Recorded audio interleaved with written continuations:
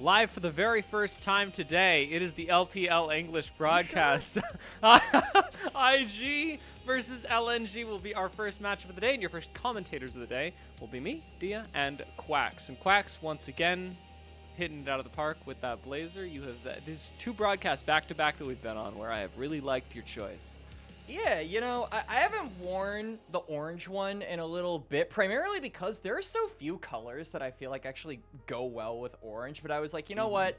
Like a dark-ish red, I think, would fit the vibe here. So, yeah, I'm glad I get to bust it out because I feel like this one in particular is difficult to match with. But, Dia, it is not difficult for us to match here on the vibes when it comes to our casts together. It is LNG versus IG, and a bit of a tale of two opposites here, Dia. LNG obviously 0-3 in series score, but 0-6 in game score, not even being able to pick up a W yet in their endeavors here in Group Nirvana for split number 3. Meanwhile, IG suffering their first series loss against Ninjas in Pajamas, maybe throwing up some questions as to what this team can actually do, and maybe the opinion of them being the favorites here in their group. Yeah, as you say, IG looking pretty good through the split so far, and yet now having hit a stumbling block, I do wonder whether they will stumble so far as to make this a close matchup, because on paper it shouldn't be. LNG are looking terrible right now, and that's okay. It's split 3, you're in Group Nirvana. You're allowed to go on tilt a little bit. I'm not going to hold it against you as players. I'm not going to hold it against you as an org, but that doesn't mean it's a good thing. LNG have not had a good time at all in this split, and I want to say it raises a lot of questions today, but I think for the majority of our audience, it doesn't. IG versus LNG should be predicted as not a close matchup, as something that everybody would more or less agree on, and it's our job, and more importantly, LNG's job, to give us a reason to question that. Because LNG, at this point in the split, now that we are over the halfway mark, definitively have got to stage a pretty huge comeback unless they want to make this a record-breakingly poor season. Well, you know, they were the favorites to promote into Ascend in the previous two splits, and they failed to do so. So maybe what they really need, Dia, is a split where they aren't favored to, and then they're actually going to shock everybody by getting into Ascend when nobody expects it. But that is something that I really want to talk about here. I think that as we go into split 3, as we are kind of getting toward the latter half of the split, and by extension, the latter half of the year, potentially, if LNG fail to get into the playoffs here, Dia, I think it's really important to take a bit of a retrospective, a look back on LNG, where this was a team favored and very, very touted up as one of the guys that would get into Ascend with that initial roster that had Bulldog, that had Krako. So many people were excited to see them get to that next level, and they never did. And I feel like the slow progression of opinion on them has been something that is frankly a little bit disappointing to see, because there was so much hype generated about them at the beginning of 2026. It feels like all of that has completely dissipated now, but we'll get to LNG in a little bit. First, we got to go to our team favored to win the best of 3. And like you said, hitting that stumbling block against Ninjas in Pajamas, it's Invictus Gaming, Dia. Yeah, Invictus Gaming are also a team that have had their fair share of ups and downs this split, I was going to say, but this year is really what I meant. Even on paper, even just reading these names, I hate reading the names of the rosters aloud as we go through them, so I encourage all of you at home to please read these. And if you think that you see a lot of Way today, whew, my gosh, you're going to be seeing so much more in this matchup. However, with these teams and these names on paper, this should be an Ascend roster. It should be comfortably an Ascend roster. And it is shocking to me that we are casting this as a Nirvana series, especially given the expectations that we had of LNG early on in the year, and where Invictus is not just ceiling, but I think that their floor was expected to be higher than this.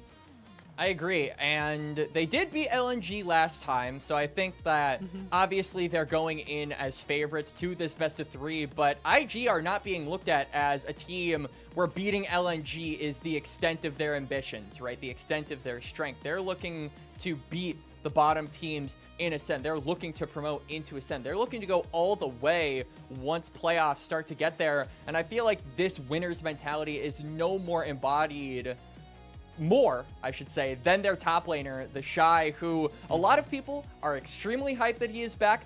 I am one of these people. Dia, I'm going to assume that you are also one of these. How can you not get excited about the Shy? But I think in the last series we saw against them when they were facing off against NIP, Hoya kind of had his number. Yeah, I mean, it can be very difficult to be your team's focus as well. For IG, the Shy not just has a lot of, as we can see, impressive numbers behind him, but as a result of this, also a lot of pressure. And that means that when, as we say, you get into a matchup where your opponent does have your number, where the opposing team even has your number, as we have seen in a lot of different series through the course of the LPL, where one player is really performing well, and everybody else goes, well, we're just going to prepare a strategy against this one person, and that deconstructs a team. I think that very same thing can be happening to IG in this split. The Shy is looking really good, and if you are able to deconstruct the Shy, more often than not, the rest of IG goes with him. However, we'll get to see if LNG can do that, because that is the team that must rise to the occasion today, and that is the team that 6 times this year has failed to rise to the occasion at all. And it's so disappointing because, like we said at the beginning of 2026, they were favorited to get into Ascend, even in their first series against WE, when it was that all-important best of 5 to determine who would get into Ascend. Going into split number 2, I would say I favored LNG in that series. I don't think I was alone in that opinion either. And not only did they lose, they didn't even take the series to 5 games, Dia. They lost in 4. And it was such a heartbreaker because I felt like that was all of the momentum that they had in split number 1, dropping, I believe, only 2 games, not even dropping a series, and then not being able to do it. So LNG, I think not only do they need to restore some of those wins, but they need to restore some faith in this organization, in this team, after the roster changes, despite the rough look in the first half of split number 3. And frankly, their backs are against the wall if they're trying to do that. There aren't a lot of games left. You are halfway through. You only have 3 matches to prove that faith can be restored, should be earned back from the community, by the community, going into the future of this year. And I must say, one champion that they really don't like is, or should I say they're a little paranoid about it, Dia, is the Nocturne, which, you saw this stat line, so break it down for me a little bit on why this is like a big thing. This was particularly funny to me coming into this week, and I think funny is the operative word here, because I did not want to go through this and go, okay, well, here are LNG, because they'd played 4 games coming into this week. They had done basically nothing. They had basically no time on the Rift, and I went, okay, what is something that we can find that is like interesting about LNG that maybe gives them an edge? And I did find it peculiar that against LNG, everyone is banning Nocturne. Now, coming into this week, this has now been broken. Nocturne is no longer 100% banned against LNG, but across all the games that they had played this split coming into this week, LNG's Nocturne was extraordinarily feared, and I am praying, Quacks, that we get to find out why today. I am too, because I think that Way Squared, is a player who obviously was brought in split number 3, has had some really impressive accolades over the course of his career, and was brought on to try and fix this team, to try and restore some of that faith. And I do think he has been a little bit more quiet than some people hoped, some people anticipated. I think having a Nocturne game, showing why the champion is so feared, paranoid, and banned away from LNG constantly would be good to not only put LNG on the right track, but to put Way on the right track as someone who can lead this team into the potential promised lands, which is something that is just week after week, game after game, series after series, getting further and further away from them. As now we see the game time difference graphic coming up here, Dia. And yeah, I'm a bit interested in this one too, because I feel like looking at it at a glance, it's a little bit interesting. But yeah, break it down for me a bit. Yeah, the thought behind presenting this at the start of the day, at the start of this matchup, is to illustrate the difference between the experience both these teams have. I know especially Cubby is very fond of saying that the jump between Nirvana and Ascend is a huge one because you get so much more game time. And that game time translates into more and more success. And the issue is that LNG have been losing very quickly this split. And so despite the fact that, as you say, in splits past, we've had exceptionally high expectations for this roster, they are losing quickly and they are losing 0-2. And for IG, that has not been the case. IG are, first of all, not winning or losing very quickly. They're about average for the league.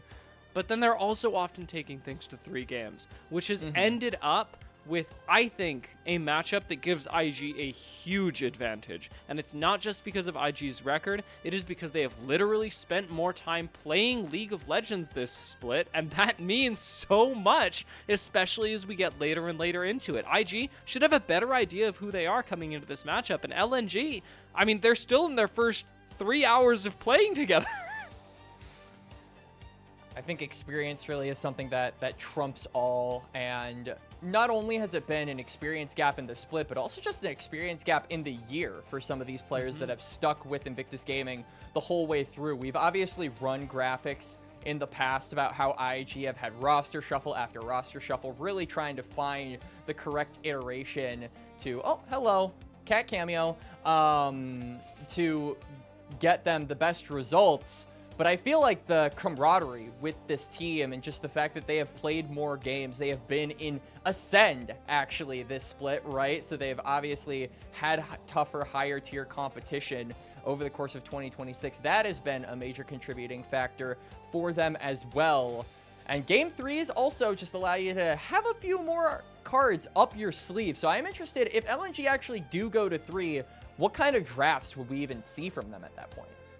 Let me ask you a question here, Quacks, because I'd love to hear your thoughts on this. As we do get to see the player walkouts, I do want to shout out, we've actually got the live feed up of what is going on in the arena. So as we see these players hit the stage, I want to ask you from an IG perspective, and weirdly enough from an LNG perspective as well. Would you rather, going into playoffs, be absolute dog tier bottom of Ascend or Gods of Nirvana? Ooh, that's a tough one. I honestly feel like the track record of 2026 has been very mixed, right? Because in split number 1, we had the dog tier of Ascend rise up, and still some of, if not most of those organizations were able to retain their spots. We also had group perseverance, so that kind of muddied the soup a little bit. But then we had the infamous Knights Rivals play-ins of split 2, going into split number 3, where all of the Ascend bottom tier teams lost to their Nirvana counterparts. So I guess recent history, I would probably want to be in Nirvana, I guess, because the vibes are probably a little bit better. Just generally the ability, the cohesion, I should say, with your team is probably a little bit brighter. Whereas if you're in bottom of Ascend, you're like, oh man, everything sucks. We're losing every game. This is terrible.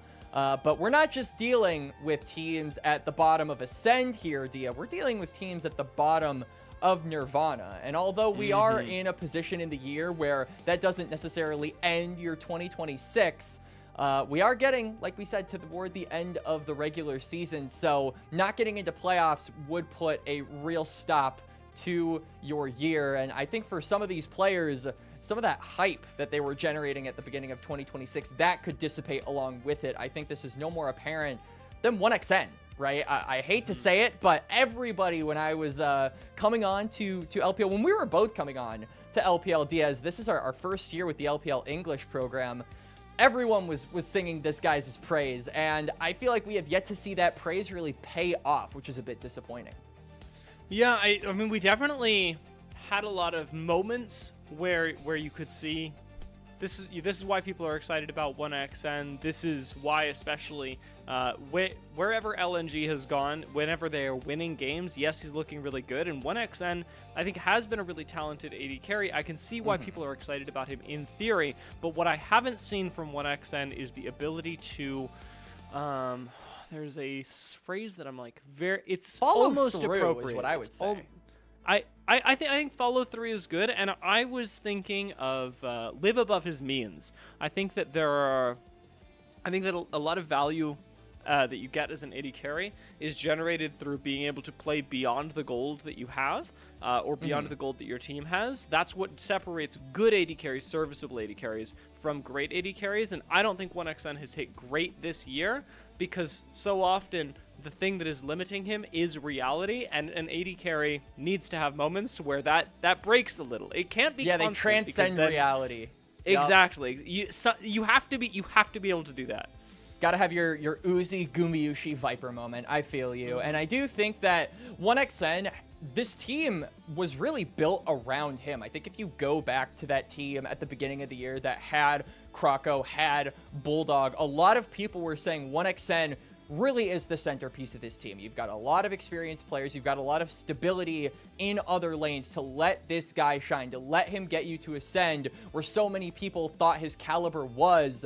And I feel like at some point, you got to face facts in that he hasn't been able to really get them across the finish line. And now you're with a roster that is not able to take even a game in Nirvana. Your circumstances are dire, and I think now is the moment where he in particular really has to step up, and he has to do it against a player in Awesome, who in a team where every player is essentially legendary, where 3 of your teammates have won Worlds, it's hard to stand out, but I do think Awesome has been doing a really decent job so far in split number 3 at actually being able to put on some good performances. So I think in the context of this series, I'm looking at the AD carries to follow through to get their team to that next stage. As we are on to the bans here, Nocturne noticeably going to remain almost permabanned for LNG, as IG are the first ones to pick up. And Dia, no Vi has been banned, so I feel like in true just global fashion, this is a character that will be considered by both teams with it left open. We have to keep in mind this is a 0-6 roster in terms of games through the season.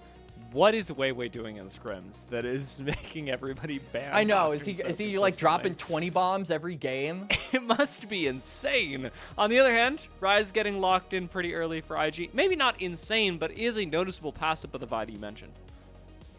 It is. So Rise obviously going to give you some of that dueling power, some of that lockdown as well to really pair up with other junglers. I think it opens way to a lot of possibilities, as jungle wasn't, besides that Nocturne, super focused down in the initial ban phase here, Dia. LNG, though, going to opt for a Nefiri right out of the gate. Orianna was banned away by LNG, and that is kind of the big pairing with this character. So I don't think they'll pick mid immediately. They could pivot to bot lane to just try and give something over to 1xN so that he feels comfortable, and that's exactly what they're going to do. Corki locked in, and I wonder if IG are going to maybe try and steal away something like the Melio, steal away something like the Nami, which are 2 of his better pairings in the current meta. I love this point in the season because we also get to look back on what has already happened between these two teams. As of right now, Nefiri is the only champion that was played at all the last time these two teams faced off, and credit to him, it was in the hands of Weiwei as well. Also worth noting that despite the fact that that series went 0-2 against LNG, they did almost win game. They got very close to winning game 1. Maybe they did. Maybe, although I don't think that Weiwei was the largest part of that. I think 1xN arguably larger, but maybe they felt like the Nefiri was it. And Dia, I have awful news for you. The Shy so far has played a unique character in every single one of the games he has had over the course of split number 3. That record has officially broken. He has now played 2 games of Olaf. There's not another unique champion. Well, this is not a unique champion to him. So, sad days here for the Shy Variety fans, as that will be locked in for him. And against a pretty short-ranged comp as well, which I think Olaf tends to thrive in. So, good setup for him to be the main focal point of this game. We do also see the Jarvan lockdown. So, again, just playing into the fact that this pairs super well with the Ryze and gives you a lot of that necessary lockdown against some of these LNG carries who are all just being piled on top of one another. We've got Akali Corki, and Nefiri. So LNG's damage, Dia, is really high so far in the first 3 picks, but I think right now they lack a stable piece. So I'm looking at top lane to try and bring something along those lines to try and maybe give them a consistent setup, because so far you're pretty low on the CC, and I think that if you can't get lockdown on some of these other champions, it's going to be difficult for you to fully get effectiveness and dish out that damage. I do really like, despite its lack of stability, I think the Akali pickup feels really good into IG's composition, that it does really not have a bunch of AoE to lay on top of you. I know that Jarvan can get fancy with it, but in large part, IG's composition is going to have a really difficult time hitting Nia, and if they're even thinking about hitting Nia, LNG have plenty of other damage to throw at them. I think that in theory, this works very well. Just picking Akali for the Shroud here should be great, but as you say, LNG needs something to tie this together. I am also, as a side note, desperately praying for a Mako Olaf, just so that the Shy can pick that would be a metal, unique honestly. champion.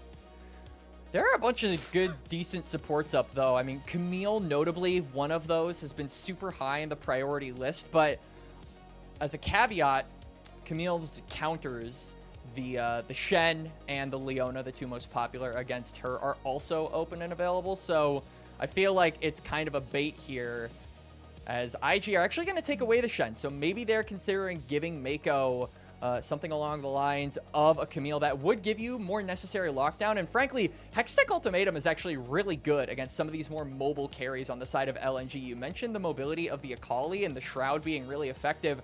If she steps out of the Shroud for even a second, boom, Hextech Ultimatum reveals her, and then you can just dump all of the crowd control you have built in from this top side to take her down, as IG considering going for something like the Kai'Sa, which I wouldn't hate. This feels like a pretty engage heavy composition, but you're also playing it into a lot of short range and a lot of damage, like we said. So very high risk, high reward play style coming out here from Awesome in game 1. I mean, knowing who I'm talking to, knowing that I'm talking to a gentleman who knows ball, I'm going to respectfully take the opposite side of this. Kai'Sa, to me, feels like throwing. I want to see what IG do with it, and their composition as a whole does look pretty good. But Kai'Sa, to me, feels like a lot of risk, because as you highlighted, her short range into this composition gives you a lot of room to mess up, where the rest of IG's composition doesn't really have that opportunity. However, we are down to the last pick for LNG, given that they went with the safe matchup in the top lane. The Cassante supports the last role to be locked in, and a Nautilus into Poppy is going to be just fine. I don't expect the bot lane to be too explosive.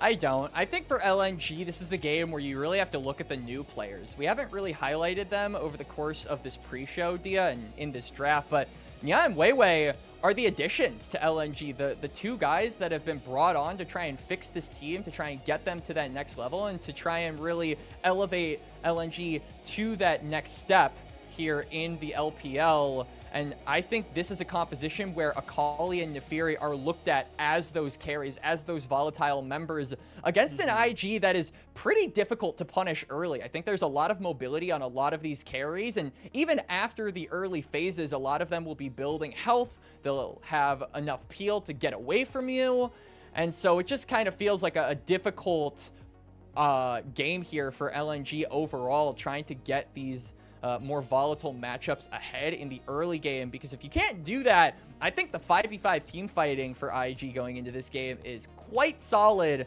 and something LNG will definitely struggle to take down if they don't have those accelerated members. It's interesting to see Nia returning to the Akali as well, given that he played this in the last series that these 2 teams matched up, but in the game where they did worse. This should be a pick that, especially against... It's like we never left.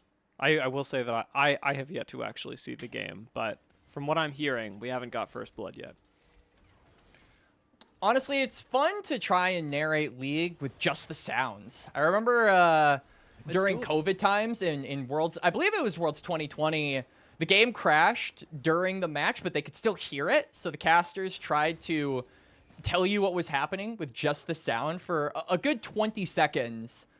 That's a Wcaster moment right there. I feel like we could probably do the same thing. These guys have these champs have pretty recognizable sounds, right? Yeah, yeah. And I mean, as we were talking about before the show, I spent a lot of time in bot lane. You know, we can figure out what's going on. Once we get an enemy has been slain, that's where I think we might be a little bit in trouble. As it is, doesn't seem like LNG are too much. Bot side going to be cleared out pretty quickly for Weiwei, and for the most part, this early game, not really where either of us were expecting to see action. No, but I think, frankly, it's where we need to see action in the case of Weiwei and Nya, like we said, on the Naafiri and the Akali, two very volatile champions, because I think if you don't get them ahead early, you run the risk of being outscaled, being out-team fought, and that is something that I think LNG have really struggled with over the course of not just the split this year. When 5v5s come to the game, I feel like LNG, just something in the air makes it more difficult for them than it needs to be. Weiwei going for that 3-camp reset. He is almost done with his top side, and if he can try to look for something top lane, the Shy actually has not dropped a ward yet, but Shear's looking to fight.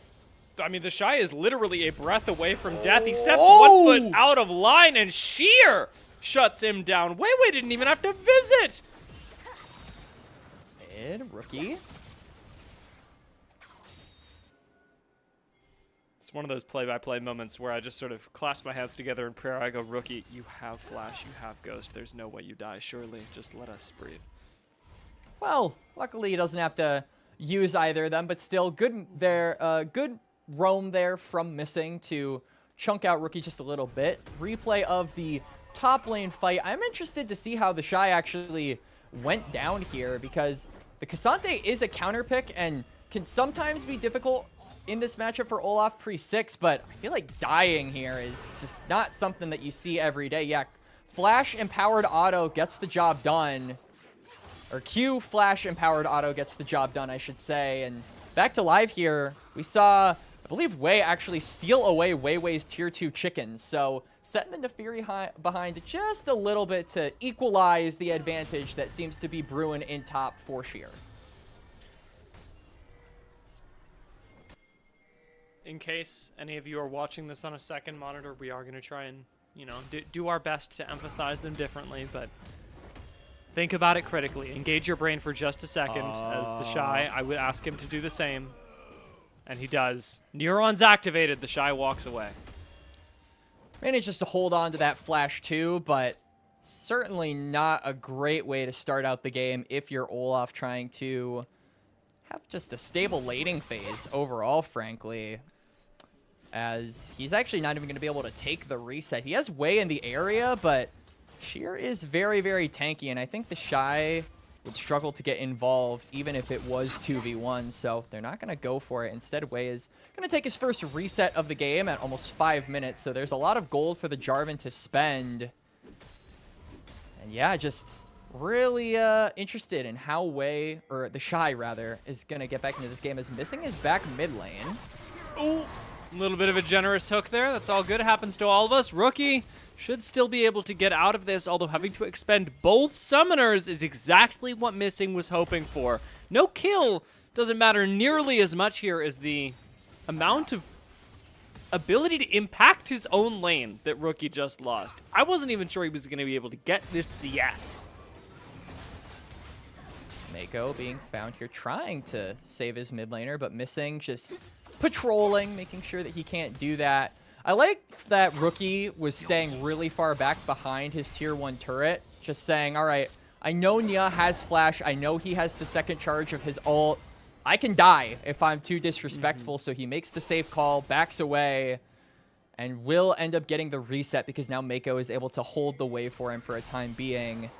As Wei is in deep within enemy territory. I don't know if they win this. Mako is half HP, but Awesome is here to make it a 2v3. A nice smite from Wei, and ult online for the Jarvan as well. It's going to spell first blood going to IG. In sharp contrast to the solo lanes being in their advantage, IG are the ones that strike first and now move to the dragon. Really good sequence there from Wei. He actually steals away the big chicken, dings level 6, and gets the extra lockdown onto Missing with the Cataclysm. So kill going over to Awesome, probably ideally where you want the gold, just because we've highlighted how volatile the Kaisa is in a game like this where everyone is so short range and where you're going to have to get in their face. If you're ahead, that just increases your chances of survival later. Dragon going to be secured because of that pick onto the Nautilus. And really the only thing that Wei gets taken away from him at the end of the day is the red buff. So a small price to pay, I would say, for the Jarvan, especially after you've already dinged level 6. One of the really nice advantages that go to IG because of this as well is that they don't have to worry about Dragon and Grubs being up at the same time. Grubs are about to spawn in about a minute. If they'd like, they can contest for both neutral objectives. Although, as we said, their solo lanes are at a disadvantage. Both of them. They are. Rookie has a very minute gold lead here, but for the most part, I would agree with you that Akali is the stronger champion early on in terms of being able to actually fight around some of these neutral objectives in the river. Both teams, though, moving their supports up toward the mid lane. This indicates to me, Dia, that they do want to try and fight for these grubs. I think one thing to really note is there isn't someone on IG that's great at being able to take down Sheer. This is going to be a very tough and tanky Cassante at this point in the game.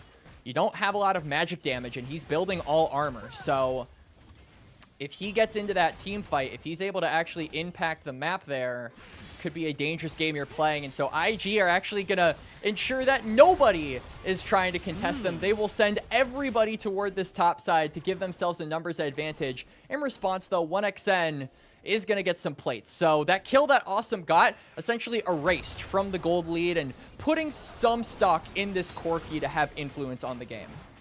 I don't know if they had to do that strictly. IG, I think it's a good thought, and getting all the Void Grubs, I can absolutely get behind. Because we have full vision of the map, I do wonder whether it is, yes, something absolutely necessary for them to have pulled everyone up for that. Because as you say, it does let LNG equalize a little bit of this advantage, and LNG have already been doing quite well in the early game. Although I will say, Rookie and the Shy Splashes are back up, so maybe some of that's going away as well. I do agree with you a little bit that IG, the importance of the grubs can be disputed a little bit. You don't have a ton of side lane pressure outside of the Rise with that Realm Warp. If they can make use of that, I think the grubs are worth it. But now Wei maybe caught out here, has to flash. Still going to get away from this. IG, despite popping the Ghost, aren't going to be able to get that catch. In fact, we might be able to turn this around. Missing lands the initial hook. And although Nya gets locked up, LNG are looking for a follow-up engage, of which they have none. No ult on Missing, and is still waiting for his hook cooldown. IG do get the advantage in being able to back away into the river, whose vision they control. LNG are probably just scared to take that fight. Wei had to use his ultimate. Nya had to use his Shroud really early as well. So your big disengage out buttons as Hang On Awesome is taking the fight to 1xN. No one going to go down, but both AD carries taken to about half HP. Missing, though, you can tell, is maybe fishing for a dredge line. I mean, he's been landing all of these, but this time lands it onto Mako, which gives Awesome the chance to deal some damage back. With Wei here as well, it is 3v3. A minute left on Drake, where we could easily see fights like this be breaking out again. But first, a couple of resets are going to come in for the LNG roster. And I think in the next minute or so, it's imperative that both Mako and Missing try to ding level 6. When you're on red side, you have a lot of easier access to the bot side river, just being able to get onto the open side of the Dragon Pit. So I think that really increases the value of Poppy being able to eject you, because you have to go over so many walls and much more terrain in order to re-involve yourself in the fight off of that. So that is something IG should really try to get if they want to avoid any unnecessary 50-50s or fights where the numbers are even, because still, Nya is in a good spot, and 1xN is around even with Awesome. So I think you probably want to be landing those ultimates and really holding on to that Poppy ultimate, particularly as he does ding on to level 6. Exhaust going to be down. Heal going to be down for Mako and Awesome. And I believe that it's Wei Wei who has no flash for the moment. Unlikely to get it back up for the Dragon. If they're able to control mid lane, maybe that solves a couple of problems, though. Right now, the Ryze's wave push has been a little bit much, and Scuttle Crab secured by Wei is going to give them permanent vision. If they find 1xN here, it could be big, but Wei, with the trigger discipline, is going to hold off on jump scaring the Corki. I don't know if IG can realistically enter here. They do have Mako with his ultimate, but Missing has also dinged level 6, so that guaranteed lockdown is there on top of that. So I think that is enough to scare them. They're going to give up this Dragon, and it'll be one apiece. Yeah, LNG just controlling the river better, getting Prio in mid, and IG not willing to risk a fight at this moment in the game because, like we said, Dia, they are better in the late game. Once they can group up as a 5-stack, I think they're heavily favored in that regard. So the less action they give LNG, the less opportunities they give them to snowball this Akali and this Nefiri, the better. As it is, Nia, I keep alternating between them, is going to be doing pretty well in this early game. Sitting with a small, and I mean small, XP and gold lead over Rookie. Maybe there's an opportunity for that to really explode in the side lane when we get there. As it is, Nia has been basically sitting mid lane this entire time. It's gotten a little bit of support from Missing, but hasn't been rotated out into the side lane like Rookie has during the last couple of minutes. IG have been much more flexible with their map assignments so far, with where people are going, whereas LNG a little bit more inflexible, I think, hoping to get as much gold into this Akali as possible and have her pop off on, say, some short-range AD carry during the next team fight. Something like that. Even if they can just burn Awesome's exhaust, I would say Nia's influence over the team fight and getting onto that backline just skyrockets because it's so difficult to peel him off, especially if you can get your other threats in a similar position. Sheer, obviously, the big breadwinner of LNG right now with a 500-ish gold lead over the Shy. And this Olaf hasn't been able to really surmount that since he got first blooded earlier. So Sheer getting that gold lead, holding on to it still. And we're just dancing around the river. Missing, gonna go wide with the dredge line for what feels like the first time this game. Mako's fancy feet will finally be put to an end with the passive flash over the wall to try and get away from Nia, and he will do so. Wei and Rookie now left alone in a 2v3, but Wei seems comfortable with that, recommitting onto Wei. Rookie gets involved in the fight, but LNG and IG don't lose anyone in this fight over... Nothing. Over what? Just over pride, okay? Over ego to say, hey, I killed you. Nobody goes down there. IG, I think, expertly peel off LNG. Mako with the flash over the blue buff and then immediately charging his ultimate, so anyone who tries to follow him is just going to get ejected out of the fight, sent a million miles away, and then LNG not quick enough on the trigger to switch targets. Everyone from Invictus Gaming manages to escape with their life, but still, LNG, the ones looking for plays, the ones looking for these picks, trying to accelerate the game pace, but not being able to do so. IG are holding on despite LNG being the aggressors. I'm really excited to see the next time these teams face off in 5v5, 3v3, doesn't matter. As long as Herald Mako's is up. there. That guy was dodging skill shots like nobody's business. And like you say, we've got the opportunity for another dance-off. We do, and Mako charging into the river. This is just the classic IG play. They move as one, Dia. Everybody pivoting up toward this topside river. You can see that Sheer is in the bot lane. He does have the upgraded teleport, so this is going to be one tanky Cassante. The Shy waiting on the flank as well. No. Next then gonna have to be careful here. Smite's gonna go down. Wei secures that, but does not actually grab the eye. So IG still want to win the fight after this. They got the objective, but are they going to let it all go? Simply not wanting to take a fight with LNG. Could be the call, but the Shy says absolutely not, boys. We are fighting this. Goes in for the eye. Decides that he's taking it. Mako plays frontline for the rest of the team, while Nya is a distraction. The Shy is 1v4ing on the top side and picks up the first kill onto Wei Wei. Sheer going over the wall brings Wei with him, and Wei's happy to be there, going for the flag and drag, forcing Flash out of 1xN and Barrier at the same time. The Shy, maybe, finally going to be shut down. He's 1 HP, but LNG don't have the range, don't have the damage to do it, and it'll be just the 1 kill onto Wei Wei and the Rift Herald that IG walk away with. I don't know if they're going to give up. Herald is going to be popped. They want an entrance into this dragon to maybe look for more kills, but LNG will be able to exfiltrate with blinking health bars. Still, though, Invictus Gaming walking away at the victors. They get a kill, and they secure the Herald. They're going to get themselves a top tier 1 on top of that. And the cherry on top here, Dia, is that once we go back to live, they'll be set up off the redeploy to fight for this dragon, as we do get a replay here. And this is just a banger, the Shy moment. Everyone's dancing around. He says, nope, I see missing, full HP, I'm popping ultimate. Even takes a little bit of a detour from hitting everybody to pick up the eye like a true Giga Chad. And gets the kill onto Wei Wei. Nia completely separated as well. And like you said, this Olaf champion, 1v3, 1v4, despite being first blooded, this champion's not okay. I'm just going to go out and say it. Honestly, walk away from that. Looking to go wide on Mako once again. Michael Jackson of the Rift today. But Wei Wei doesn't have to hit a skill shot. Just has to press R on him.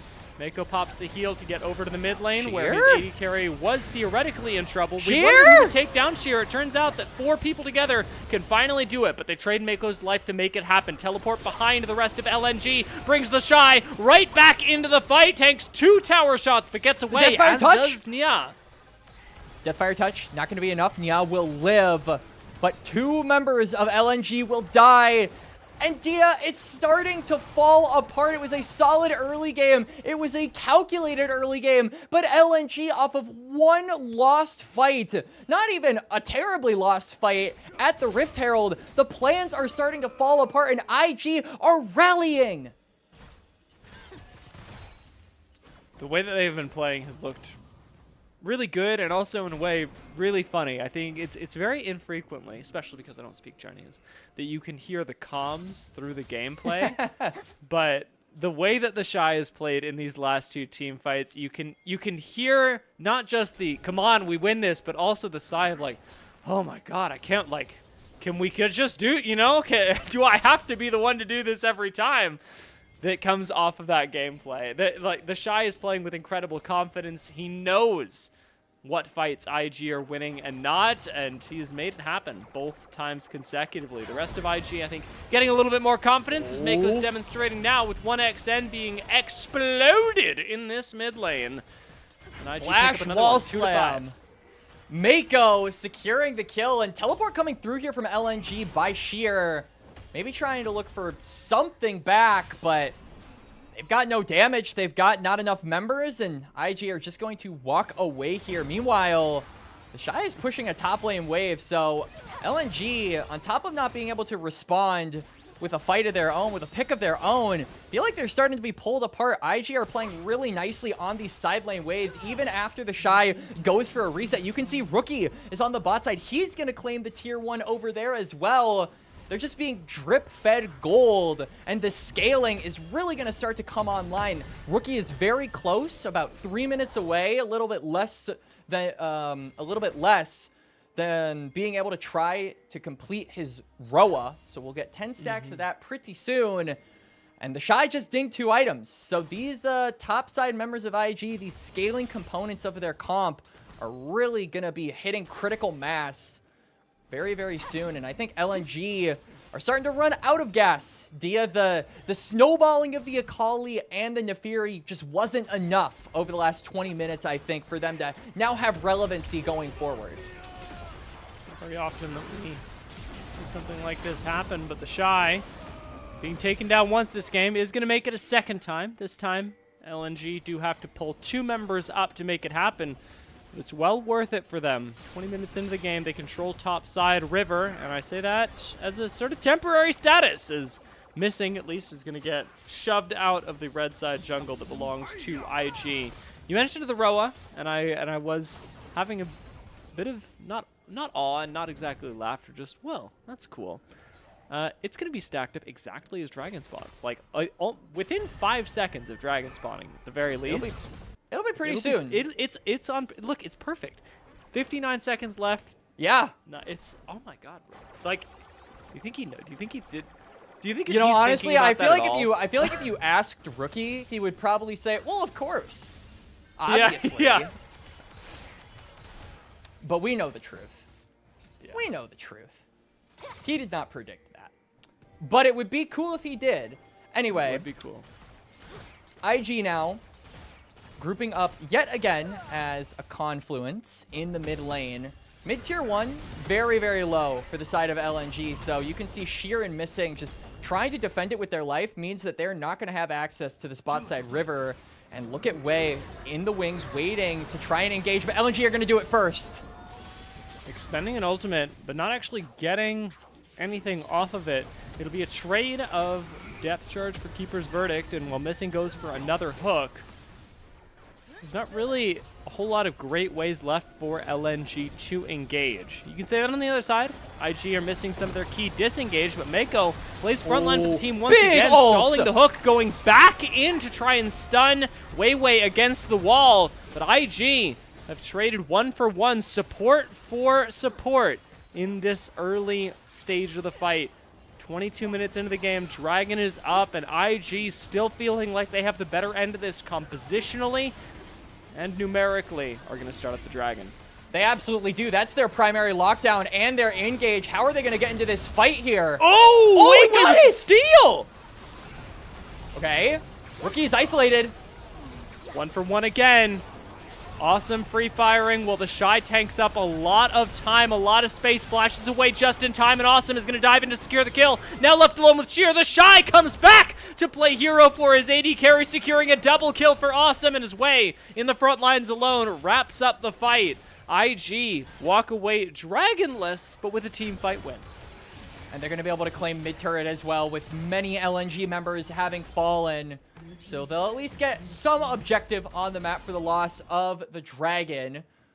Good steal there from Wei. That would have been soul point for IG. So at the very least, Wei will buy them some time to try and find a solution to this ever-evolving, ever-scaling Invictus Gaming comp. Going into the replay here, it's a massive cataclysm there from Wei. But I think the big turning moment here for IG is in the re-engage that they find off of now starting the Dragon. We said they don't really have someone who can start the play. Those dredge lines have been the primary way that they have gotten a majority of their picks, but then Nia goes in, flash ult, isolates Rookie, and it opens the floodgates for the rest of LNG to get here.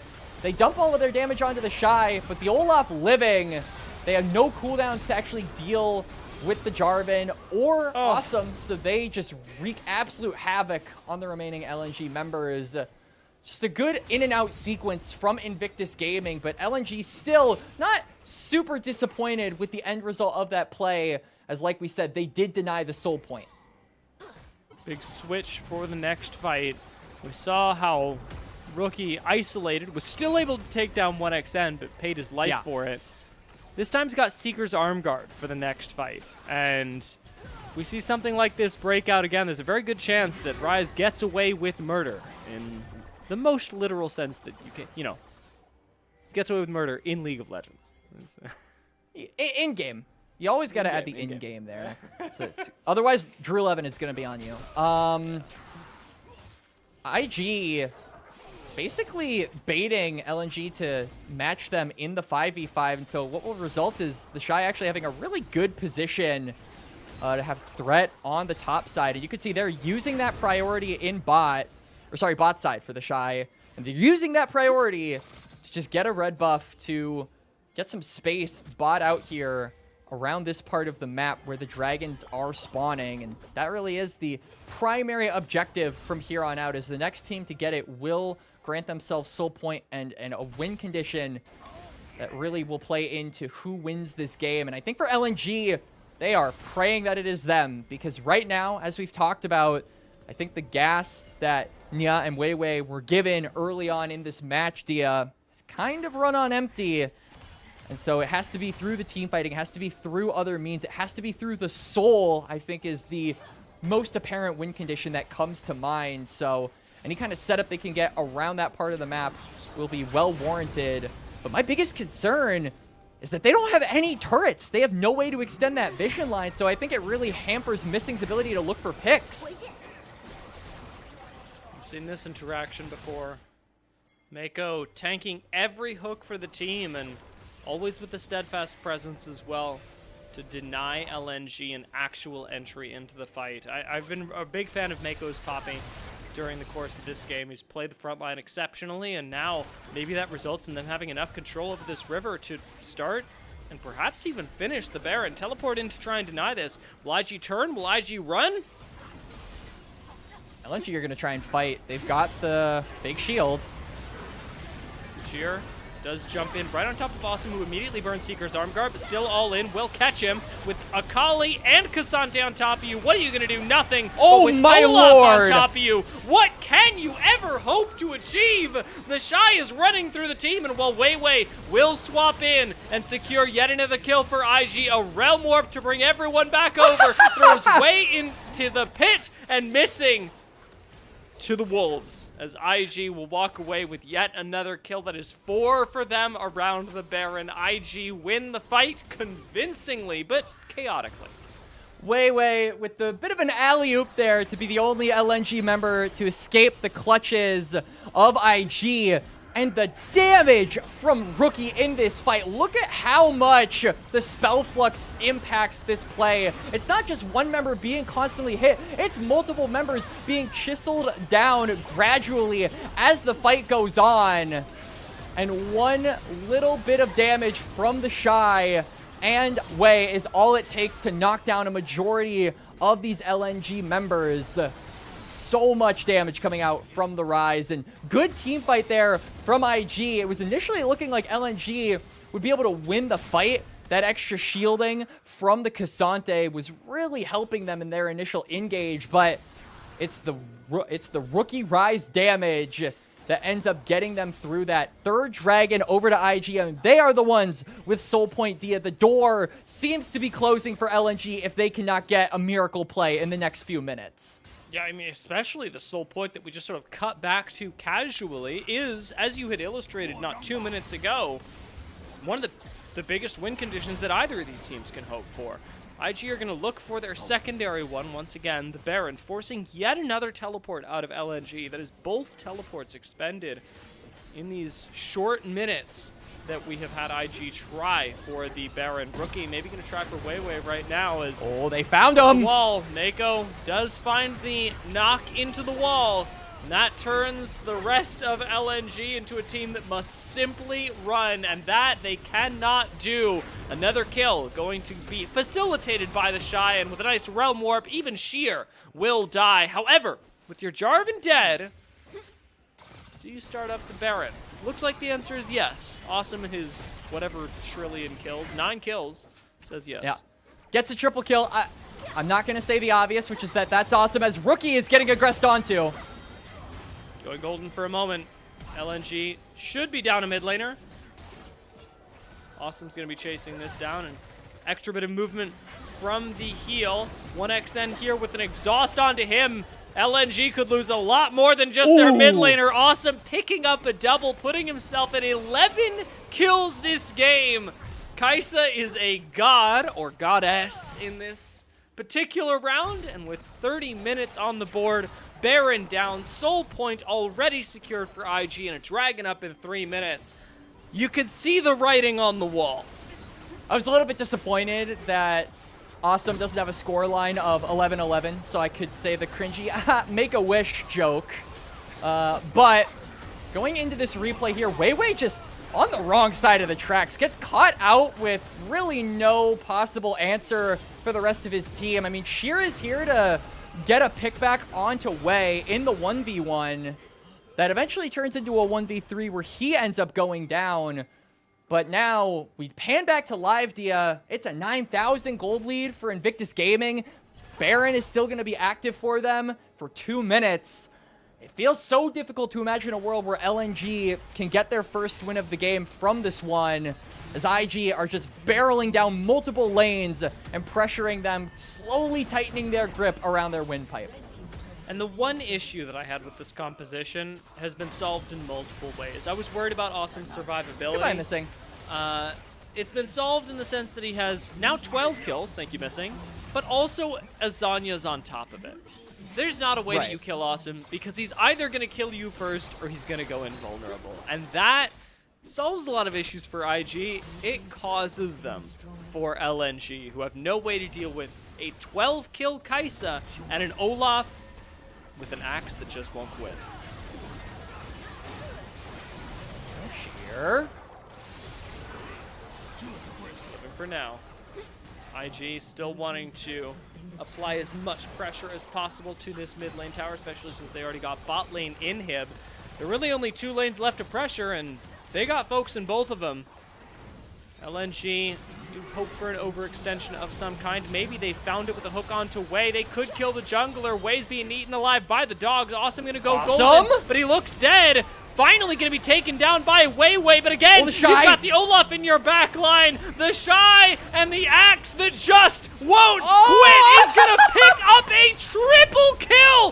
32 minutes into this one, he's looking for a bit more. Sheer will shut that down. Mako runs away, and Wei, no choice but to flag and drag himself over the wall. LNG leave with a base in shambles, a team fight won, but I can't say how much hope left. The Shy saving the play there. Awesome with a pretty egregious misposition. Does get taken down, but the Olaf 1v3. And you're saying the axe that won't quit, Dia, but my man has got 2 axes. It's the axes, plural, that won't quit, and a player that has been known for his perseverance, just decimating LNG's backline in a 1 versus 3 situation. Gets the triple kill.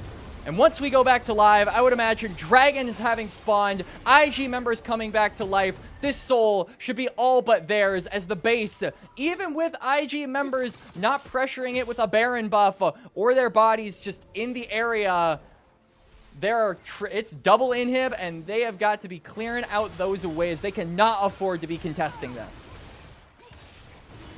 Well, with Awesome on it, Dragon melts, and everybody has the minimap. We didn't see anyone from LNG walking up.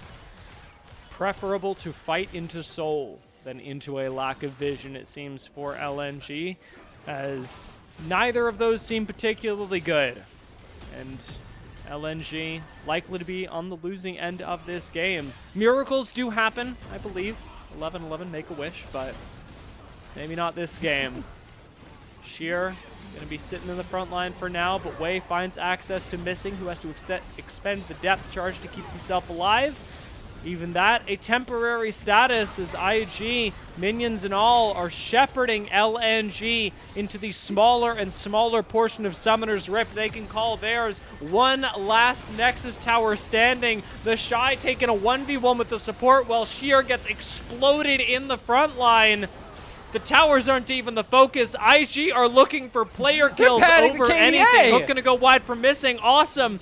Positioning with his full face in view of the enemy. Finally has Nya flash on top of him to try and finish this off, but it is not going to work. Awesome dashes into the front lines, goes golden. Nya picks up a kill to answer it back, but it is all in vain as ultimately IG walk away with game 1 under their belts. Little bit of a disappointing game there for LNG, and certainly not the first from them that we have seen over the course of split number 3. Dia, the control that they showed and exemplified in the early stages of this game, I felt like gave me a little bit of promise and maybe a glimmer of hope for them to be able to try and find their first game win of the 3rd split here in 2026. But unfortunately, one little pick from the Shy, one eye pickup, putting the I in IG, and the game just falls apart from there on out. Yeah, I'd like to say things started off looking really good. LNG, we hammered this a lot, or at least I tried to bring it up as much as possible. Leads in both solo lanes. That seemed like the winning formula. When you have a lead against the Shy, when you have a lead against Rookie, I mean, you should be able to turn this into something a little bit more substantial. And granted, LNG did not just roll over this entire game. They did pick up 2 dragons, one off of a Smite Steal, and ultimately looked all right for the first part of the game. It was the second half where IG, as you had mentioned, got to play off of their bigger strength, the team fights, and the Shy's picking of them in the early game that ultimately led to a big lead for IG in the end. And part of the reason why we threw up that graphic early in the pre-show talking about LNG's really short average game time is because more often than not, in the games we've seen of them in split number 3, they haven't been able to get to team fights. They haven't been able to get to those fair 5v5. So I guess if you want some progression, you want some positive development for LNG, we saw some even footing team fights around the mid-game, Dia. So at least LNG were able to get that. They didn't win many of them, but they still were able to get to that point. And I think the lack of actually having those 5v5s over the course of Split 3 really did show. It kind of felt like every time a play or an engage was being brought on by missing, or even Nia, who I think did some fancy engages with like a flash ult there to start up an exchange as the Akali. It just fell apart. The target selection didn't feel like it was on the same page. They weren't able to execute the proper members. A lot of the team fights just felt like they were reminiscent of a team that really isn't used to team fighting. And I feel like it showed here in game number 1. So at the very least, they got some practice under their belt and might be able to take that into game number 2 to try and bounce back in this series. I mean, you brought up a good point about missing earlier. Missing's hooks were actually good. I liked the way that Missing was playing. It hurt LNG that they really didn't have any other way of engaging outside of, like you talked about, these weird, if somewhat effective, ways of Nia getting in your face. Like, the composition, just by the way that Mako was playing on Poppy, really couldn't do a lot but walk at you after a hook didn't end up working as it did here, because of the steadfast presence. The rest of the team having to walk through that with their dashes and all is a bit of a problem. And another issue that they ran into is even when the hook landed, I think that Mako did such a good job this game at positioning himself to always be the guy tanking that hook. He would throw up the steadfast presence, and even when it landed onto him, because he has that ability, the follow-up engage from LNG is really, it's difficult to capitalize off of, because all of your follow-up engage is just going to get stopped from that spell. So really want to compliment Mako on his positioning over the course of these team fights to make it super difficult for the rest of LNG to even have a chance of getting into the backline. And even when they did have some of those opportunities, like, hey, we've got our CC on certain members, we can look for a pick. You use all your crowd control to engage, you've got nothing to disengage with. The Shy is going to throw his Q, he's going to throw his 2 axes that won't quit, and he is going to click that ult button so hard on your backline that you're going to have no choice but to basically run away. It really did kind of feel like, at a certain point, a lose-lose situation for LNG going into these 5v5. So, can partially blame the draft. I think that the Poppy really was an X-Factor counter to a lot of what this LNG composition wanted to do in trying to get fights started, as we have illustrated. But also, it just felt like IG were too mobile, almost, right? Even if you get that CC, Awesome's got a way to get out of the fight as this Kai'Sa. Wei's got a way to get out of this fight as the Jarvan. And you really didn't have any answers to that. So I think going into game number 2, just more consistency and more stability for some of these lanes is what we need to be seeing. Because I felt like a concern of lack of lockdown for some of these volatile champions like the Naafiri and the Akali was a point of concern going into the game, and is something that really bit them in the end. Yeah, it was Tough to watch, especially at the end, the way that LNG just ran out of options, and a lot of that came down to your player of the game. Awesome. Taking away those options, as we mentioned, not just with the incredible gold lead that he was able to accrue, but the fact that he ended up picking up a Zhonya's as well, made this the guy you had to deal with. And in trying to deal with Awesome, LNG lost the game. I feel like if I was Awesome, as soon as I buy that Zhonya's, the only two words that are going through my mind are good and luck, because there was no possible way he was dying at that point. Awesome with a really pop-off performance, and we talked about him a little bit in the draft, Dia, in the sense that this is a guy who has been, because of just the names on his team, I think underrated in terms of who he actually is. When you have a team of 3 world champions, usually those guys are going to be a point of discussion, a point of hype around your team, but I don't think that's let Awesome discourage him at all from having a lot of performances like this, getting MVP in game number 1 and having a lot of pop-offs over the course of split number 3. So it's always really cool to see the more maybe underrated player of the squad get his flowers and get a game for himself where he can really show his stuff, as he has been doing all year. I think that Awesome was the centerpiece of that NIP squad in splits 1 and 2, and it's cool that he is continuing to show it up on IG here in split 3. And there were a lot of nominations. I mean, we all, they came up at the bottom, but the Shy got a nomination, Mako got a nomination, Wei got a nomination. I mean, there are a lot of really good news stories that you can point to here. I think that for this IG roster and for this game, we were spoiled for choice. There was a lot that went really right, and there are a lot of ways that we could go on and talk about who should be the MVP if we weren't to choose Awesome. But I'd love to hear you guys' thoughts, so let us know who you thought was the MVP of this game, because I'm curious myself. I'm going to be talking about it with Quacks during the break, and we will see you guys in a few minutes.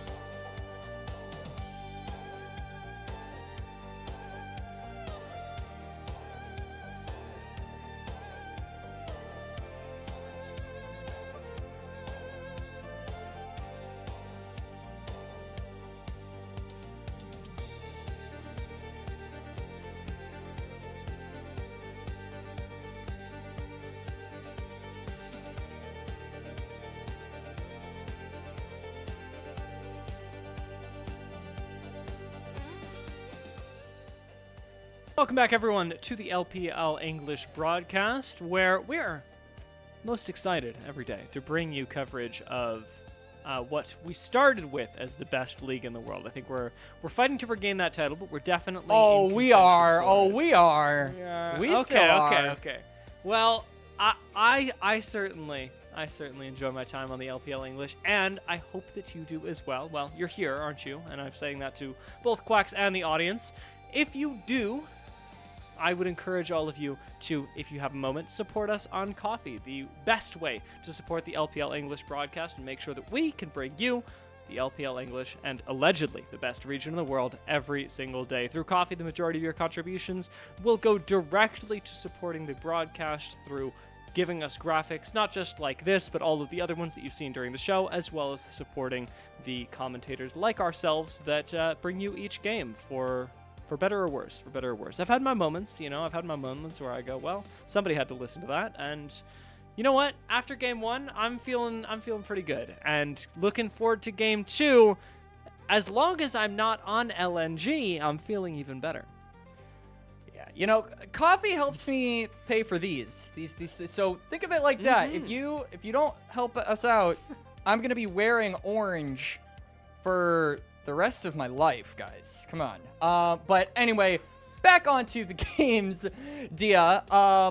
That was a really, I think, convincing game from IG. We were a little bit concerned after the Shy got first blooded, but I think beyond that, just showing that the Shy is doing the Shy things, it was a pretty solid start. It was a pretty solid game from them overall, and I think that a lot of the players did their job in being able to come together as a 5-man unit. We talked about the team fighting capability of a composition like the one they drafted in game number 1, and they played exactly to that strength. It felt like the moment there were more than 3 IG members in a single team fight, they had the advantage every single time. So gratifications going to them for recognizing that win con. In game number 2, though, Dia, one thing that I'm looking at here for LNG is more stability, more lockdown. They had a clear plan for who they wanted to play around in the mid jungle, but it felt like the setup pieces really weren't that ideal when you look at the draft holistically. Hey, so talk to me a little bit more about that, because I liked the Nautilus on paper. Are you saying that you want to see a little bit more lockdown from the top lane, because it's what 1xn can't do it? How do you fix, if we had the chance to go back and just change a few pieces from the game 1 draft, what would you have liked to see in retrospect? Just thinking off the top of my head, I think Braum probably would have been a better support overall. There's a bunch of upfront damage from the side of Invictus Gaming, so anything that can negate that, even like Leona would have been okay in my opinion. Top lane, I thought the Cassante was honestly fine. It's a decent matchup into the Olaf, so honestly, that's just a little bit of a skill issue, if I'm being completely 100% transparent, Dia.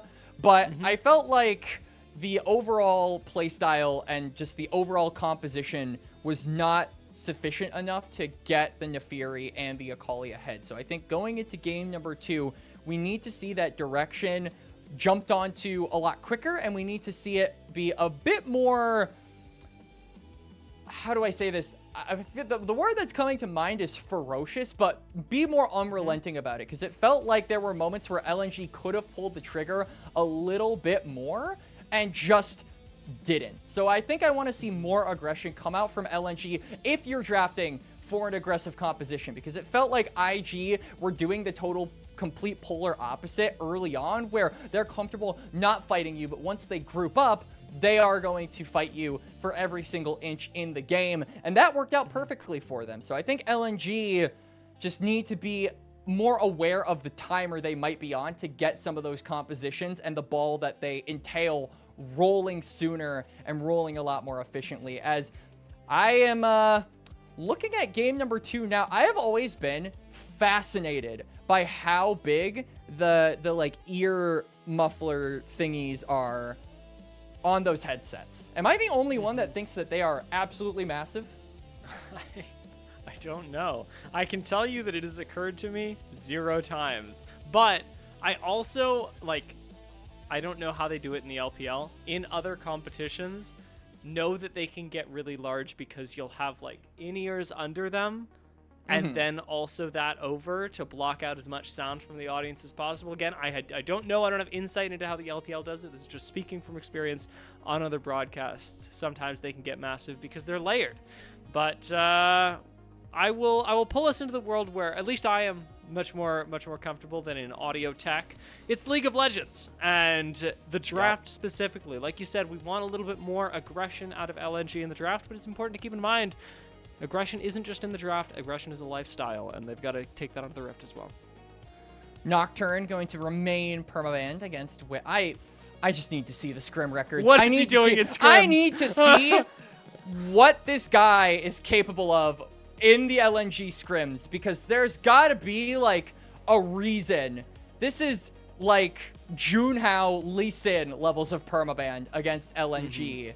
Maybe not to that extent, because I'm pretty sure Thunder Talk haven't had a single game where they've been given the option to go Lee Sin, but it's not going to be a Lee Sin for Invictus Gaming here in their second match. They are going to immediately snag up the Vi just to get that guaranteed lockdown. And Ezreal banned away. There aren't a lot of meta options that LNG have to be able to really counter the Vi's guaranteed lockdown right now, Dia. So they might pivot and say, screw it, everyone else is doing it, maybe let's go for a mage. And so far, 1xN has been pretty adamant on not doing that. He has not a single mage in his wheelhouse here for split number 3. So if this Syndra does go to the bot lane, it would be a first for him.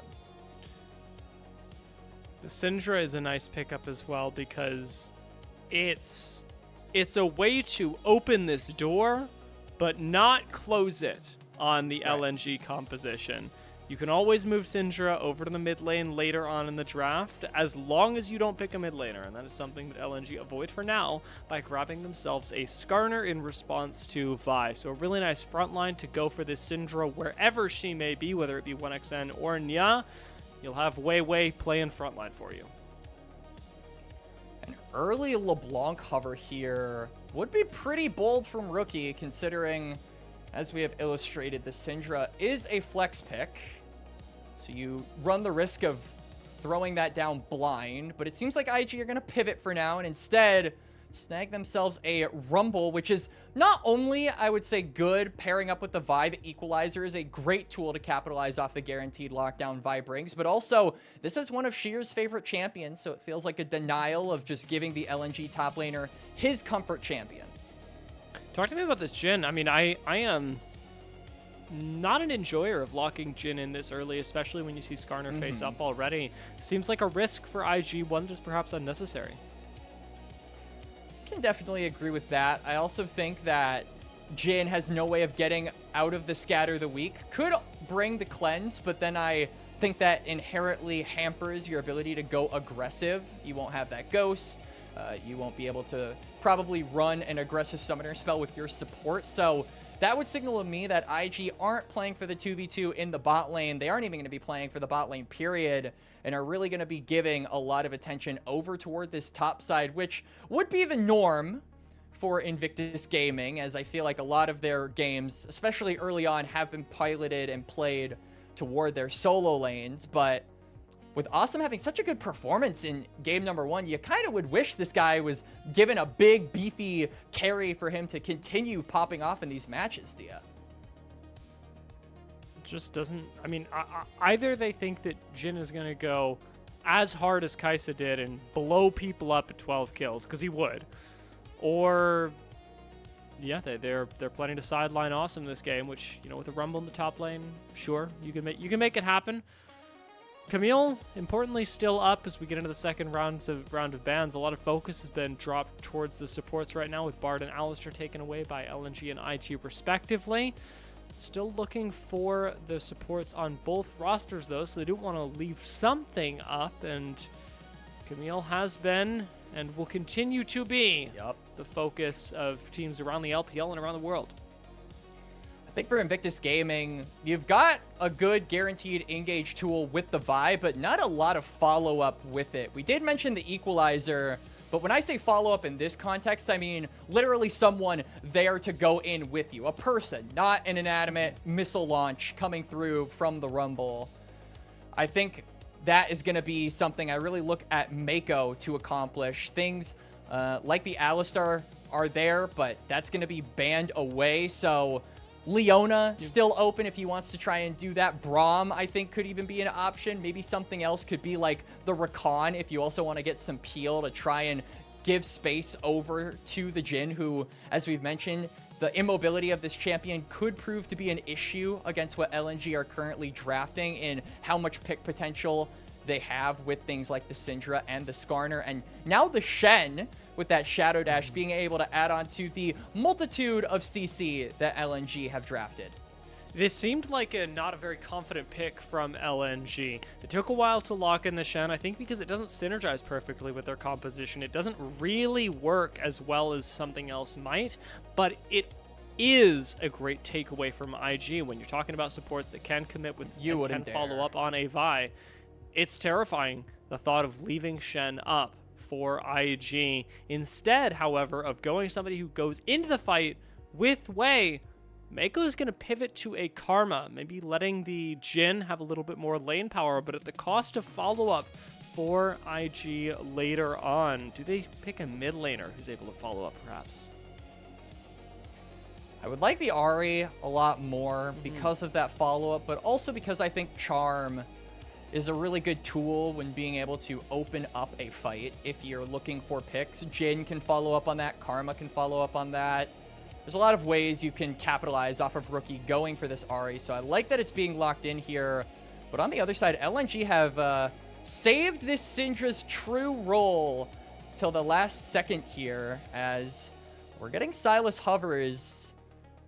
More likely that's going to be going mid lane, so this will be more than likely a 1xN Syndra, first of the split, first mage he has piloted here in split number 3, DSO. A test for this guy who, as we've said so many times before, has been looked at as the savior for LNG, the one that will take them to the promised lands. This is a draft that I think is really built around the Syndra scaling and her ability to blow up some of these squishier members on IG.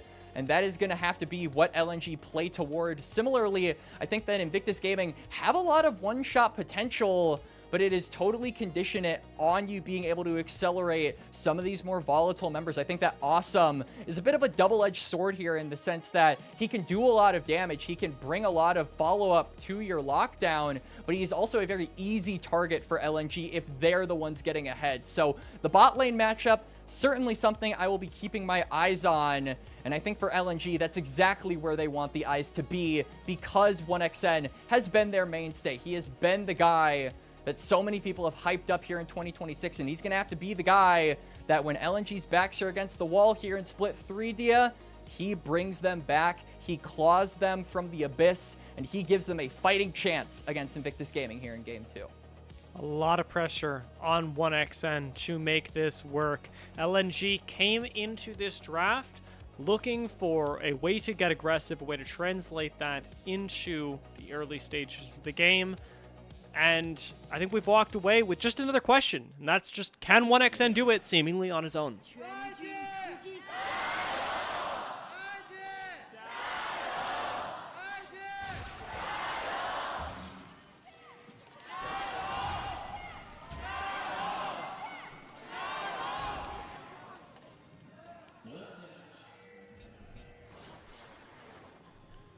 I'm not joking. I mean, this is what happens when you win Worlds 8 years ago. The Gyos, I guess so. The Gyos are going to last until the day the server shut down for Invictus Gaming. Is missing, going for a level 1 trade here, just abusing the power of the Shen. And getting it thrown back at him. I am not a lover of this LNG composition, especially the Sylas final pick. Just had me scratching my head. I don't think this is a great position for Sylas, to be honest. I'm sure there's Rumble ult, and I guess Karma's okay, but the Vi ult's pretty good too. It's all right.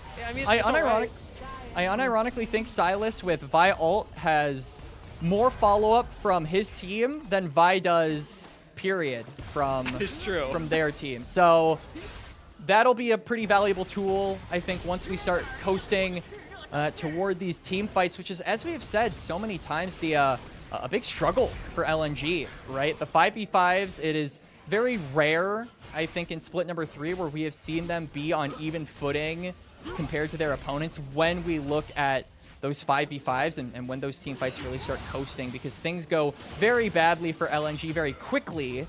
But this is a comp where those 5v5s are going to be your saving grace. You've got a lot of engage, you've got a lot of late game damage, and you've got a lot of CC. So I like what we have drafted here. It's just a question of, can you overcome arguably your team's biggest weakness here in split 3 to make it all come together? Yeah, having to teleport back to lane pretty early on, while LNG keep getting shoved in at this point in the lane. Not the craziest thing in the world.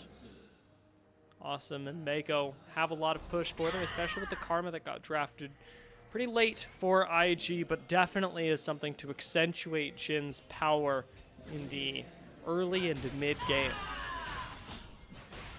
Missing going Vi searching, and will actually manage to find the Vi, so there's a 100% success rate in his job at being able to track where Wei is.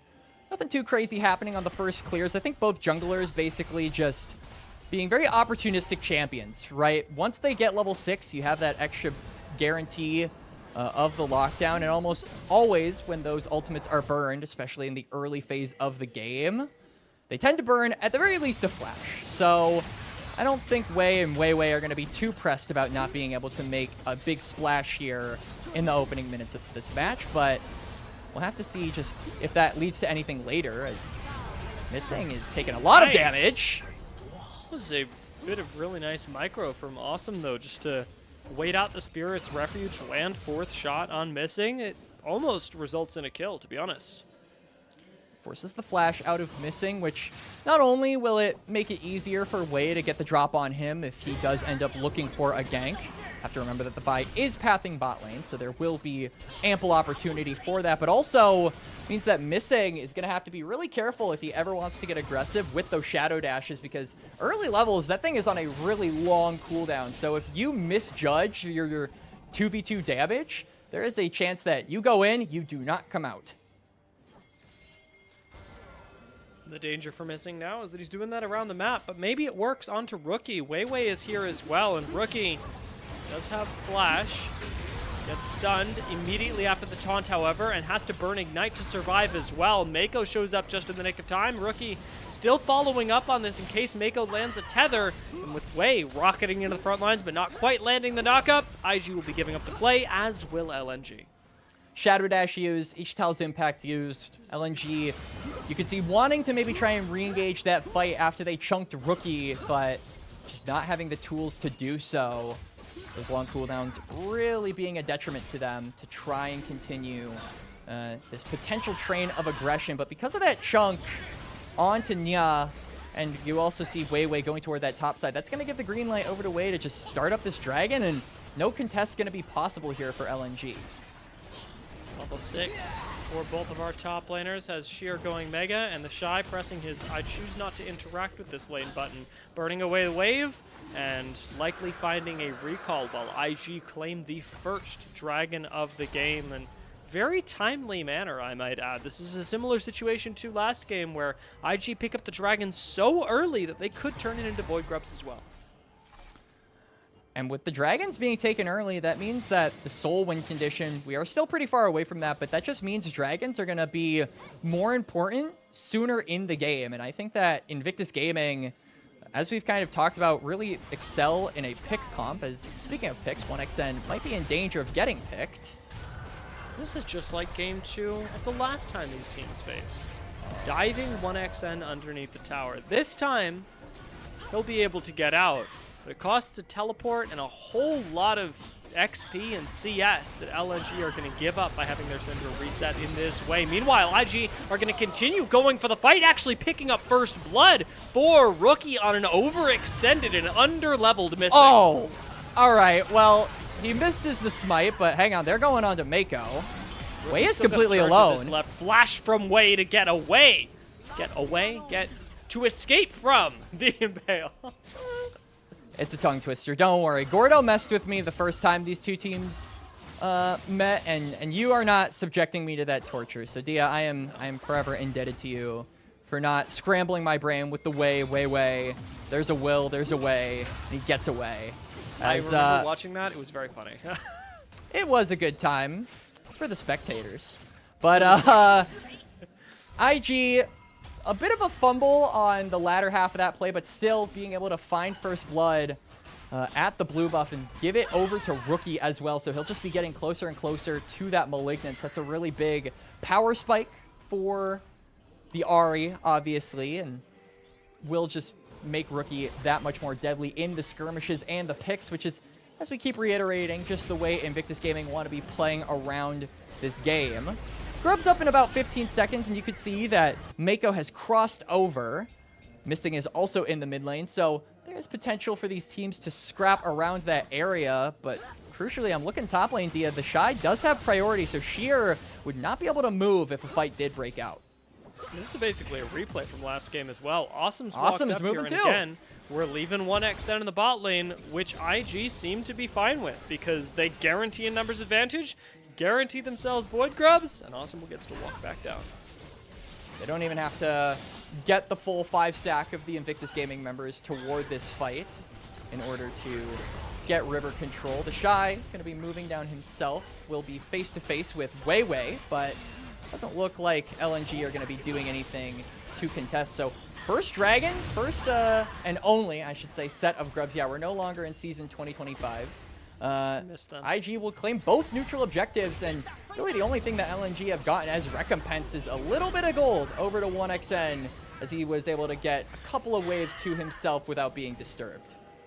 The Shy's spacing on Sheer this match has been brutal so far. Every time we tune into the top lane, it is miraculous how Sheer can both be in Flame Spitter range and out of melee range. It is absolutely devastating for him. Does end up delaying the back to eat the wave, and ultimately, top lane is going okay.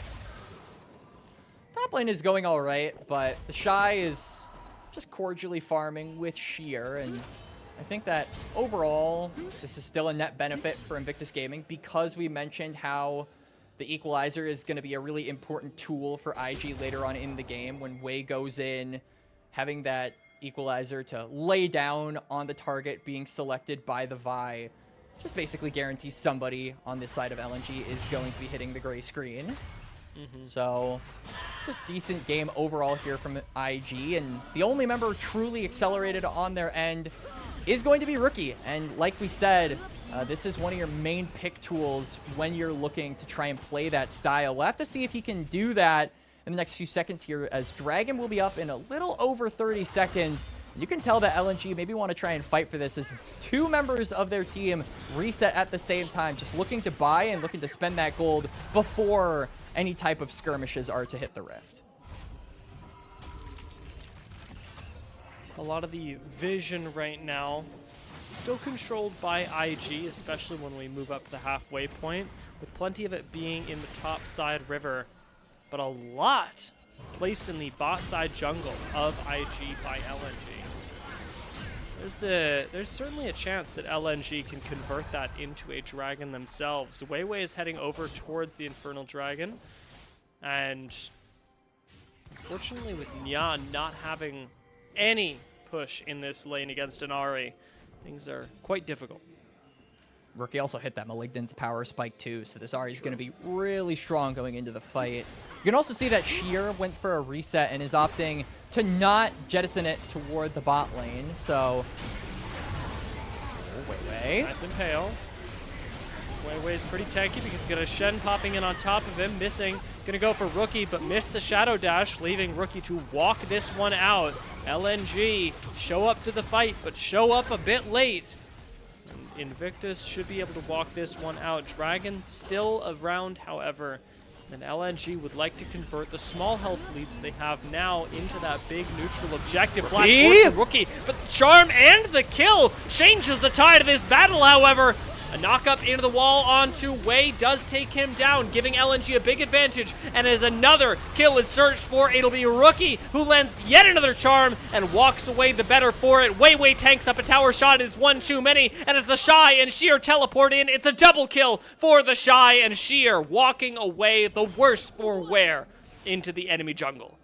And IG, Rookie, finding that flash charm, gets a crucial pick to start up the fight. LNG will get some return kills, but overall it is Invictus Gaming winning out in that trade, as Wei is going to narrowly miss the reset there from Sheer. Dragon's still available, though, and a lot of ultimates were just expended, so I don't know if once we go back to live, either of these teams are going to be chomping at the bit to return to that bot side river.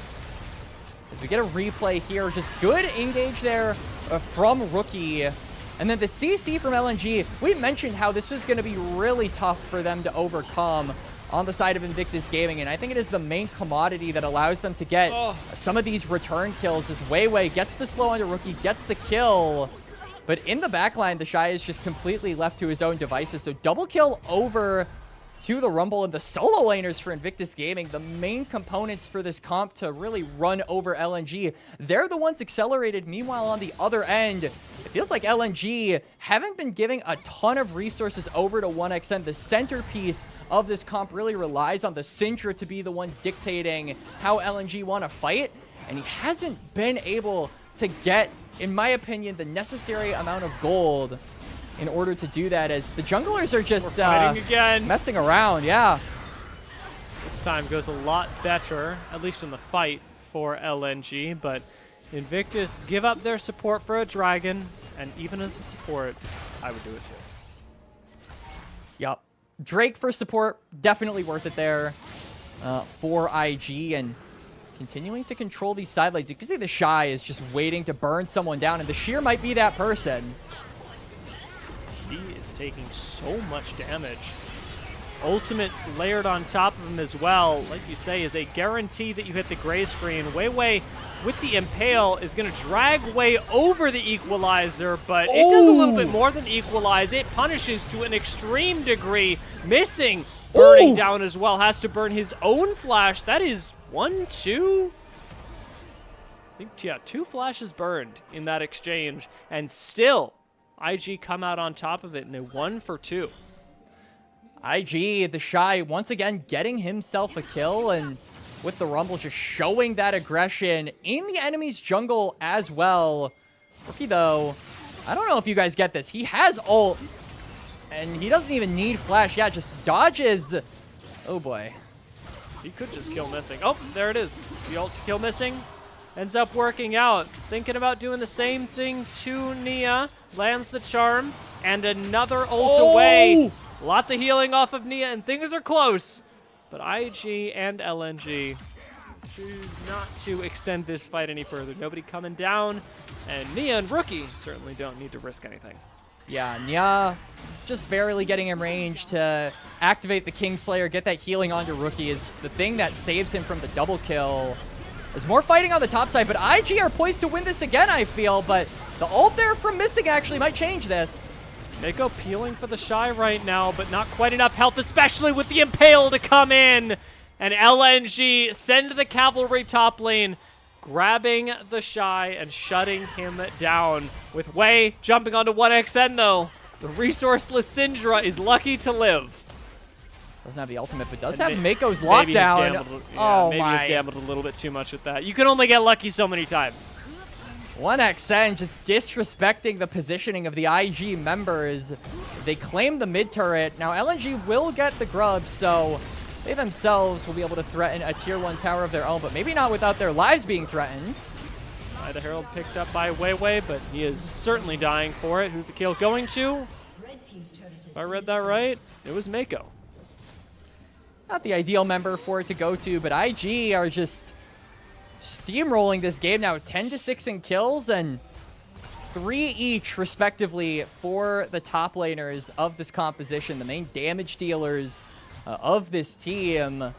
It's going to be a rough game for LNG. We talked about how their team fighting is really good, but now I feel like they're just forced to answer on IG's tempo, because IG have 2 turrets, one in mid, one in bot, so they'll be able to push up that vision line in the bot lane, look for additional picks, and just look to start up their fights on their own terms. And for the side of LNG, honestly, Dia, I feel like it's a question of damage at this point. You just don't have the resources on the Syndra, and you don't have the resources onto Nia for you to one-shot some of these frontliners, and that's especially egregious considering IG don't really have like a centralized tank on their team. None of these guys are considered frontline, in my opinion. So if you're not able to one-shot those champions, I think things can get really dire really fast if they don't turn around. You're really only going to be able to succeed if you've got backline access, with Awesome or Mako being caught by a wayward Impale. Maybe missing being able to find them.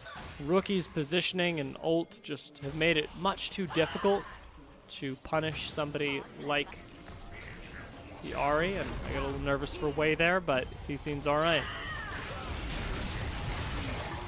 Oh my lord, a double Impale! This could change things. Rookie still needing to get over the wall. Doesn't use his ult, uses flash to do it the first time, then comes back over to support the team. That is still a big flash burn and ignite down for Rookie, however. Battle Herald. IG deal with this with 30 seconds left until this dragon. We are really wanting to finish. Sheer gonna get away just outside of the ult of the Jhin, but way burning down to the Shy. We'll have to reset. No kills going either way yet, but IG, with 10 seconds left on Dragon, in firm control of not just the jungle, but the river. Nobody dies, but LNG are going to be forced to give up control of river. They have to take the resets, and IG should be able to get themselves Soul Point. Yeah, and 1xN are still lurking around this area, but I don't think they have any right to do this. You only run the risk of getting picked yourself. And they will, in time, back off. IG with yet another fight win. No casualties other than the dragon, but that's the best kind in this sort of situation, Dia. This puts them on Soul Point. Actually going to be pretty valuable into the composition of LNG as well. Awesome flashing away in the mid lane just to preserve his own life. Did tank at full unleashed power though. We'll see how much Nia can tank in the side lane. Does have Wei right behind him, and a flash from the Shy answered immediately, but that is hopefully enough for Wei to finish this kill. The Shy rejoins just in time and tanking 2 tower shots for his trouble.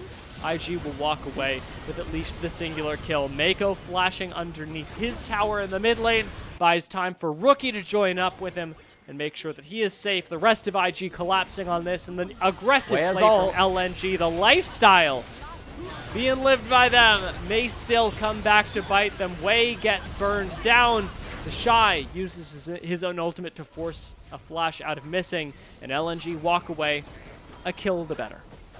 It's an extended 2-for-1 as LNG finally get the drop on Awesome. We're going to get a replay of how exactly that happened. This just felt like a disrespectful play from the IG AD carry, right? Using your flash, you're at half HP, you're very easy to pick off, especially if you've got nobody around. So just a disrespectful play there from the IG ADC, and will be punished for it. Though IG, you could see as they were running down Nia, did not want to let that go unpunished. Wei flashing forward to make sure they at least traded 1-for-1. And that's the real IG lifestyle. If you kill one of our guys, we're going to kill one of your guys, even if the resources used maybe don't justify the ends. A cleanse popped for Awesome to stay alive in the mid lane. LNG have, at the very least, got a laser focus on this AD carry. They saw the Jhin as much as we did and went, wait, there's a immobile carry on IG. Why don't we simply run at them on cooldown? And to their credit, it's a strategy that is probably one of the best they could have in this game.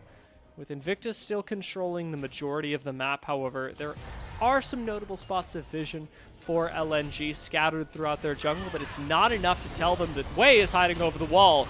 The charm connecting immediately afterward, that's missing at half HP. We'll have to back on away.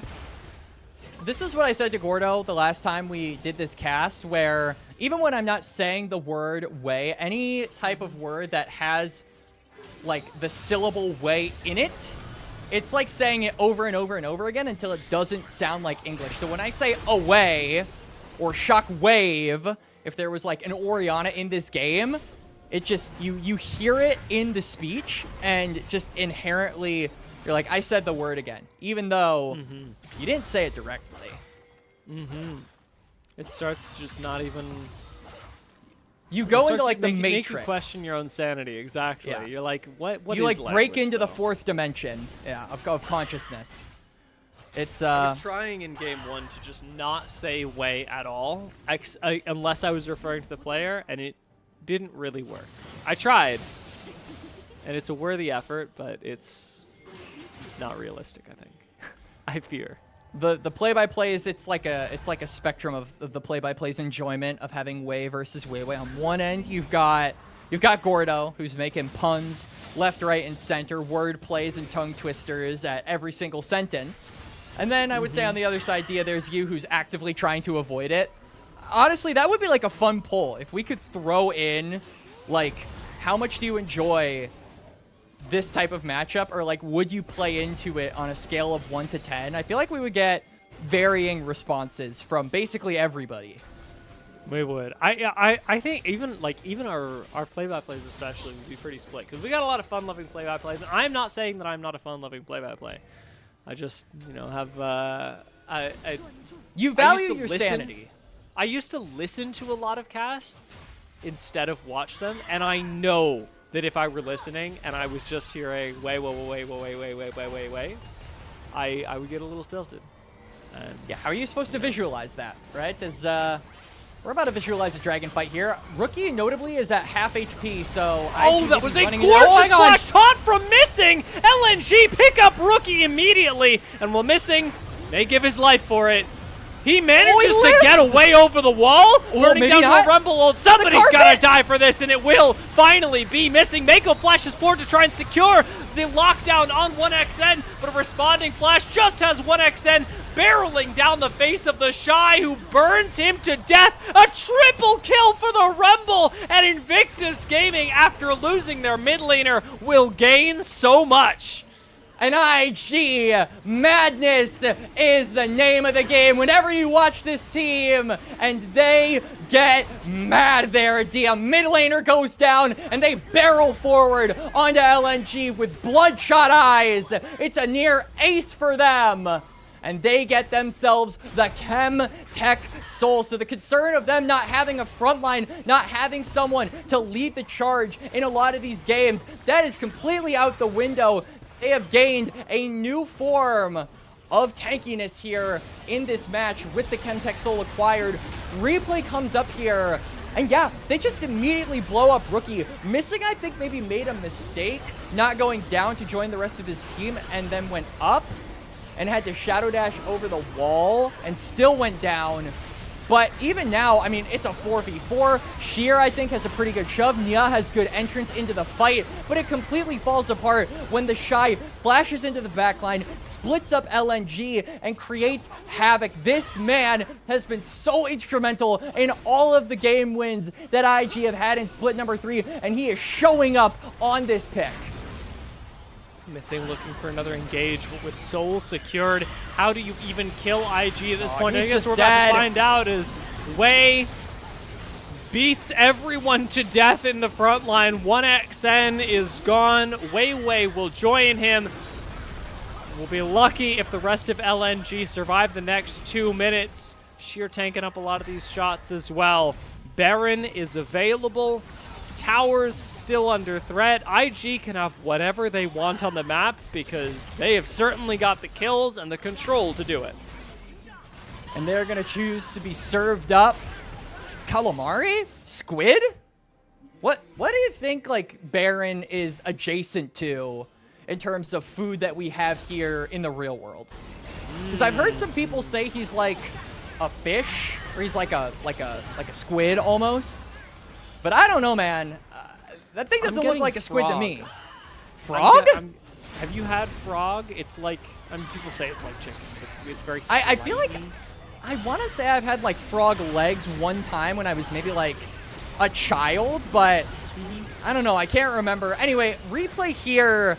And yeah, just the lockdown of the red carpet and the fact that you have Chemtech Soul. I mean, Wei already was really audacious with in how he was starting up these fights. But now with Chemtech Soul, I mean, this man is just, he's Daredevil. He's the man without fear. Yeah, that guy does not have to worry about dying.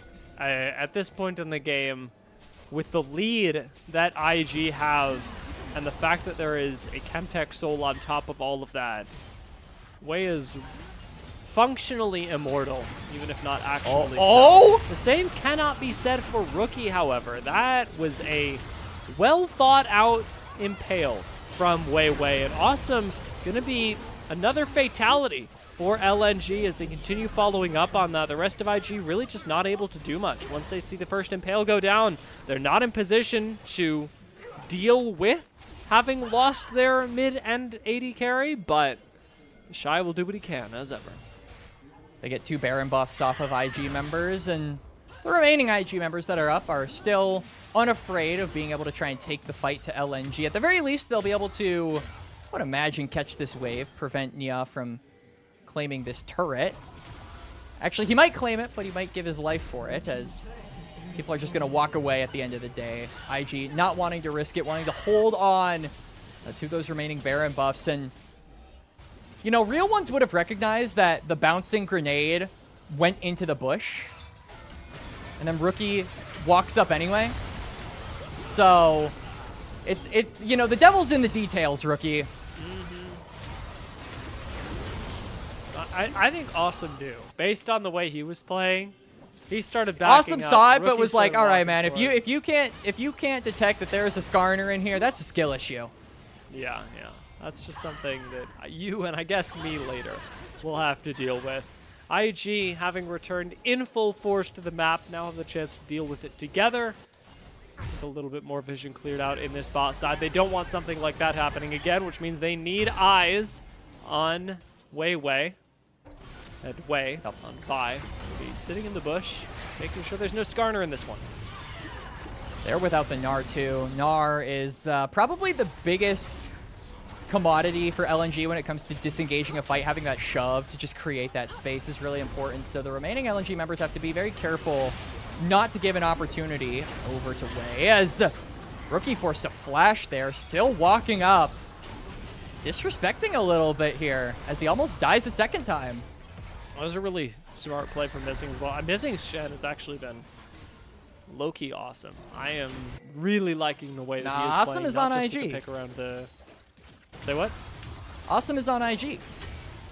Missing. Yeah, you said it's been awesome. Oh, I'm but so awesome. You know what? I honestly, I feel like my comedy level this cast has been really low, so I'm resorting to really cheesy puns about the player. That this is how you know on the cast that we're getting desperate when we resort to making wordplay on the names of the players.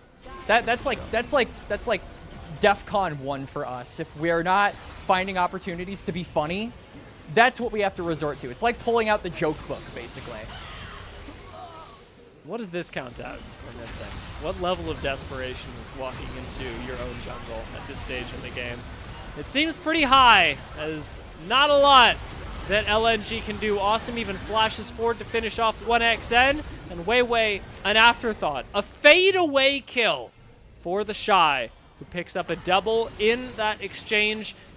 Victus going to walk things down the mid lane, stop the back from Sheer to make sure there is absolutely no resistance waiting for them in base, and he still may very well kill Sheer, to be honest. Wei is just stalling out Sheer, as the rest of IG are basically ending the game. This is going to be a 2-0 for Invictus Gaming, and unfortunately for LNG, they will continue to be winless here in Group Nirvana, Dia. IG shut this down once again, and weirdly, it's not even as close as the last series between these teams. Last time, LNG at least had the game where it looked like they could win and IG swooped it away at the last second. This game was not like that at all. This series was IG all the time, every time.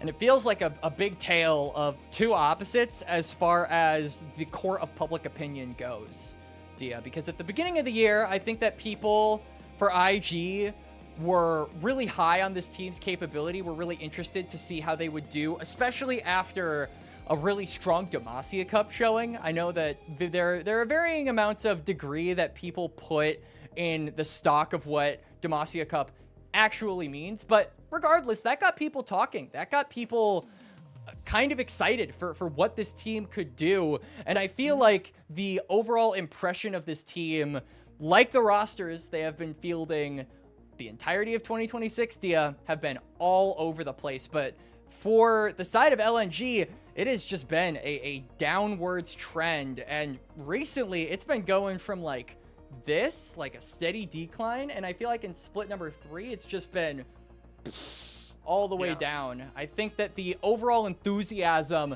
for this team, for this org, and for their chances of really making a splash in the LPL have all but dissipated. And unfortunately, losses like this, I think, just feed into that narrative, feed into that mindset even more, which I just have to say is so tragic from where we started originally at the beginning of the year. But for the side of IG, the stocks have never really been higher for this team, if I'm being completely honest with myself. They are making waves here in Nirvana, and even though they did lose their series to NIP, I think the overall optimism for their chances at being able to promote into Ascend with this roster are still on the rise. Yeah, I mean, IG are looking good, like you say, with the singular loss to NIP. People were questioning, and this series doesn't change that. This series is absolutely not a factor for IG. Had they lost, oh my god, we would be losing our minds. But given that they won, everybody kind of goes, okay, well, yeah, that's what we expected. For LNG, as you mentioned, it is unfortunate for them, and it's unfortunate in a bigger way because now top 2 is completely out of reach for them because they didn't go 1-1. I'll take it one step further. Yeah. I mean, LNG, from what I'm hearing now, are locked bottom 2. They are out of playoffs. They cannot get there. So they are going to have their season, unfortunately, cut really, really short. And that, I feel, is no more tragic for an individual player than 1XN, the wonder child, the man who has a fan club of true big believers here in the LPL, is unfortunately not going to be playing League of Legends for a pretty long time. It's going to be like 5 months of off season or something like that for these members that get bottom 2. So it's really unfortunate for him specifically because LNG, I think a lot of the hype around them has been tied to 1XN. Yeah. And I want everybody, I want all of our players to succeed. There's no reason why I would wish them any ill at all. Right. However, I am going to say that 1XN, as much as it is unfortunate for him to be facing down this future as a player with such high expectations, also should have been able to, based on the expectations set by the public, do more than what he was able to do even in these losses. 1XN, whether that be because LNG isn't playing around him or whether it be because 1XN is simply not as good right now as people believed him to be, so one of those two things is true. Either his team is trolling him or he's not. It could be both, but certainly one of them. But how far can the 1XN copium realistically take you? I feel like the Team Gap or 1XN jailed tweets they've run their course at this point. At some point, you've got to be the one to step up. You've got to be the one to get your team on your back, to carry them through the slogs, and 1XN just hasn't been able to do that. You can blame lack of experience. You can blame the teammates. You can do all of these things, but at a certain point, unless you're able to do that, your stocks are not going to get any higher. And I feel like for people praying, hoping that 1XN goes to a better team, that he gets to a higher place in 2027 or even just beyond that, these kinds of performances and these kinds of results at the end of the year are not going to build you a very solid case in order to get to those better places, to get to those higher teams. So it just is unfortunate for him. I feel like it is unfortunate for all of LNG to a degree, but the degree is no more high than for their AD carry player, unfortunately. Yeah, he's got a lot of work to do in terms of recovering the public image for 1XN, which hopefully he's able to do in the latter half of this split, because even a couple of games, as they really only do have a couple of games left, but even a couple of games where 1XN is clearly the best player on this team, is clearly pushing them to the next level, that'll be enough. Because when you are any player on LNG, what you're thinking about now is next year. What you're thinking about is who are you prospecting, where are you going, what teams are you courting, how are you going to continue as a professional player in the LPL when this split has been so devastating. It's tough, but it is. Everybody's got to do it. Everybody's got to do it. And you know what? Missing played pretty well. Sheer played pretty well. You can come away with some good news stories here. I'm not sitting here and telling you that LNG are terrible. LNG have lost every game. They might be the worst team in Nirvana right now. Individually, they're fine players. They're good players. Mm-hmm. They're LPL level players, the best region in the world. But there has to be something else to come together to actually make them competitive in said LPL. And this series was perhaps not the best showcase of it. That's all. Dia, at the beginning of game number 2, you were saying, or was it the beginning of game number 1? It was sometime during this broadcast. You said allegedly the best region in the world, and I just heard you be definitive in your statement that LPL is the best region in the world. So it seems like we've got you on board, that LPL is in fact goated and amazing. But I like the discussion that you're bringing up about the individualism of the LNG players, because when all is said and done, when the season is unfortunately wrapped up for them after just 2 more series, my friend, that's going to be what really matters. Looking at these players as just that, not tied to a team, not tied to an org. Where can they go from the standings that LNG end up with? And I think that'll be something to certainly keep in mind, because it's always really interesting to see these teams with very poor results, very poor standings, where they actually end up, which one of them's fine teams, which one of them maybe even gets an upgrade for a team, and how they can maybe perform on those ones that are definitively better at an average level. But I think on the other end, while we're talking about the doomerisms of the LNG members, we got to talk about the pogerisms, I don't know if that's a word, of the IG players, because individually, these guys are showing up. I think you can have a complement, multiple in some cases, for all of these guys. If you wanted a team that could make it to Ascend, if you are an IG fan, I feel like you are very confident in their ability to do so, especially with the bottom of Ascend looking extremely vulnerable at this point. I think EDG and LGD are both very beatable, and if this trend for them continues, IG will have a pretty fair shot, and I think that is really exciting when you just look at the nameplates of this team alone. Very, very curious what it'll look like when we get to playoffs. I mean, last split was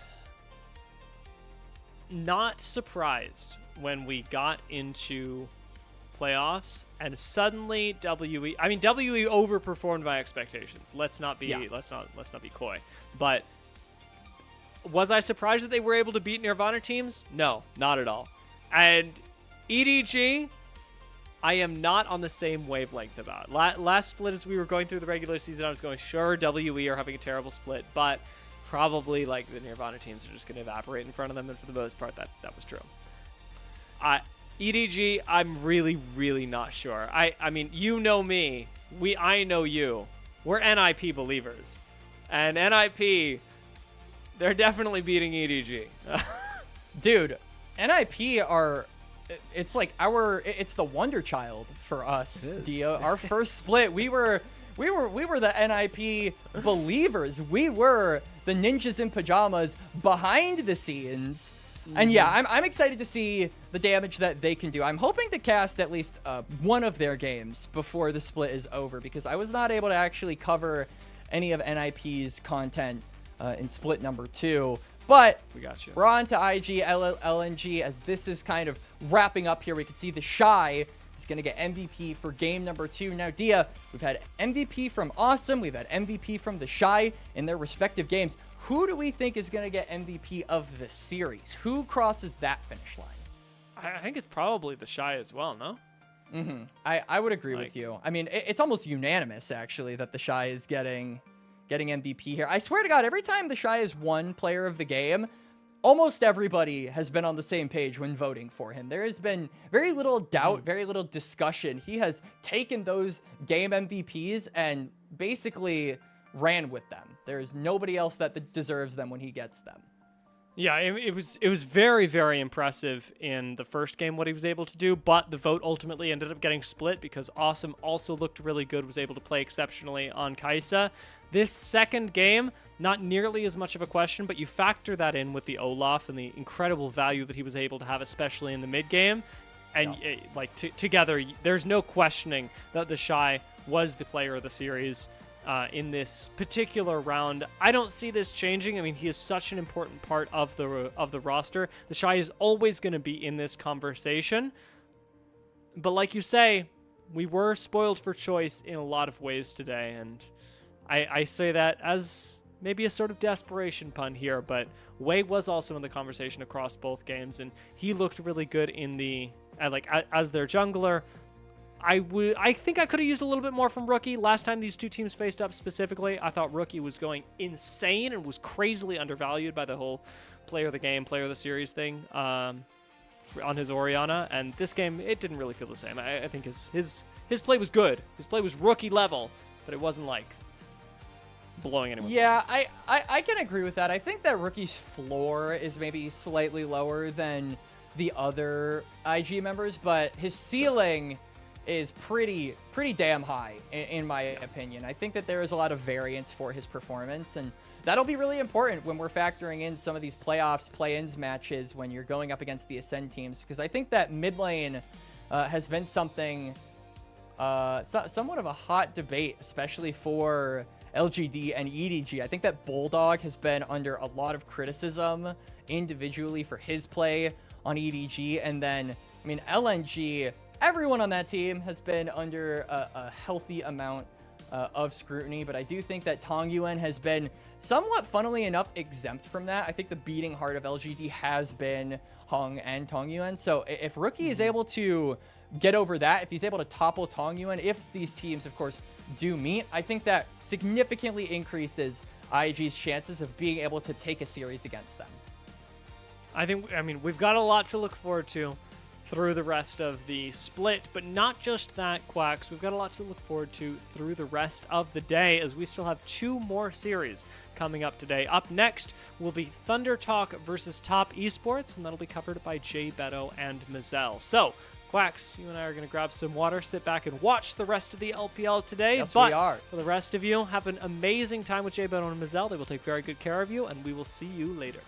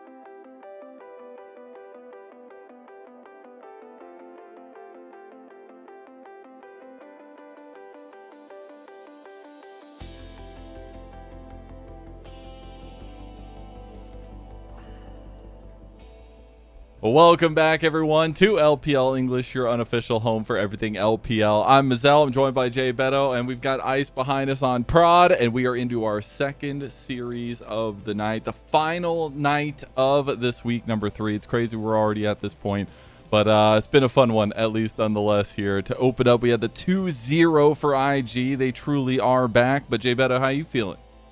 I'm feeling good. It's good to not be super sick, get my voice back. That's good. Excited to be here in full, hopefully. And I hope for both these teams that they're the same, here in full. It's an important match for both teams. When we were talking about this match before, Mazel, it didn't really strike me as that much of an important match. It's like, oh, well, Top Esports versus Thunder Talk, who haven't been doing great. And then Top Esports beat BLG to now contest the top seed, and Thunder Talk were able to take down WE, which is not BLG, but it is a top 4 team. And now, I mean, whether you're power scaling WE to Top Esports, yeah, exactly. It's getting the circle. Now, I don't want to say that Thunder Talk, like, anyone can take it, but I could see a world in which Thunder Talk can take a game, maybe even the series, if Heru and Arn play really well, like they did in that series. But yeah, Top Esports have been looking pretty on fire. Well, let's go ahead and take a look at this TT roster. They are on a bit of a slide. This is they're actually going into potentially a 3rd loss in a row, or maybe turning that around. But it's been about the struggles of turning some of these early game advantages into wins or into sustainable advantages. And that's what's been happening with all 3 of our bottom teams in Group Ascend. They've got to find a way to change that narrative and to change that system here coming into the 2nd round robin and further.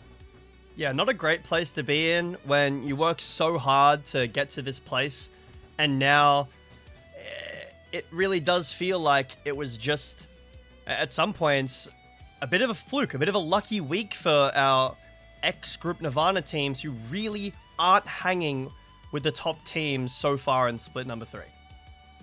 It's been a little bit tough, and obviously a lot of big competition for this team at TT.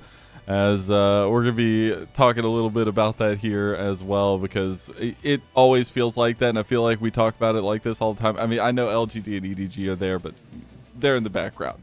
Specifically, if you haven't seen Odysseus, then maybe go see it, but it's a tough room to be in, if you will, for TT, and even with all the cool machinations they've had throughout the year and some of the growth we've seen to finally earn that Group Ascend spot, something needs to click now. Yeah, I think we saw elements of it in the WE series. I think that, again, the individual carry performances weren't bad. It was a long series for a best of 3, but I still think it was a very positive showing. Again, this is a bit of a different beast, especially this version of Top Esports that looks kind of like they've completely forgotten about what happened at International that I don't want to talk about. I also, because I'm sad, and it feels like they've gone directly back to how the end of Split 2 looked when they brought in Tian and have continued to look really, really strong.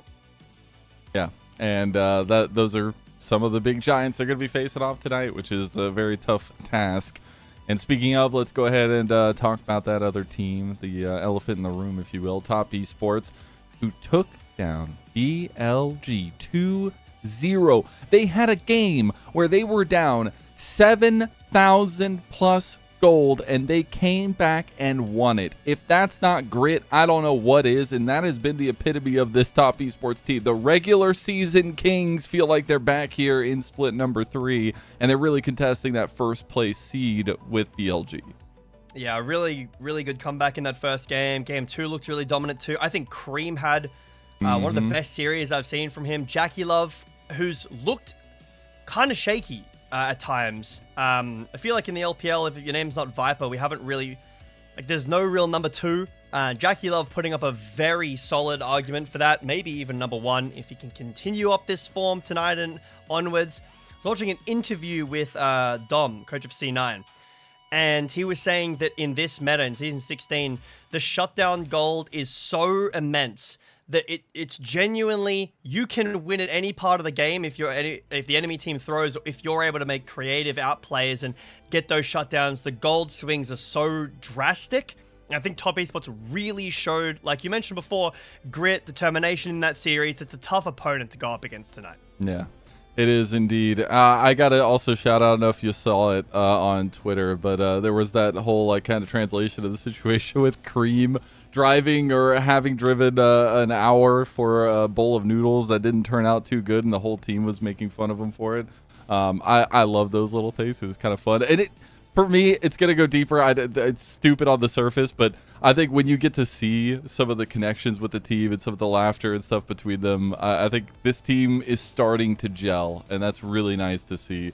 What was the question mark, I feel like, for a lot of people whenever he got re-signed to Top Esports so many years later, reunited with Jackie Love. And I wouldn't say it's been a game-altering addition.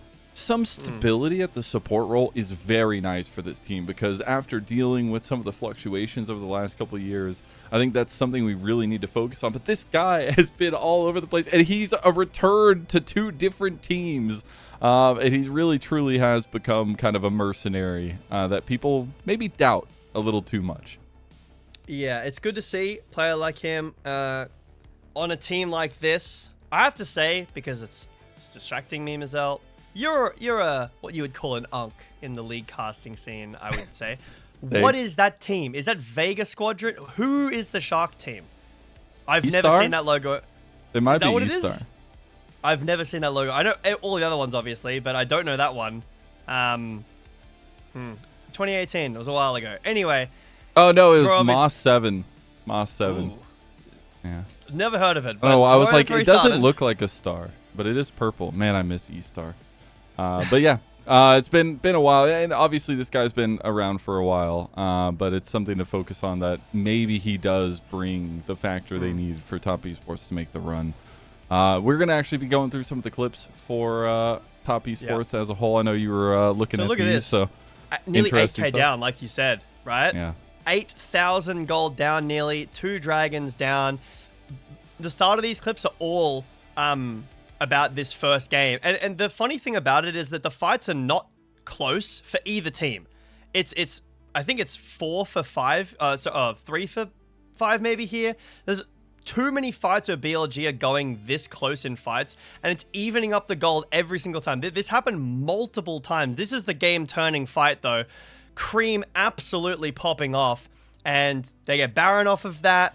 I think that if Cream can continue to do something like that in this game, that's Knight that he just did that against. That's BLG, first stand champions, MSI finalists, who went to 5.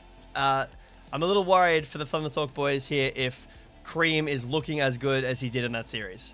But that's the beautiful thing about the LPL. And while it didn't work out for us yesterday, it didn't work out for us in the first series today, there's always a chance for the underdogs.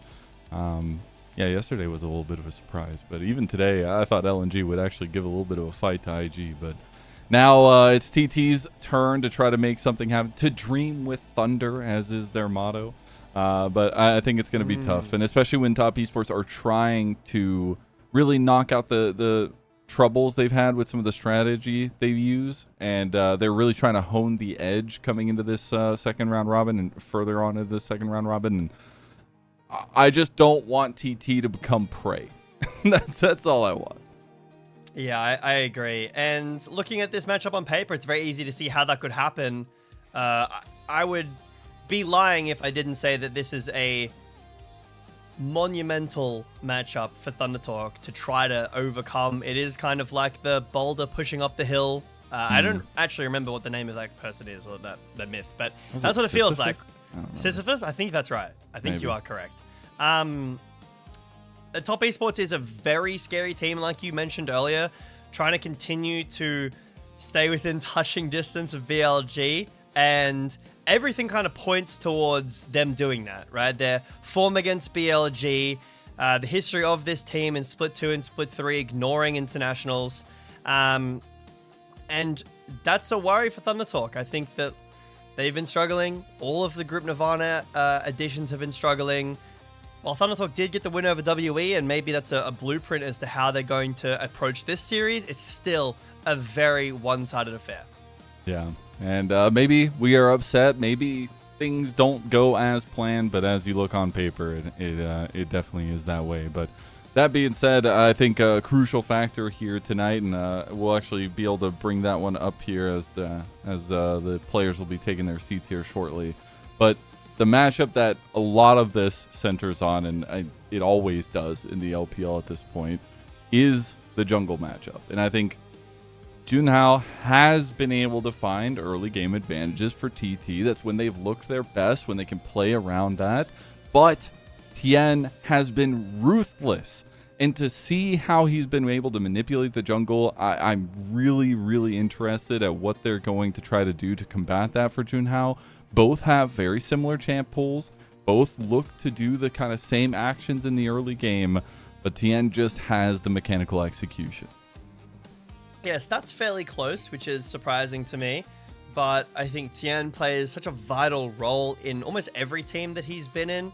Ever since his kind of like induction into FPX back in the day. I think he's a great jungler. While he can make mistakes, going for scuttle crabs that have been taken away by Syndras under tier 1 towers, that's also what makes some of the LPL junglers incredibly exciting, incredibly explosive, can really take over games. And when Lee Sin's meta, you know how it goes. What's funny is I just unlocked his skin for free through a chest yesterday. Ooh. So you know, not foreshadowing to anything, but we'll exactly see how this matchup pans out. So yeah, maybe, probably caster curse, that also works. I do want to talk a little bit about the draft here, though. I was saying and kind of talking a bit about the jungle matchup, and I do expect some prio for that in the first 3. But I'm also curious what these teams are going to be focusing on tonight. Is it going to be a little bit more prio around mid lane, or are we going to get more resources down to the bot lane 2v2? Yeah, I think I've been talking about this a bunch. I think that the counter pick selection is quite important, and being able to take counter pick is important. I personally, I'm going to call it red side. I quite like red side. I think that the options to get support counter pick, like you mentioned, get a really good bot matchup, get a good top matchup as well, are things that are really important in the current meta. And the fact that you can play literally everything. We're speedrunning through this draft, Mazel. It is Thunder Talk on the counter pick side. I believe they chose that. They had the choice. So maybe cooking up something in either that bot lane matchup, like you mentioned, or the top lane. Yeah, gonna need to use that counter pick super efficiently. We got a lot of jungle bans here, as well as Jarvan first off the board. Take it away from Junhao. It's one of his most played, but also take it for your own setup. So many tools still left on the table for a game number 1. Hovering the Lee Sin there, something we were talking about. Lee Sin Ryze is pretty nice. One of my favorite Ryze pairings.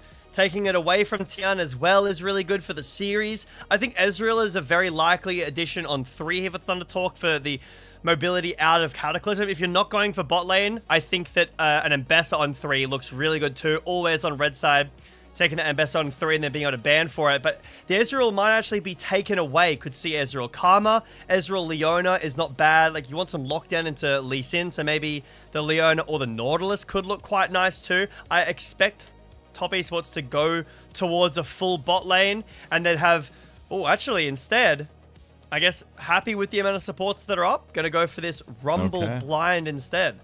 Gotta go with the hot pot. But I personally, big fan, Jackie love Ezreal. Always have been, always will be, even with some of the doubters out there. But some safe play, at least through the bot lane for him, potentially, but also a lot of that late game scaling. And Bessa is going to come through as the answer into that Rumble. So the solo lanes and the jungle already selected for TT. Yeah, I was talking about the Ambassador on 3 on red side because normally you can pick it blind and then ban it here. But has been something, like you mentioned, that is an answer into Rumble. Struggles in the early game, but not enough. It's one of those matchups that's kind of weird where you're actually okay in it, kind of like a Yorick, where, I mean, Yorick does a lot more damage to Rumble, but it feels a bit awkward to go into the Rumble. Ahri, the ban away here, makes a ton of sense. It's really good with the Jarvan, and we just saw what Cream can do on it. The Nautilus ban for top Esports tell me that we're looking to more of an Enchanter style For Zhuo, maybe the Karma get a bunch of wave priority. If that's the case, though, maybe an Annie. There it is. There's the ban. I want some more CC from the top esports core in the mid here. If they do go towards the Karma, and then maybe something like a Syndra, I think you're lacking a little bit of the setup. Now, like something like Syndra does have a ton of, like a good amount of CC, but not like an Annie, not like an RA, not like a TF that also could be picked up. True. And I do like the Ziggs ban here. Ziggs not only just a super efficient, good champion right now, but also pretty decent into the Ezreal matchup. Has a lot of answers for the poke that can come down there. So good focuses from both our teams in the final phase of the first game bans. We'll see now what the counter pick is going to be saved for, because it's got to be either ADC or support. And it looks like they're going to go ahead and grab out the Shen. So very strong dive-oriented composition so far. Yeah, now this is the concern. Like, do you want to go the Karma? I think that Shen can find some very easy catches onto something like a Karma with the Taunt Flash. I mean, maybe you could go towards the Leona. Alistair, the consideration here for Zhuo. Still will get caught by the Taunt Flash, but does have, obviously, the ult to get out of it. And doesn't do too badly into things like Embessa and Lee Sin. The dive that you're mentioning can really help heal the Ezreal out. But I'm interested, is it going to be something like an Anivia? The Cassiopeia's banned. You typically want something that can match wave clear, has a good amount of range or poke into the Rise. I think that an Anivia would be nice for more walls, but it is going to be the TF that I was talking about before. So now, what AD carry will be going? It's a bit of a tough game. Okay, the Syndra is also a consideration. I know you were talking a little bit about the setup tools, but we'll see if they do. Yep, they're going to lock that one in. So the Syndra is going to complete the top esports comp. A very standard 2026 composition right now for top esports. See what the counter pick's going to be in that bot lane, and I think there's a lot of options. Yeah, I like. Not a huge fan of the Corki, to be honest. I like the Jhin. I like the Xerath a lot. I like the ton of AD damage already. Not really a ton of tanks. So the Xerath with the range makes it like a lot of sense. On the top esports side, while we wait for this lock-in, as it will be the Xerath. Okay. Yeah, I was waiting or wanting the TF for Cream until the Alistair came in. Then I think you've got more options. If you were going to go towards the Karma, you really need that lockdown. With the Alistair, you can afford to go something that's a bit more carry-orientated. With the Syndra, still has lockdown with the Scout of the Week. It's a lot less consistent, a lot less viable. But pairs much better with the Jarvan, and putting Cream on a carry is always a great idea. The Xerath is nice because very hard for Alistair to interact in the lane at all. Matches into the Ezreal range. Even though it's immobile into the Jarvan, the Xerath can play so far back that the Jarvan cage, he'll have to be so far out of position to even get onto the Xerath. So Tian, got to be careful that he doesn't go too far. There's a lot of range on both of these comps and engage. It's kind of like a same side or different sides of the same coin. Like, they're very similar comp identities, Mazel.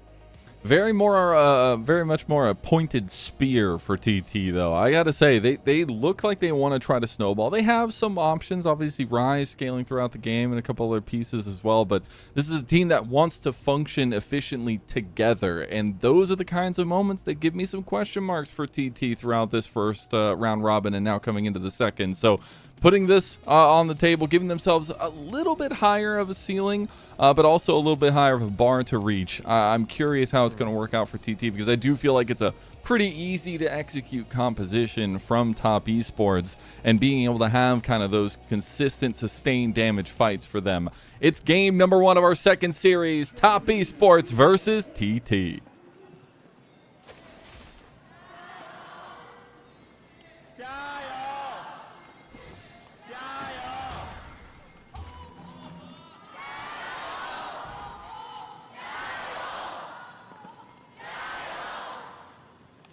Shout out to the TT fans. Showing up. Holding it down. Yeah.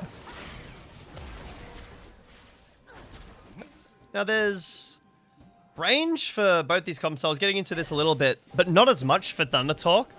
So while they are comps that kind of interact in a similar way, you know, you're poking them out first and then maybe going for an engage, the hot pot combo like you mentioned before, obviously the Shen Taunt Flash and Besser ult. There's a lot more range for top esports and a lot more brawl, melee, we want to run at you the entire game for Thunder Talk. And while I don't think it's super necessary that they have a gold lead early game, because like you mentioned, Raya scales pretty well. I think Xerath scales pretty well as well with quite a lot of damage. They do need to start making plays on the map, because if you do just sit back, let Ezreal and Syndra get to like a really solid spot. Typically that's for Ezreal, the Trinity Force Mana Moon stacked, and then Syndra, you know, 1 or 2 items mostly going for those passive stacks, which we'll be keeping an eye on. It's going to be a lot harder to engage because you've got Alistair peel, you've got the Syndra self peel, and Ezreal mobility. Junhao looking early. Oh, look at this. Little level 3 gank in the mid lane. Does get the scat of the week, but both flashes come out in first blood to Thunder Talk. It's a nice attempt from Cream to try to get away, but Junhao with the early Lee Sin pathing does the 3 camps top into gank mid. Root out from the rise. Pretty difficult for Cream to get away. Really nice try with the flash away and the scout of the week, but like you mentioned, Hera and Junhao both using flash. This is nice from Tien, getting at least something back. Yeah, you take one thing, you burned 2 flashes for the 1, and you TP right back, so Cream is okay.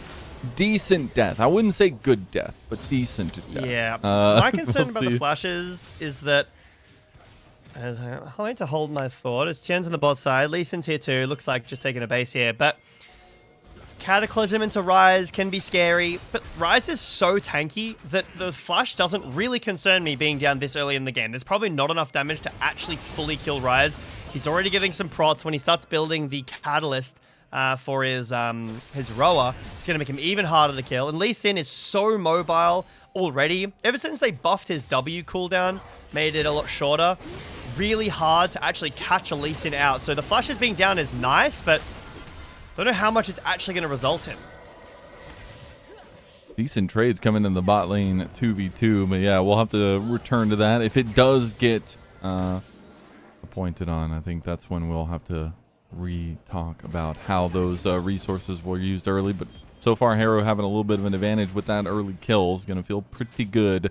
And especially once this team really comes online at level 6, you expect them to try to hunt in the side lanes. And you can see how quickly the roams are going to be coming through from Haru.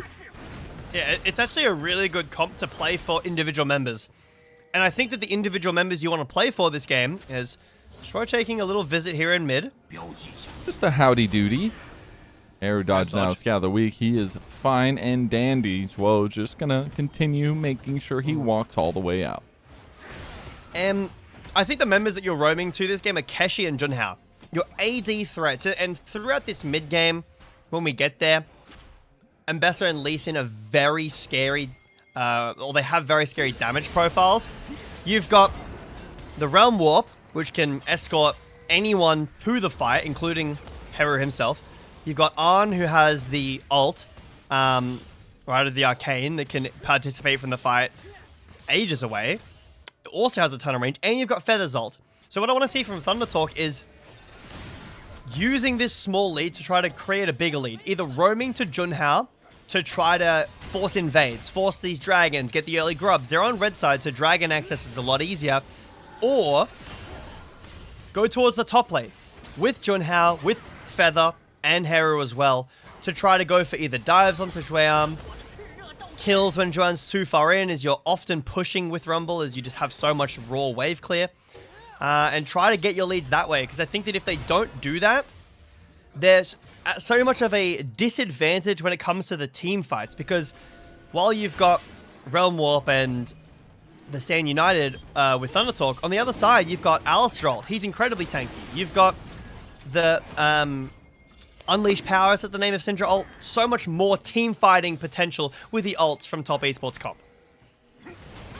That's going to come with some of that team play we've been seeing be so lethal from Top Esports in their last couple of series. Again, they're looking for a 6-0 week here.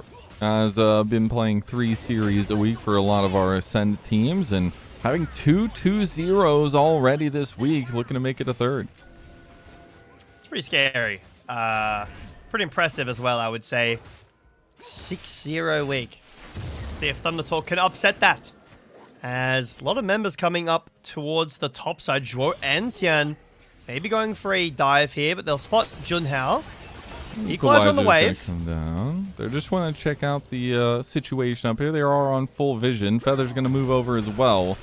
Realm Warp not being threatened by Haru, and here comes the Cataclysm, immediately flashed out of, as Junhao uses it pretty much on cooldown.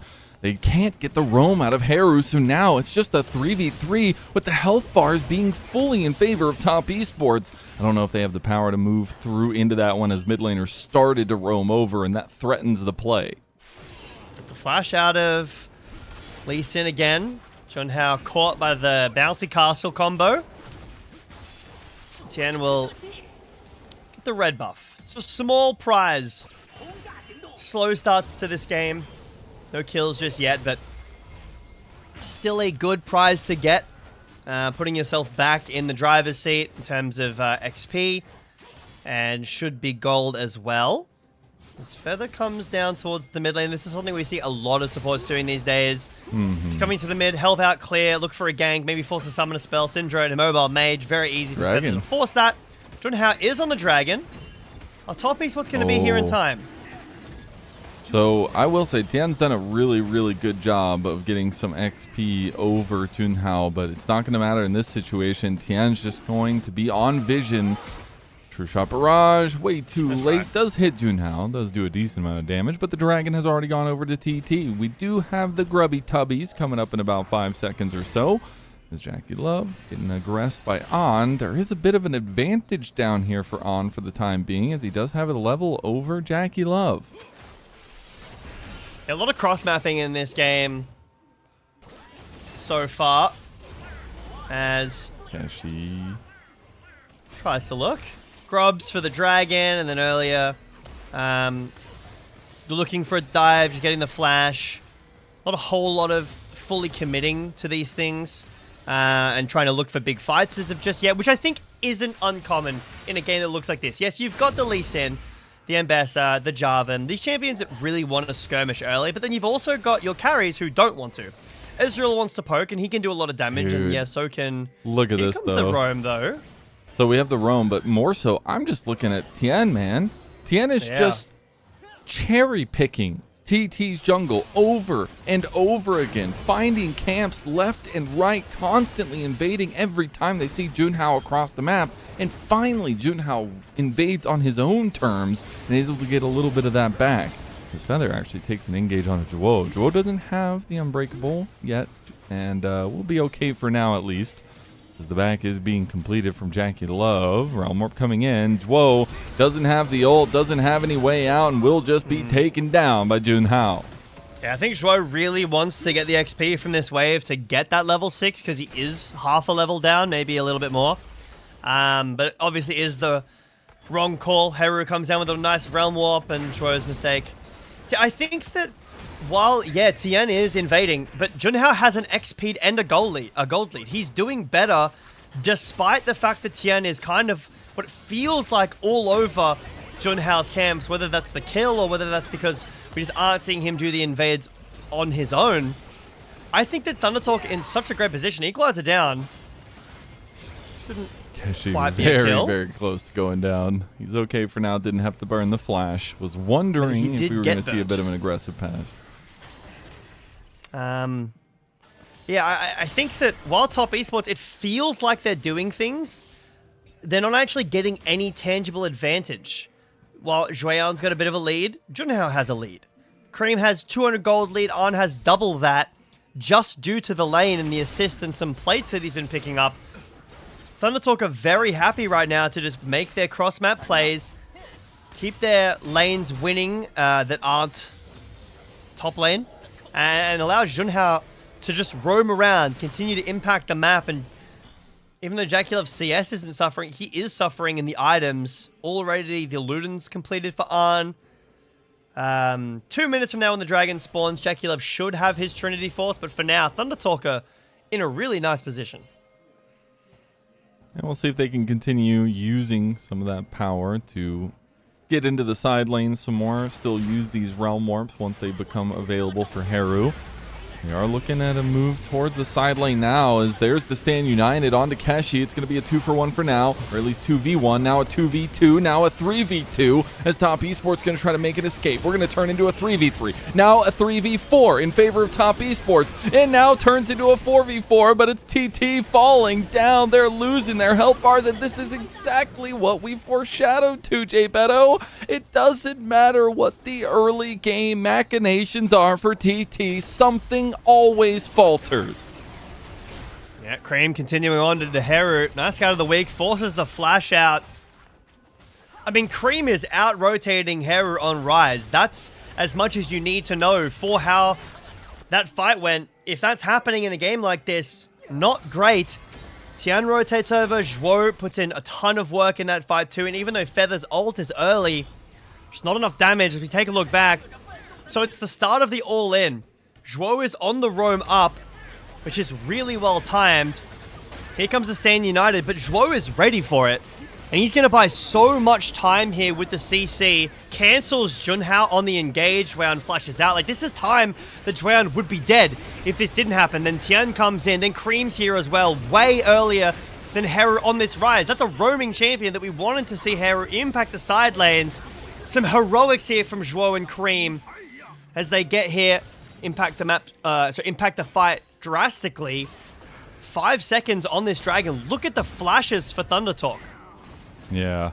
Big thing here, though, they're finally going to have On joining in on these parties. He is a Xerath, and God, if you haven't seen Xerath, he does a lot of damage, even on the one item spike. Yeah. With the Rite of the Arcane, you can really whittle people down, and so they are going to try to take pole position on this dragon. It would be a second dragon for them in a row on the way to their soul. Top Esports are here to defend. This is also uncomfortable if Thunder Talk do end up giving this, which it looks like they might. Look at Jaculov's items. He doesn't have Trinity Force yet, and Arn does have that Ludens. Really was expecting Jaculov to have that item finished. Still, Look at On's no poke, flashes though. for the Thunder Talk. Okay, they're just going to get it. There's the Rite of the Arcane I was talking about. I feel like if they had been a little bit more ambitious, things could have been a little bit more chaotic, at least, for TT. But the Dragon just goes the way of Top Esports, so they even that one up as well. Yeah, keeping the game close. And while I do think that On, pretty scary at the moment. I guess Thunder Talk not happy with the position and state of that Dragon. I think Heru with ult, like, maybe can contest, but the concern is probably that Juan is off of vision and he has TP up. We know he wasn't TPing, he was walking down, but Thunder Talk didn't know that. So very likely this level 11 Rumble with ult available, pretty scary. Junhao's down on the bot lane, pretty hard to catch this Ezreal, but looking for it. He wants it. He's going to use the ward hop. He's going to use the kick combo, and Jaculov taken down by Junhao. Finds himself a second kill, but now they've really overextended for this one. Junhao is going to try with his fancy feet to get away. Realm Orb's going to deliver Heru, but Junhao's already dead. Your right-hand man is already gone, Heru, and you're not going to be able to run away from the grip of Tien and Cream, the Wonder Star duo of Top Esports. And that flash is an important one. Arn in the mid lane also looked like he might have lost his flash as well. Don't think we saw that. That might have been down the bottom. But Feather losing flash, Arn losing flash in that to get a negative trade. It is a good play from Junhao, but they go too far deep, like you mentioned. And that Realm War from Heru, not pretty. So as we take a look back here, I want to see when does Arn use flash, because I didn't see it. And that's a really important summoner spell down. It looks like Zhuo might have comboed him here. Feels the need to flash. I don't agree. I mean, maybe with Cream there as well, it might have been a one-shot. Zhuo in top, he's everywhere. Oh, no. The lockdown's going to come through with the Scout of the Week. Cream doesn't have the power unleashed, but he has teammates, and he has Tien, who smites Keshi from above and takes the kill there. Again, Top Esports strikes strong. Time and time again in this Mademoiselle, we've seen the jungle support link-up be the most important thing. Zhuo is absolutely everywhere on the map as the Rite of the Arcane is used. Jaculov with some nice movement should be able to get away. Fun, man. He's not having a good time in this lane. Yeah. He does live. Junhao could catch. Oh, this is... He's going to walk straight into a control ward here. He doesn't realize Junhao's below him. TT, there it comes. The combo's there, and before he can even see him, he is already dead. Oh, he barely got it. Junhao actually stole that away. hit it with an auto attack to take it, by the way. Junhao does end up falling as Tian just sticks the fight into him. And that will be a martyrdom death there for Feather, but he was, I believe, able to get the Herald Eye. So there you go, he got that, and Haru will also be getting a decent chunk on the bot lane tier 2. Yeah, a little bit of gold here for Haru. Need to see him actually get active in the fights, though, with this gold, because even though he's getting gold, look at Cream's gold lead. This game for Top Esports is two things right now. The first one is the jungle support link-up like I was talking about. Zhuo being everywhere on the map, it feels like, and Tian finding more impact in the team fight. The other one is Cream, and he is putting on an unreal performance here. Nice flash, ward jump kick, Q from Junhao, nice mechanics. It feels like it's a great position. Junhao gets the kill on the Ezreal, gets the Herald, starts to take the fight. Cream comes in and ends it all right there. One-shots Junhao, goes forward and stops Feather as well with the ult. Tons of damage from this Syndra. It feels like, okay, you take down JackeyLove on this Ezreal. We're dealing with the support jungle combo. In a good position, Cream comes out of nowhere and just takes you out. And that's the power of having multiple heads on the Hydra, especially for some of our top teams here, and especially for Top Esports. You might be able to knock down one of them, but there's always another, and Cream has truly been performing these last 2 series. It's been really impressive to watch, and really silencing some of the consistency doubters, I guess, for the Top Esports mid laner. But now on 2 items with 10 stacks on his Dark Seal, I feel like Cream is, he's cooking in this game, number 1 at least.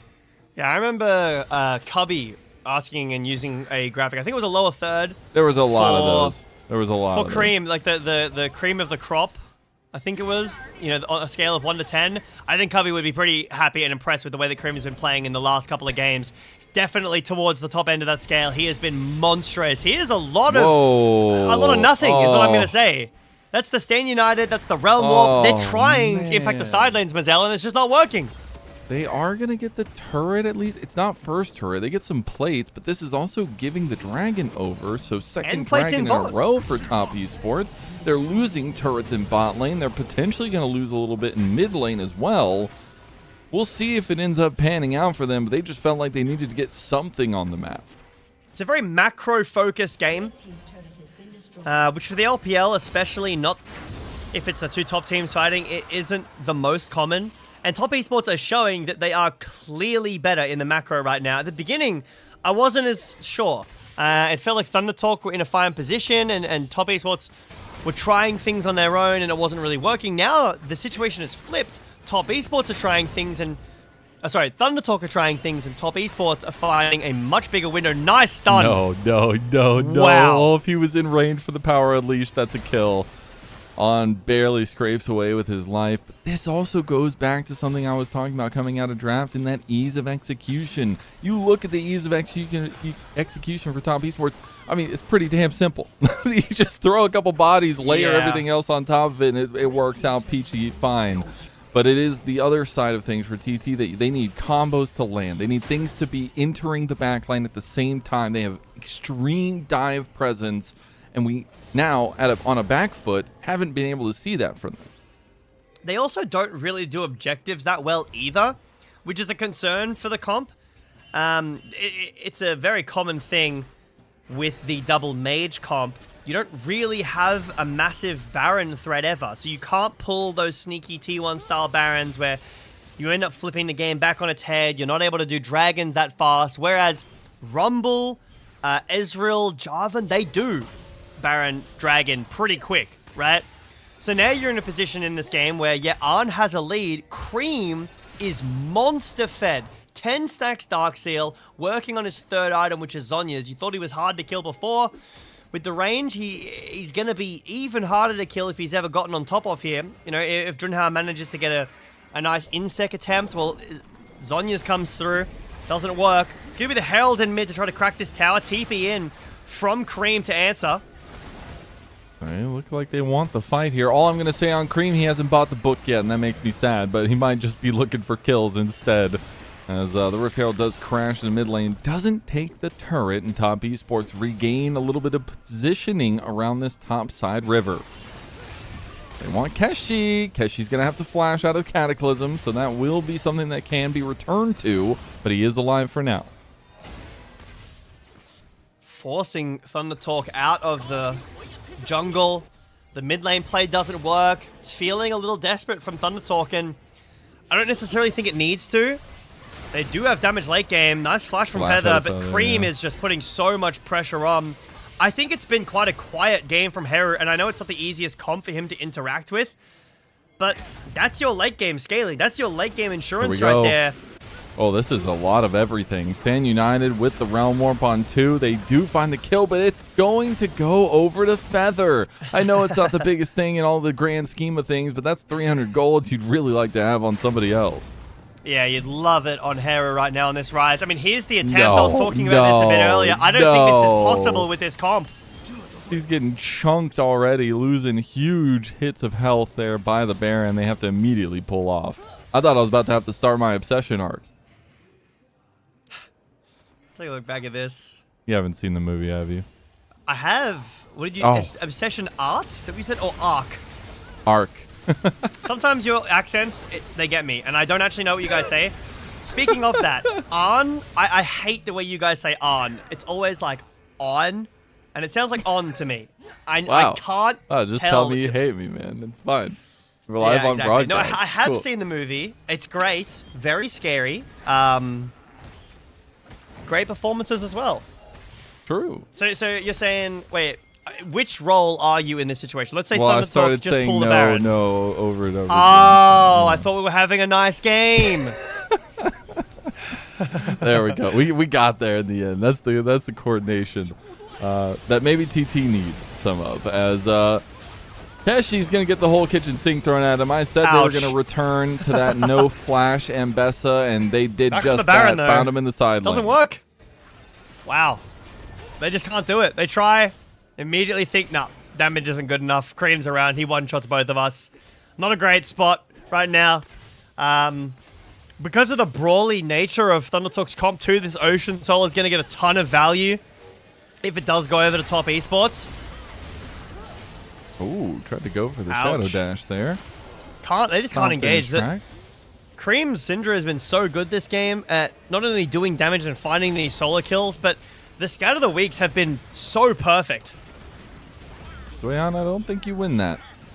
Hero's getting there. He's doesn't have the actualizer yet, but 2 items, pretty strong. Third dragon going to go to top esports though, so they'll be that much closer to an Ocean Soul that this team comp is pretty terrifying with. This feels... I don't Right, often say this. Hang on. Nice combo. That's a big 900 smackaroos to Junhao and TT. Tien? We in trouble here? Should be okay. He is getting surrounded a bit. Does have the flag and drag, and Feather has to be careful on the other side. As, on doesn't hit. As that's going to be a decent amount of damage that could have come through. Shot Barrage goes completely wide from Jackie Love. Cream getting caught once. Kind of evened up this game, though, Jay Beto. Yeah, not too bad. I was going to say, this feels kind of like a game where I want to talk about the tempo vibes. You know what I'm saying? Where the kills are even, the gold's even, the dragons are, yeah, they're there. Ocean Soul's not, even though I think it is good this game, it's not the most game-changing. But it just feels like top esports are winning the game. And they are winning the game, but I mean more than they actually are on the numbers side. And I don't know how it feels for the players in game who don't have the numbers we have. Don't know that the gold is so close. Now, after that shutdown, maybe a little different, but Cream still has this massive gold lead. Yeah. And while Arn has a gold lead equal to or greater than, it doesn't feel the same as Cream's gold lead. Do you feel like we're going to feel that, though, here very soon? I mean, 3 items on Xerath is no joke whatsoever. And I know Cream's about to hit his max stacks there as well and get the big tick over of the AP, but I still think On has a lot to say in this game, but it's going to be about positioning. It's about that mechanical execution, that ceiling that TT want to reach. Yeah, we'll have to see. I really think that the Lee Sin is getting to the point where he's going to start falling off and turns into just like a kick bot. And Bessa, while is strong, if she goes into a backline like this, she'll just die or get pushed away. R needs to do so much, and Heru needs to show up and find a good angle. If he can get towards this actualizer, would do so much for his damage. But again, it's really hard to get onto champions like this Ezreal, and out of lane when Syndra's in a team fight, even though she's a mobile, also pretty hard to get onto her too. Jackie Love's got Junhao hunting him here, but they will be able to get a little bit of an angle right at the arcane. You can see how much damage it does. He even stops for the auto attack on the ward, by the way. I was going to arcane shift out of that last shot. Not too shabby. He's a bit worse for wear now, and Junhao still has him in his sights. It's a position that feels scary, but how is he actually going to get onto Jackie Love here? Doesn't have a great amount of vision. He just wants to execute him from his team. He can't find dead. the angle, and now he's caught. All 5 members of Top Esports surround Junhao, and no longer does he have a life. I think that could be Baron, you know. Finds a stun there. Okay. They were thinking about chasing. They don't really find the angle to continue forward. They are pinging onto the Baron, though, my friend, and they could just absolutely set the tone of this game. And there is a lot of damage from Thunder Talk's side. They're marching in, but fully blind on the map, as you can see here. How do they walk in? But the Scatter the Weak came through. Now they don't really have any peel tools. Onto the back line goes Keshi, and onto Cream goes Keshi. They do still have Jackie Love, who has been absolutely popping shots into the backs of TT this entire fight. TT are scattered to the wind now, and they might start losing some more of those players as Keshi able to dash out of his way on. Unfortunately, they do end up losing Heru, and Feather, after all is said and done, does fall to Jackie Love. So after it started looking so good for TT, it ends up being a 4-for-1. Yeah, not a great position for Thunder Talk. Felt like it might have been a fight they could win, but aren't engaged on in the backside. I don't know if he wins that. I mean, if he heats up, he does. The kid comes through from Junhao, takes the honey fruit. He had to make sure. TP back from On. TP back from, I believe, Cream as well. Into the mid lane here. Yeah, this is the problem with Xerath. And why he's not really played in mid that often. He's very easy to kill.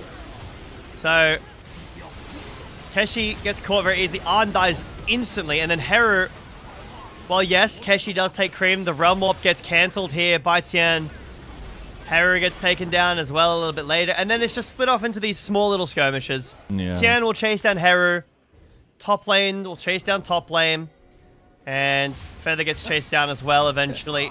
Yeah. Dies to the Ezreal. Back I'll alive. just say, okay, Cream almost dying. Actually, he's doing a really good job. Has to go Nice golden Zhonya's. there, but he gets the kill anyways as he goes into his Zhonya's. And now it's just free season on TT. Keshi tries to go to the back line with the public execution, but he can't even get Cream. A double kill comes through for Jackie Love. And man, it just gets bad to worse for TT. Down 5,000 gold and soul on the table for Top Esports.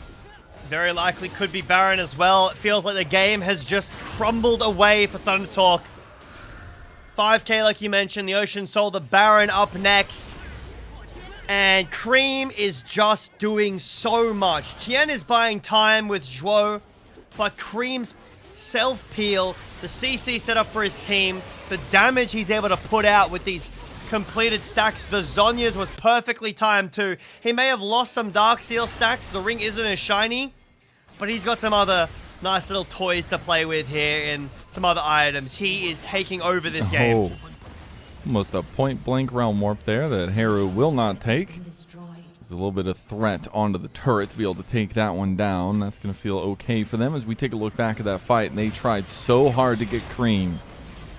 Yeah, beautiful. This is all Cream. No one is really helping him here. Like, Zhuo pushes Junhao away, but it's the Scatter the Weak, the movement, and then the Zhonya's. Thunder Talk goes so far forward to try to take down this main carry that is this Syndra, and then they're out of position. Zhuo and Look at the Tian mages. go forwards, and he's still here, which is terrifying. He's 1 HP with no flash, and he's like, no guys, I'm still fine to fight right now. And I just watched On and Haru just kind of walk back and forth. Yeah, throw a couple spells here and there, but they weren't really part of that fight. And that's some of the troubling with the positioning that TT have had. I'm not going to lie, I was going to talk about before these fights kicked off, that last fight that On got caught in that kind of river choke point.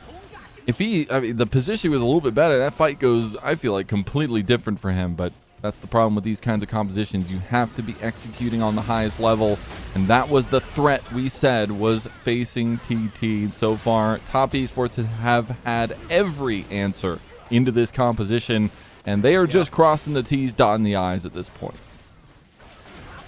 Yep.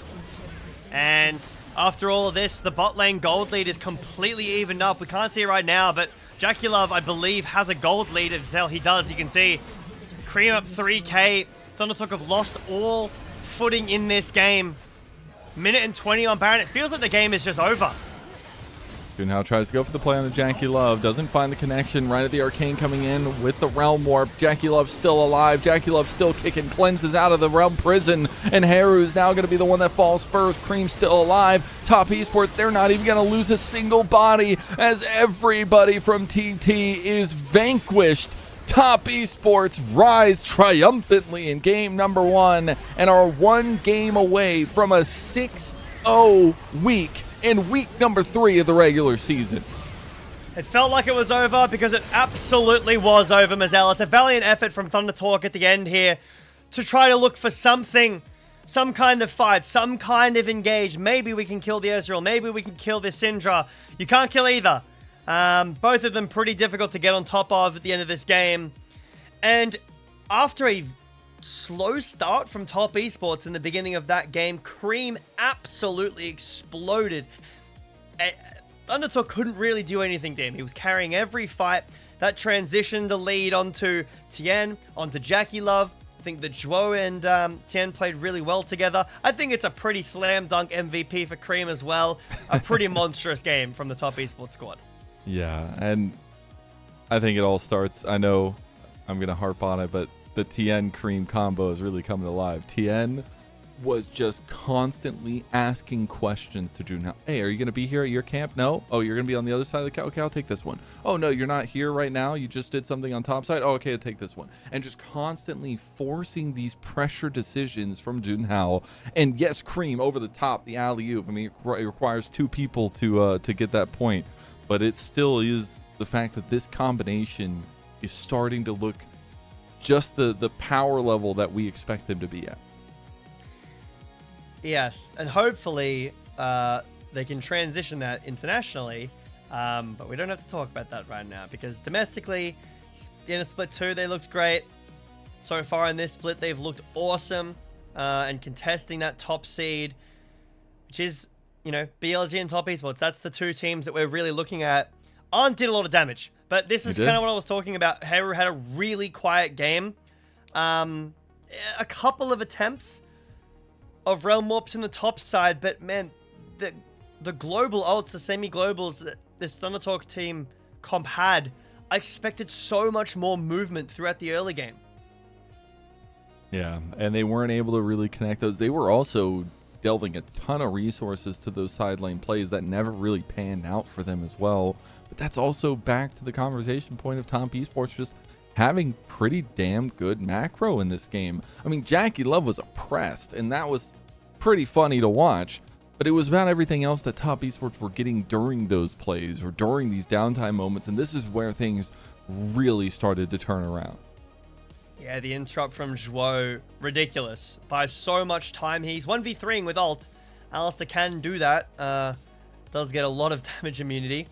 I also think that Tien had 100% KP in a game that had this many unkilled kills is unbelievable. Unbelievable performance from Tien. I could see a MVP vote for him as well. And it's crazy because I guess Jarvan is one of those champions that oftentimes can go under the radar in, okay, he's hitting an EQ, he hits a Cataclysm, but every kill was impacted by this Jarvan.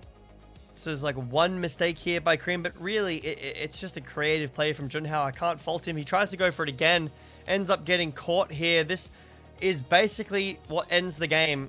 They lose so much map presence over this. They lose the Soul a bit later. They lose the Baron after that here too.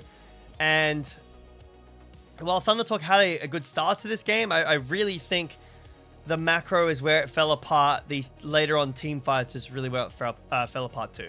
And I hate to say it again, but we called it. That's literally been the moniker of TT, and honestly, the trio of our bottom 3 teams here in Group Ascend is they can give a couple punches. They'll last about half a round or maybe even a round into the fight, but in the end, we just see the difference in execution come out for the top teams. And this is the second time these two teams are meeting. It was much closer the first time around. It went 2-1, obviously, to Top Esports, but for TT, it feels like some of that momentum is starting to be vacuumed out. Yeah, to have a player who, like, yes, this is what you want to do on a champion like Syndra, but to do as much as Cream did in this game is unbelievable as well. Like, every stun was finding value, whether it was finding a pick or looking for a pick. This is the last-ditch effort here. You just can't kill Dracula if he has everything up. You can't do it to Cream either. The Scatter the Weaks are just too much. And yeah, for him to play a champion like this and get value out of every single time he used his abilities, every time he used his E, you really can't ask for more than that. Well, I can see a vote. Well, I can see a vote for Tien. I think that Cream he just played so well in this first game. It felt like at times he was just 1v5ing ThunderTalk's engages. Yeah, and we'll see who they end up giving it to, what the votes end up looking like as well, because it's tough. It's tough. It's gotta be Tien or Cream. I mean, that's at least decided. But Yes. I think it's a really tough conversation between the two. But I'm sure they'll be unveiling that here rather quickly. But man, TT not able to get the job done. I wonder if they go with a little bit more stock. Whoa! Someone His call first MVP? the support represent. He did have a good game. He did. Some of these. But Wouldn't have been my vote. Wouldn't have been my vote. But the top lane play was good. I expect the vote to be pretty close. We'll take a look at it here in a moment. But his peel was good. He had some good engages. Sometimes you got to rep the support. What can I say? 3 wards per minute. It's pretty good. Okay. That's a lot of wards. That's a good amount of vision. A lot of wards. What is that pose? It's got the C. I don't know if you saw that, but wow! He got wow! 7 of 8. Did I miss something? I think Like, I might have too. Did I not see that game properly? Do I need to get glass? Jay Beto, tell me. Do I need glasses? I definitely do. I know I do. Because I watched Cream in one of those fights avoid 4 people by himself, get a kill in Zhonya's, and then participate in the fight again. I'm not saying that Troy didn't have a good game. He did. Maybe a couple of votes, but anyway, I don't want to, you know, harp on the wrong point here. I don't want to take it away from Zhuo. A great game from all of Top Esports. Zhuo was part of that. Great engages, some great peel. Looked great on the Alistair. We were talking about his history before on different teams and what he can bring to this team. And obviously we saw in this game what he can bring on an active pick. I think a lot of our supports have found themselves again now that the enchanters are gone. It felt like at the beginning of this year when it was Nami, Milio, every single game, we didn't really see a lot of support shining. And now it feels like we're getting back to that, seeing what's making a lot of our supports be really special. True. And we'll have to see if TT can find some specialness in game number 2 and see if they can bring us all the way to 3. We'll see you for game 2 of this series just after this.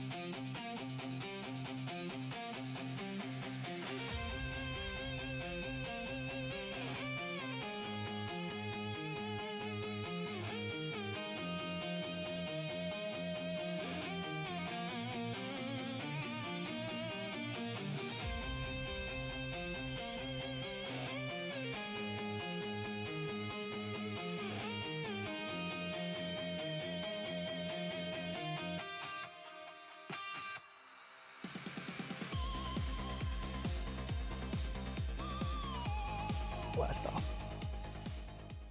Welcome back, one and all, to LPL English, your unofficial home for everything LPL. I'm Mazel. I'm joined by Jay Beto. We've got Ice behind us on Prod, and we've got Top Esports coming out 1-0 lead in our second best of 3 of the final day of week number 3. Yeah, it's gone fast, hasn't it? We're already 3 weeks in. Pretty crazy. That was a game that, while started off quite slow, really exploded through mid-jungle and the support that ended up getting the player of the game in an overwhelmingly support-voted POG, 7-8. Now, for Thunder Talk here, I want to talk positives. I think that the beginning of that game was good. You're talking about like a boxing analogy. I think that they did win the first round, but the stamina throughout the fight wasn't quite there. They ended up losing every round after that. And in this game, it kind of boiled down to the mid-game kind of just letting Top Esports go. When they had this lead, they had a big lead on Arn. There's your roam potential right there. Go to Arn, try to get him more accelerated, get the dragons, give more gold to this Xerath. Didn't end up working. Let's see if they can come up with a bit of a more solid plan in this second game. Yeah, I do want to see more ease of execution, more standard things maybe. I know full dive comp is all good and well, and you're trying to see if you can kind of crack into the armor early on in the series, but it didn't work. So go back to what can work potentially. But in this one, I do believe that, yeah, TT will have that first pick here, and means Top Esports get counter pick on blue side. Yeah, remember Thunder Talk, they chose counter pick in game 1. They had choice, or that was their choice. And this game, they're choosing to go for the first pick. Oriana's up. Oriana is up. Very likely that we see that. Vi going to be the choice here. I mean, I know that there's the concern that maybe Cream can go Akali, but I think Oriana is so good. Poppy's banned, sure. Is Vi really the selection that's first? Maybe. We'll have to see. Thunder Talk starting off with their Vi prio. Yeah, that's interesting, because I feel like Tian now just has any pick of the litter he wants to fight into a Vi. I mean, he doesn't have the Jarvan. I know that's one that has been seen in late parts of when Jarvan was super popular, at least. But the Oriana does just come through for Top Esports. I wouldn't even hate like just Zyra Khan right now. I think that, well, Poppy's banned. And to be fair, Zyra Khan hasn't been that strong, so I could see a world in which you don't go that, but I really don't like not taking Oriana. I understand Vi can be strong, but with Oriana up, after the performance that Cream just showed us on Syndra, I still think this is the best mid in the game. Jace locked in here for Tian. Sorry, for Jueyan, not Tian. Most likely. Could be Jungle Jace, but I really don't think so. Now, I mean, you're kind of forced into going a top lane answer and a mid laner. It's probably going to be Yorick Akali, and this comp is not good.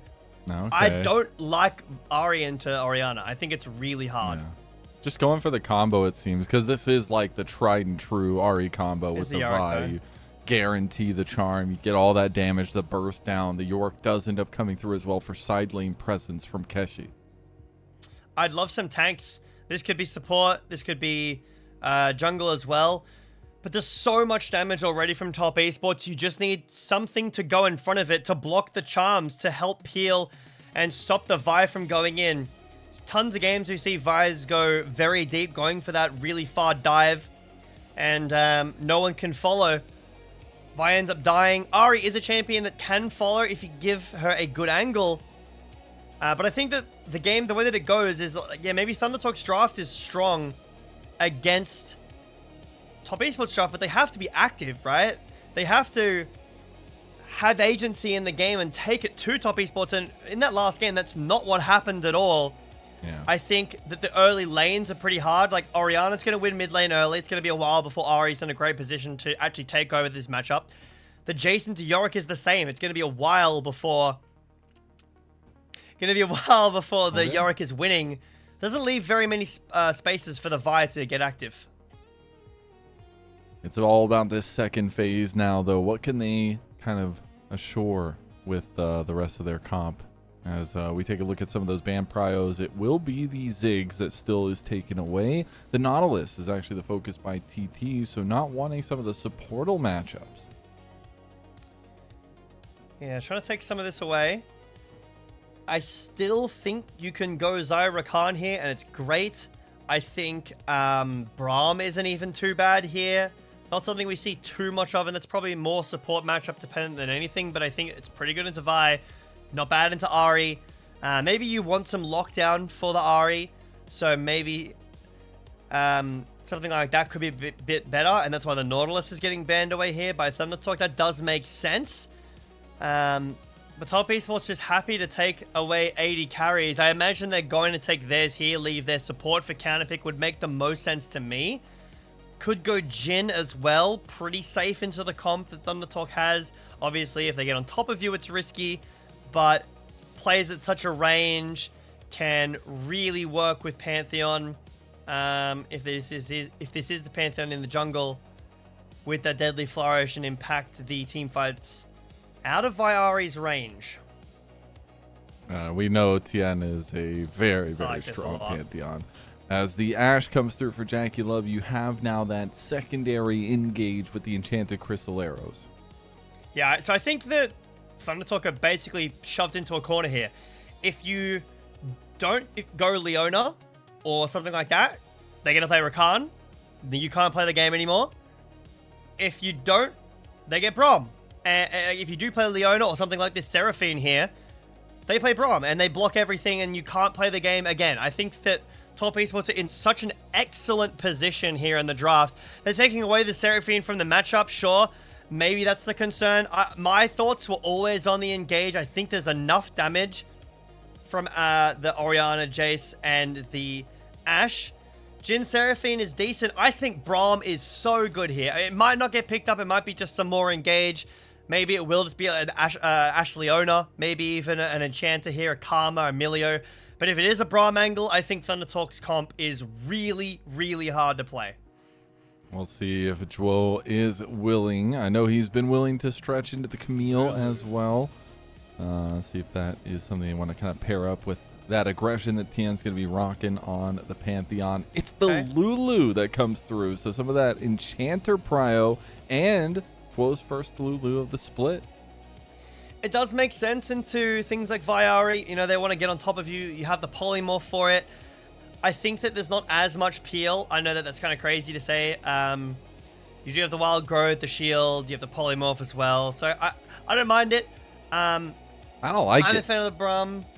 You're in? You're in on the Lulu? I don't like it. I don't like it. Oh, you're not a fan? They only have one primary engage and then they enchant the Crystal Arrow. That's kind of crazy to leave for Top Esports. A lot riding on Tien. Yep. Gonna be a tough game for Tien. The good thing is that they have a lot of range. A lot of poke, Orianna, Ashe, the Jace as well. Can be very difficult for ThunderTalk to interact with this comp. Another game that ThunderTalk just... They have to make plays. They need to play the game. And this is a comp that is not going to give you the scaling that something like a Xerath Rise will. Yeah, while the Jhin does have great scaling and does do a lot of damage in the late game, the Yorick has a side lane, sure. Vi, Ahri, Seraphine is a mid-game fight, skirmish-focused comp. And I think that ThunderTalk need to show that they can take it to Top Esports in this series. And that's something we've been waiting for, and I want to see this go to 3 just so that we get a kind of deja vu of that first meeting between these two teams this split. But TT are going to have to show us a lot more in this game number 2 if that is going to be the case, because Top Esports took all the early game stuff that they were able to accomplish and turned it right back onto them, and it's a very similar style of execution that we can see here in game number 2. Yeah, and if Top Esports do get off to a bit of a slow start like they did in that first game, ThunderTalk get some leads, I could definitely see the game going, or at least the early game going their way, I should say, as ThunderTalk not the best at turning converting that lead into more. And I think that's one of the bigger problems about the last game. So going into the second game, again, early activity. The problem is your lanes aren't super great. Orianna's a tough matchup early game. Jace is the same. You do have the Jhin Seraphine lane. Maybe Vi can go towards that. Yeah. A lot of decisions that Junhao is going to have to come to a positive conclusion with. Game 2 between Top Esports and Thunder Talk starts now.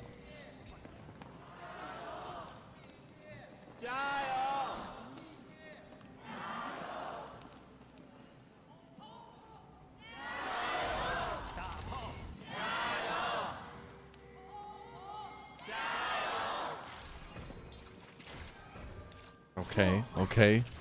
Okay, went with the dramatic pause for the third Top Esports one.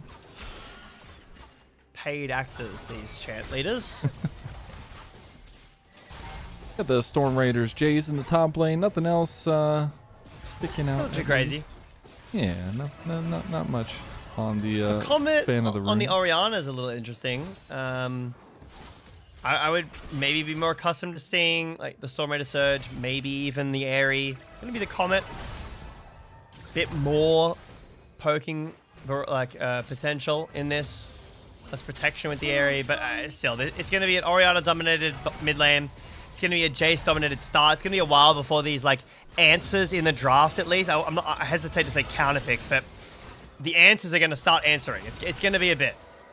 Answers answering. Do they answer answers or questions? What if an answer asks a question? Like, what happens then? That's Does a great answer. It's a good question too. That is. We could probably spend the next hour doing this because it works so well. I do wonder. Something a little bit interesting. As we see the little level 3 top lane action. Yeah, Zweon needed to kill the setup there. Keshi flash. He might not die.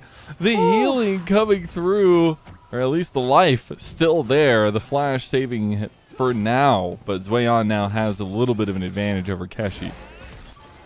Very scary start. Keshi in the top lane losing flash, and like I was saying, these lanes, even though they are answers to, Ari's an assassin of, not like Akali, but a similar vibe, will be able to find Orianna over walls and look for kills, look for solo kills.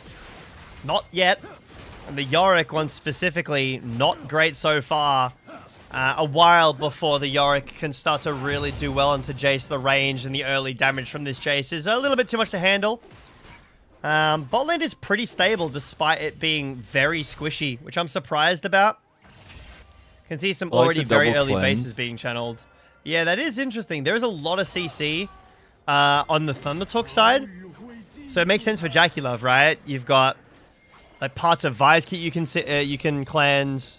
Ari Charm, Deadly Flourish, Seraphine's kit, but for Arn, it's basically just Enchanted Crystal Arrow, which makes sense, and Pantheon Stun. That's the question I raised in the draft is, can be a little difficult to find engages as Top Esports here as time goes on. I think there's some more avenues for TT in that regard, especially with kind of the guaranteed success rate of an Encore plus the cease and assist and things along those lines for them. But that will all come with the mechanical execution needed. And that has been the biggest question for TT. Both junglers got the easy start. They both completed the exact same amount of items almost at the exact same time. And now we're back onto their second clears here, where we might see a little bit of an uptick in action. We might. Might be level 6s, see what Tian can do with his first ult. Same with Junhao. Pretty good pretty good vision from Jackie-Love in that top side. Finds the enemy jungler. You see Cream doing a ton of damage in this lane already, but Feather's here. Nice ward timing from Cream.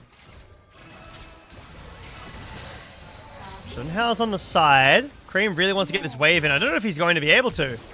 He did flash, went with the long flash, dodges out for a moment. Not enough damage from Feather. I don't think he can get out of here. Tries to get out with the speed up. Cream barely making it, but can't make it much further. Junhao goes back for first blood for a second time in the series. Yeah, very similar start to game 1. Thunder Talk active earlier than Top Esports are.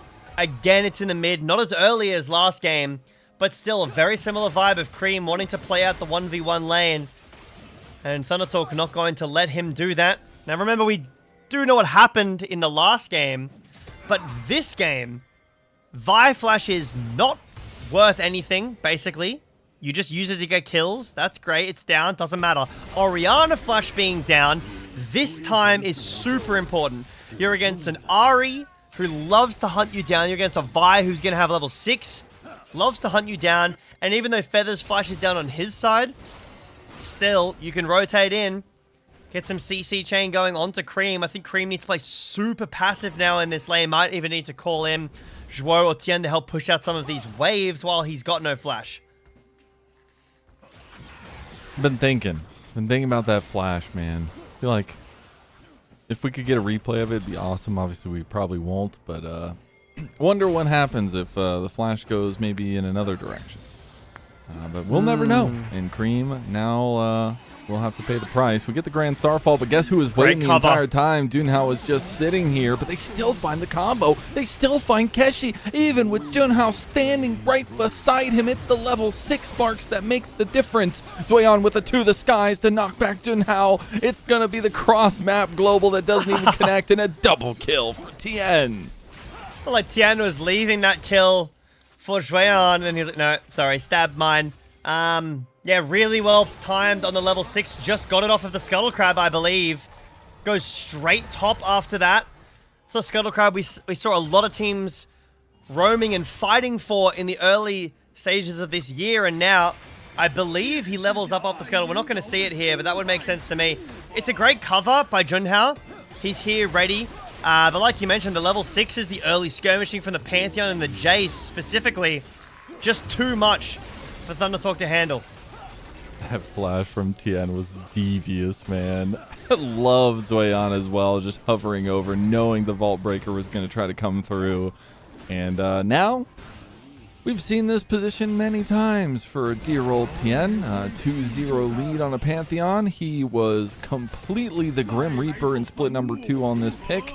And I think Junhao's going to have a lot cut out for him here now in game 2. Oh, dang, that's how the close, flash was spent by Heru. Comet would have killed. Cream. No flash, remember, still. And the Ahri flash is, again, not as important. That is a perfect hawk shot. Wow. And we haven't seen any influence except for those couple hawk shots, the one earlier as well during that last pick fight. But Jackie Love now has hit level 6. Could be looking at cross-map arrows for the setup. We did have the lane swap come through from TT. They've deployed on up towards topside and put pressure onto the grubs. They've started it now. I get the first one. Don't know how many more Junhao's gonna. He's got smite, so he should be able to get 2. Not bad. Lane swap keeps Jace in the lane. And Thundertalk first to the grubs means they get those 2. Cream still has no flash, but again, they try there. The attempt doesn't work. They're trying again now to hover mid, try to punish Cream without his flash, but he's just playing so safe on this Orianna in mid lane. Thundertalk are not able to find a punishing timer onto this Orianna that doesn't have flash. Ahri has ult, Vi has ult, Seraphine has ult. This is a great time, and Cream's just avoiding it. And that's a really tough lane to be in for An, as he had to deal with the poke of the Jace. Still getting pushed under turret. Looks like things are going to be reassigned to their due positions for TT, but I can't help but feel Top Esports have won out on that trade. Let's talk about the upcoming fights here, as I want to start a conversation about these mid-game fights. Keshi's not going to be able to participate. He is down 1,000 gold in this counter matchup. This is a very common matchup that we see the Yorick get winning positions in. Not typically early game, but when you... -1. When you're drafting a comp like this and going for this counter pick to be down 1.3k, not a great start. Arrow goes wide. Grand Starfall's still coming in, though. They could still find the damage because he's so damn strong. Comet Spear charged up, and it's... Whoa! Gets the kill even through the flash. Jackie Love really wanted that kill. Yeah, Jackie Love flashed in for the kill. Oh, hang on. Yo, got the stutter on the Vault Breaker, the charm connected, and that is why Beautiful. you draft this duo. Yep, well played. And Cream's flash was up. He has to use it instantly again. And he still ends up dying. Bit of an unfortunate occurrence in the bot lane with Jackie Love's flash, but if Undertalk can shut down Cream, keep him out of the game so that he doesn't take over it like last time, that's great. The concern then is, what are we going to do about this Jace? What if Jackie Love with this Lulu starts popping off? There is a lot of stars to contend with on top esports to try to shut down. They've managed to keep one down for now, but Oh. I have to flash. Yeah, I'm getting chained down by the ghouls. Did flash There it is. away. Keshi taking a couple turret shots. Should be fine. Might have even been able to kill that. If Joran had the EQ, I don't think he did. I don't think he had E. Might have been close to a kill, but ends up just flashing away. Still a slow... Like, there's a lot of action going on, but the kills aren't quite coming through. It's a lot of flashes being burnt. You know, Grub Trade, the Dragon, being taken by top esports. Nice juke here from Cream. Shran's going to go for the proxy with his jungler hovering, but Tien does not have ult. Looks like Keshi doesn't want any part of that. Does look like, though, TT want a part of bot lane. Nice sidestep from Jackie Love right there. Doesn't sidestep the Deadly Flourish, but he should be fine from that distance. Really, really swift stuff from Jackie Love, and this also means pressure was seated on the top side. Turret should go down, and that's first turret for top esports if it does. Yeah, Jackie Love living there. So well played with the movement. And yeah, he's caught by the last, and you think, okay, well, where's the encore? Where's the Vi engage? Well, Jackie Love has cleanse, so as soon as Feather uses that, Jackie Love cleanses the Deadly Grand Flourish. Starfall. Here comes the Grand Starfall. Enchanted Crystal misses again, but I think we're about to see a deja vu. The exact same thing happened just a few minutes ago, but now they're going to try to turn this one around with a TP from Haru. The curtain calls are connecting, although Dunhao's gone a little bit over the edge here. Tien has just been tanking this entire time. Finally, the damage is starting to kick back on a TT, and Tien is still alive. The roam coming in from Cream. The fourth shot does claim a life, but he will go down nonetheless. It is a huge advantageous trade for top esports as they take down multiple members of TT for one. I think that top esports were incredibly surprised by just how tanky this Pantheon is. There was a Jhin hitting him. He has no armor, and he still managed to not only eat like most of the ult with his E. There's another TP in here. This time from the Yorick. Cream was I think way Cream's dead too here. far I think up. he's dead. I don't know what. It's like the Cotton Eye Joe song. Where did you come from? Where did you go? I have no idea. We know where he went, at least. To the gray screen. Back to base, baby. So this is, again, another missed arrow. Not really much you can do about this, though. You're playing far forward, you're trying to crush the wave, Pantheon kills you, but look at this. So, he didn't tank any with E. He is just, Tien is just tanking Vi, Ahri, Jhin to the face, not dying in the slightest while killing Junhao with Jackie Love. Yeah, there's some shielding from Lulu. And Tien does end up going down to the fourth shot here, which is a pretty decent shutdown of 600 gold over to Arn. But it's very difficult to get through. I also hate Collector as an item. I hate it even more on Jhin. Agreed. Storm Razor or nothing, bro. I'm concerned. Storm Razor or nothing. That's what it needs to be. That's a good item. I don't mind Hex Optics. I think that's a decent item too. If it's a good game for it, like if there's a lot of melees and you can really leverage the range and get the extra damage, I think it's good. I think like either of those two first and then like IE second is a really strong spike. He's not going IE second. He's going Rapid Fire Cannon second. Yeah. This Jhin is not going to have a lot of damage until much later in the game. Yeah, it is going to be a bit of a mosquito build. Top esports have redeployed some pressure down to the bot side. Dwo's getting caught out now. Does sidestep the Deadly Flourish. And is going to use the Wild Growth to keep Junhao here. He wanted to try to delay some time for Cream to come as now they move on to Junhao. If Junhao dies here, that is insane. They try to use so much onto Dwo, but Dwo is showing the power of this Lulu. We were question marking it a little bit in the draft, but it has proven to be a massive pick. And that's a massive pick as well from Cream. The double big shockwave for Jackie Love to finish it off. Yeah, Jackie Love just walks forward, dive in here and bot. Should be a pretty easy kill. Okay, I've seen enough. They are going to potentially die. Oh, nope, Tien's fine. Nope. He's so tanky. He's so tanky. What is this? Time of death, 15:30 with a almost 6,000 gold lead for Top Esports. Yeah, this game is not going the way the first one did, at least in the early game. But yeah, Jackie Love just walks forward and tanks every single Jin ult to the face with very little shielding and help from Draw at all. Manages to do so much more damage, and then Cream with the shockwave on top. Here's another Panther ult. Oh, he does get it.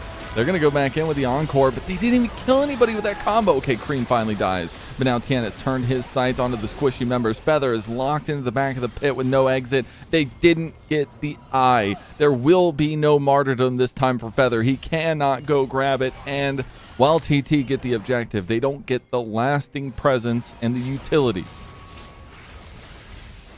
Trying onto Heru. That's a lot of damage. Forces the flash out.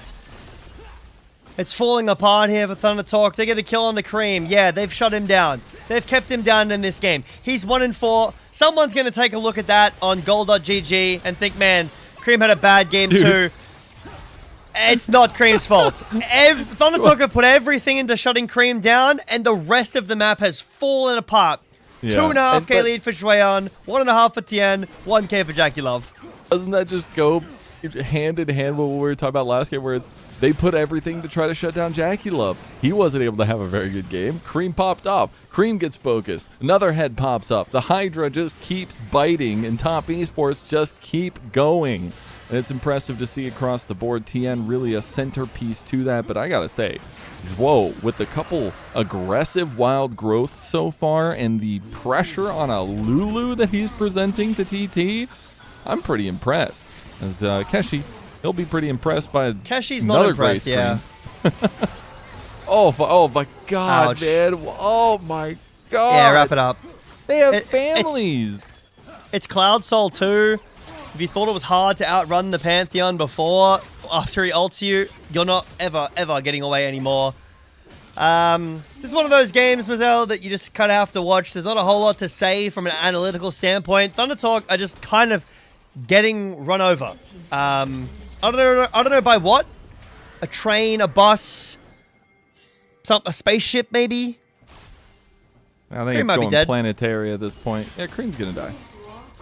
They were playing a little bit too far up, and they got punished, just like any we're happy gaming solo queue game. I love the observers take the time, since it's such a brutal moment, to highlight the travel form of the Ahri, just to make sure we have some niceties here.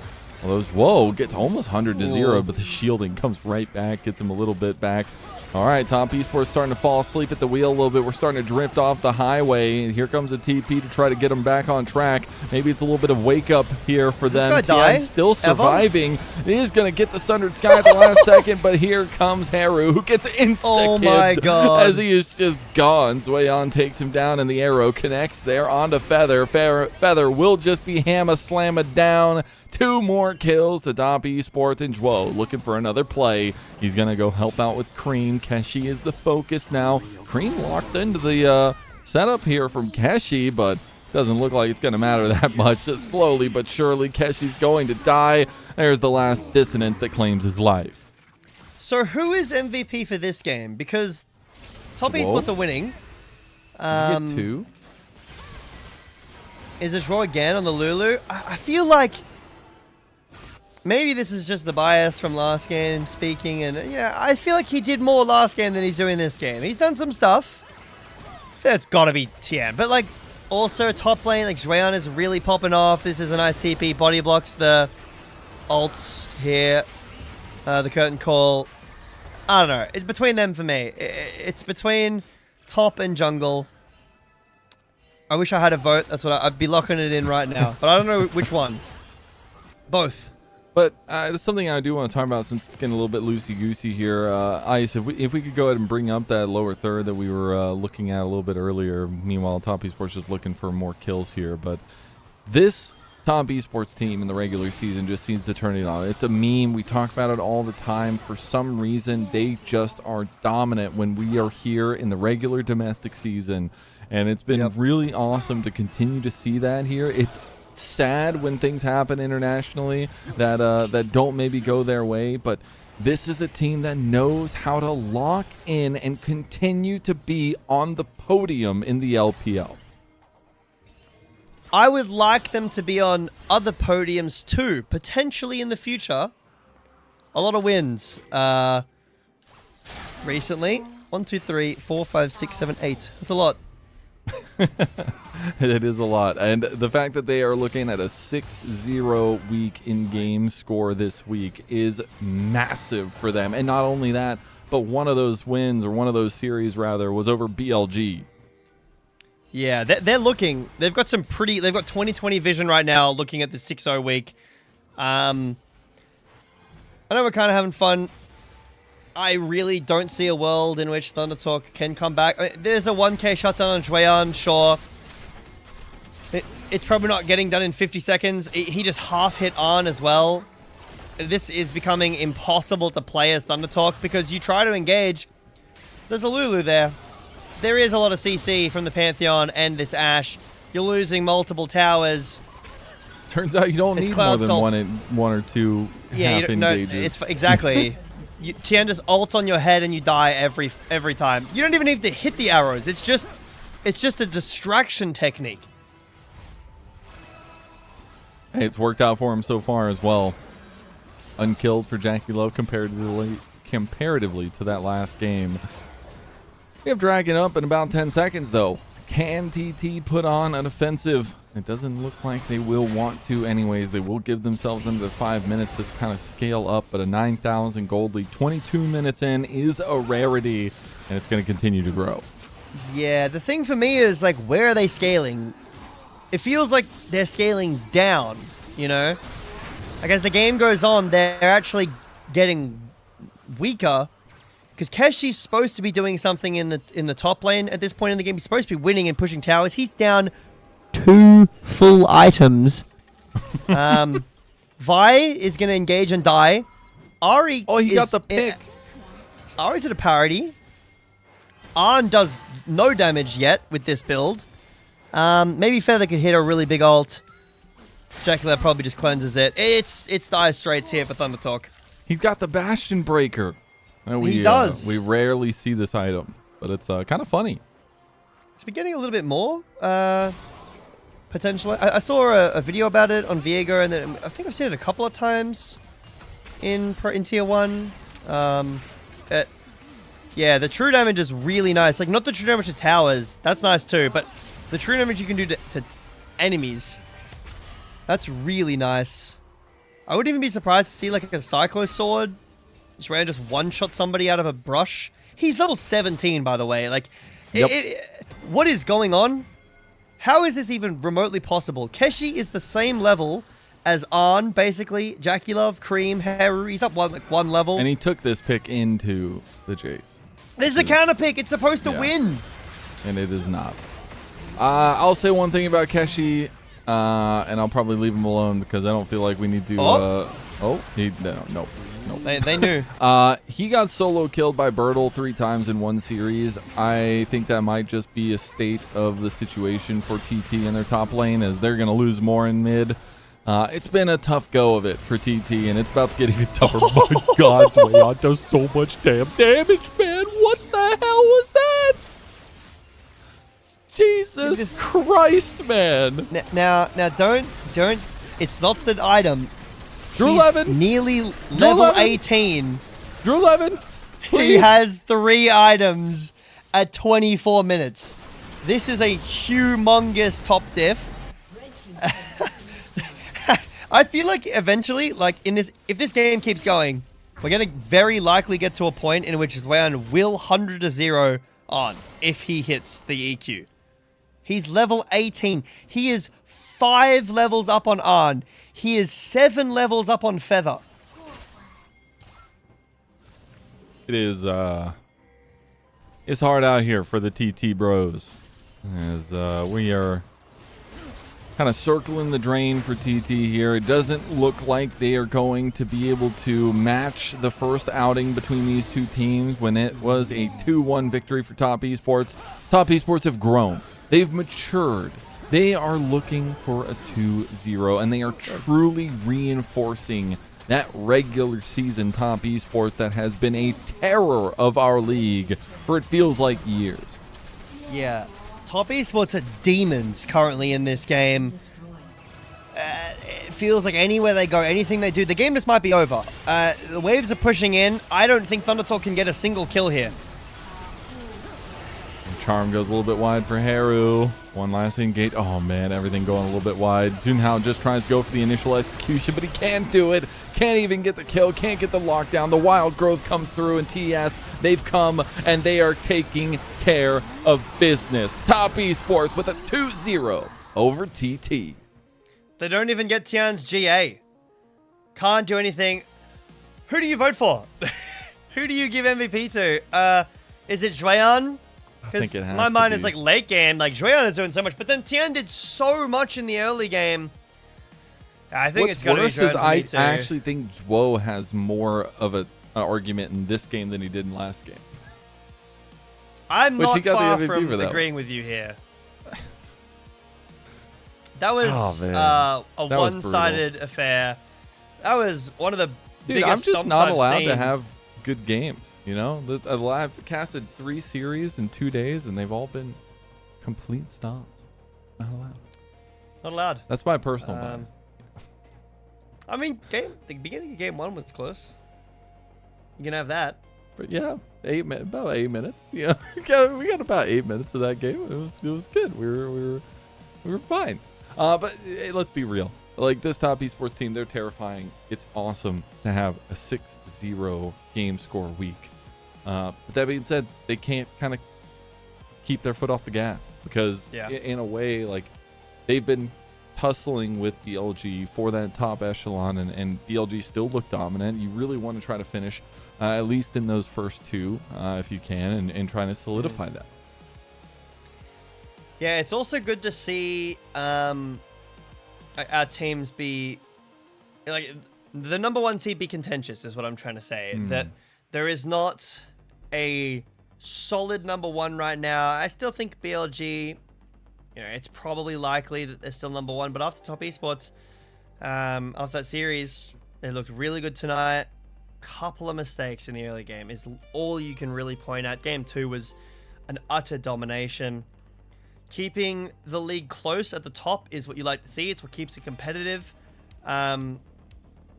Especially with everything going on in some other regions where I don't really know who's the best team in the world right now. Anyway, I think that there was an argument to be made a couple of months ago, but now it seems a bit all over the place. Maybe that's just the meta and the way that it's going, but it makes for a lot of entertaining League of Legends. I'm really excited to see how Top Esports can continue on next week when they meet BLG again, how they line up against the rest of the top 4. And for Thunder Talk, I still think game 1, you can hold your head high a little bit about the early game, but letting that position go, big lead on Arm, pretty tough way to lose that game. And then in game 2, just getting absolutely blown out. Feels like not even in the same tier. Yeah, and I think we are seeing some of our top teams really come into form because I think it's something we were all wondering ourselves, especially with a lot of the series going to 3 games in the first couple weeks. Was there going to be that kind of development? Where are we going to start seeing that differentiation between the top 4 and the bottom 4? And I feel like we started too, and now we're seeing that kind of continuation here with the separation between W and JDG in the standings. But it's still, for Top Esports, a lot of positivity between the connections of the team. Again, I'm not saying Zhuo instantly makes this team better, but it does feel like they're a little bit more confident in their play calling, in their dissection of the moments within fights, and being able to find the right avenue. Yeah, I think that keeping a close eye on this team is good because we've got to be transparent. MSI was a disaster. And historically, this team has done that a lot, right? So it is very exciting, and I could very likely see this team going forward and maybe even taking, very likely see them in finals. I could see them taking the championships in Split 3, denying the three-peat for this year for BLG. But we've got to make sure that in these big moments, whether that's Worlds, whether that's the finals of Split 3 or the semis or whenever it happens, whenever this top esports roster starts to falter, that they have to be able to stop doing this where they just completely lose it all. Because this is a team that's really scary, that has stunning talent on it. Be that old or new talent, they are a very talented roster.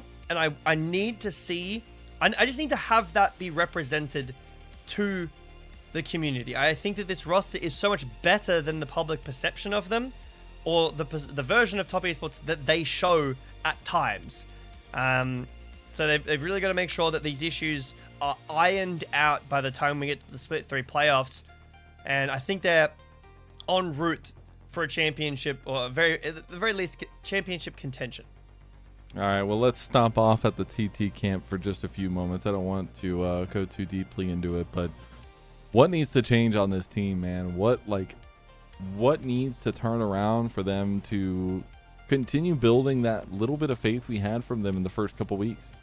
I think that I want to talk about the WE series personally.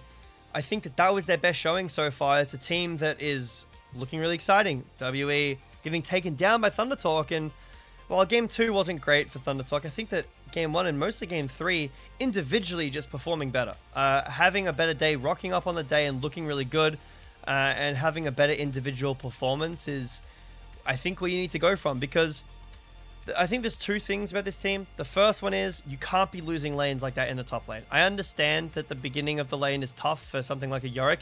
You can't be 3,000 gold down in a matchup that you're choosing. It's just, he didn't play the game. And then the same thing in bot here. I mean, that was mostly for Tien, but Arn didn't really play. The second thing is you can't be having comps where Heru on Rise just doesn't play. And I don't think that's a lane thing. I think that the lane was fine. You know, they got a kill early with the Lee Sin, but you need to be playing your comp to its advantages and pushing forward that advantage more. Be that through Arn on the Xerath, or roaming up to Keshi, or roaming to Junhao on the Lee Sin, and in this game, having more solid laning phases. It's very simple, unfortunately, but that's kind of where we're at. The top lane was a massive, massive issue in this second game, and it didn't really look that great in Game 1 either. Yeah, and that's the differentiation, is like there wasn't much hope in this series, where typically there's at least one game where TT really have a good go of it. And I know we're memeing about it, but it was just the early game for game number 1, and then since then it had not looked very good. But for top esports, it's still looking right as rain. Seeing some differentiation, the composition they're really bring. Obviously the Lulu coming in for the first time for Jwo, but at least of the split. But being able to see that they can kind of flex around with the drafting, go stock standard like we saw in game number 1, or at least put some pieces together for this game number 2 draft. I have to say, for Thunder Talk, they fought.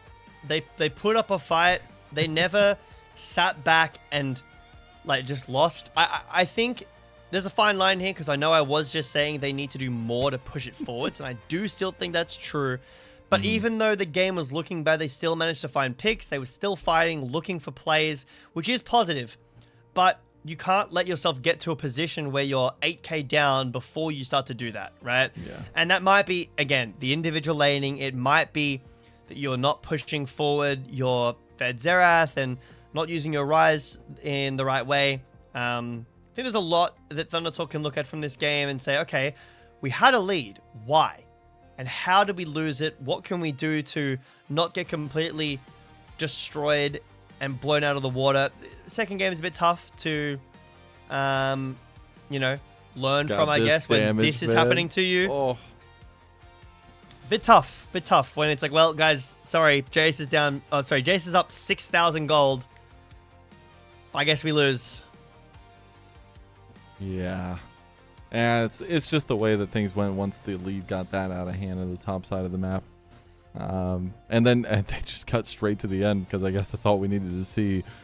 Some interesting map states that TES were able to play around. Really proud of Zweon to have a performance like this on the Jace when it was picked so early. Some of the PowerPoints for TES were picked so early. But just as a whole, we're just going to keep talking around in circles till we get to those MVPs and see if Zwo for some reason gets a second one here, or if Zweon's actually going to earn that one. I just feel like Tien is like anti-MVP. No, they don't want to vote for him for some reason. So, I mean, I guess one person did last game. Definitely could be Zwo player of the series. He put on a very good game this game as well. Won it in game 1. I think that could be likely. It is Zweon in the top lane for this game. I mean, only it makes 52% KP, but 30% damage. Look at the gold difference at the end, though. He's up 5,500 gold.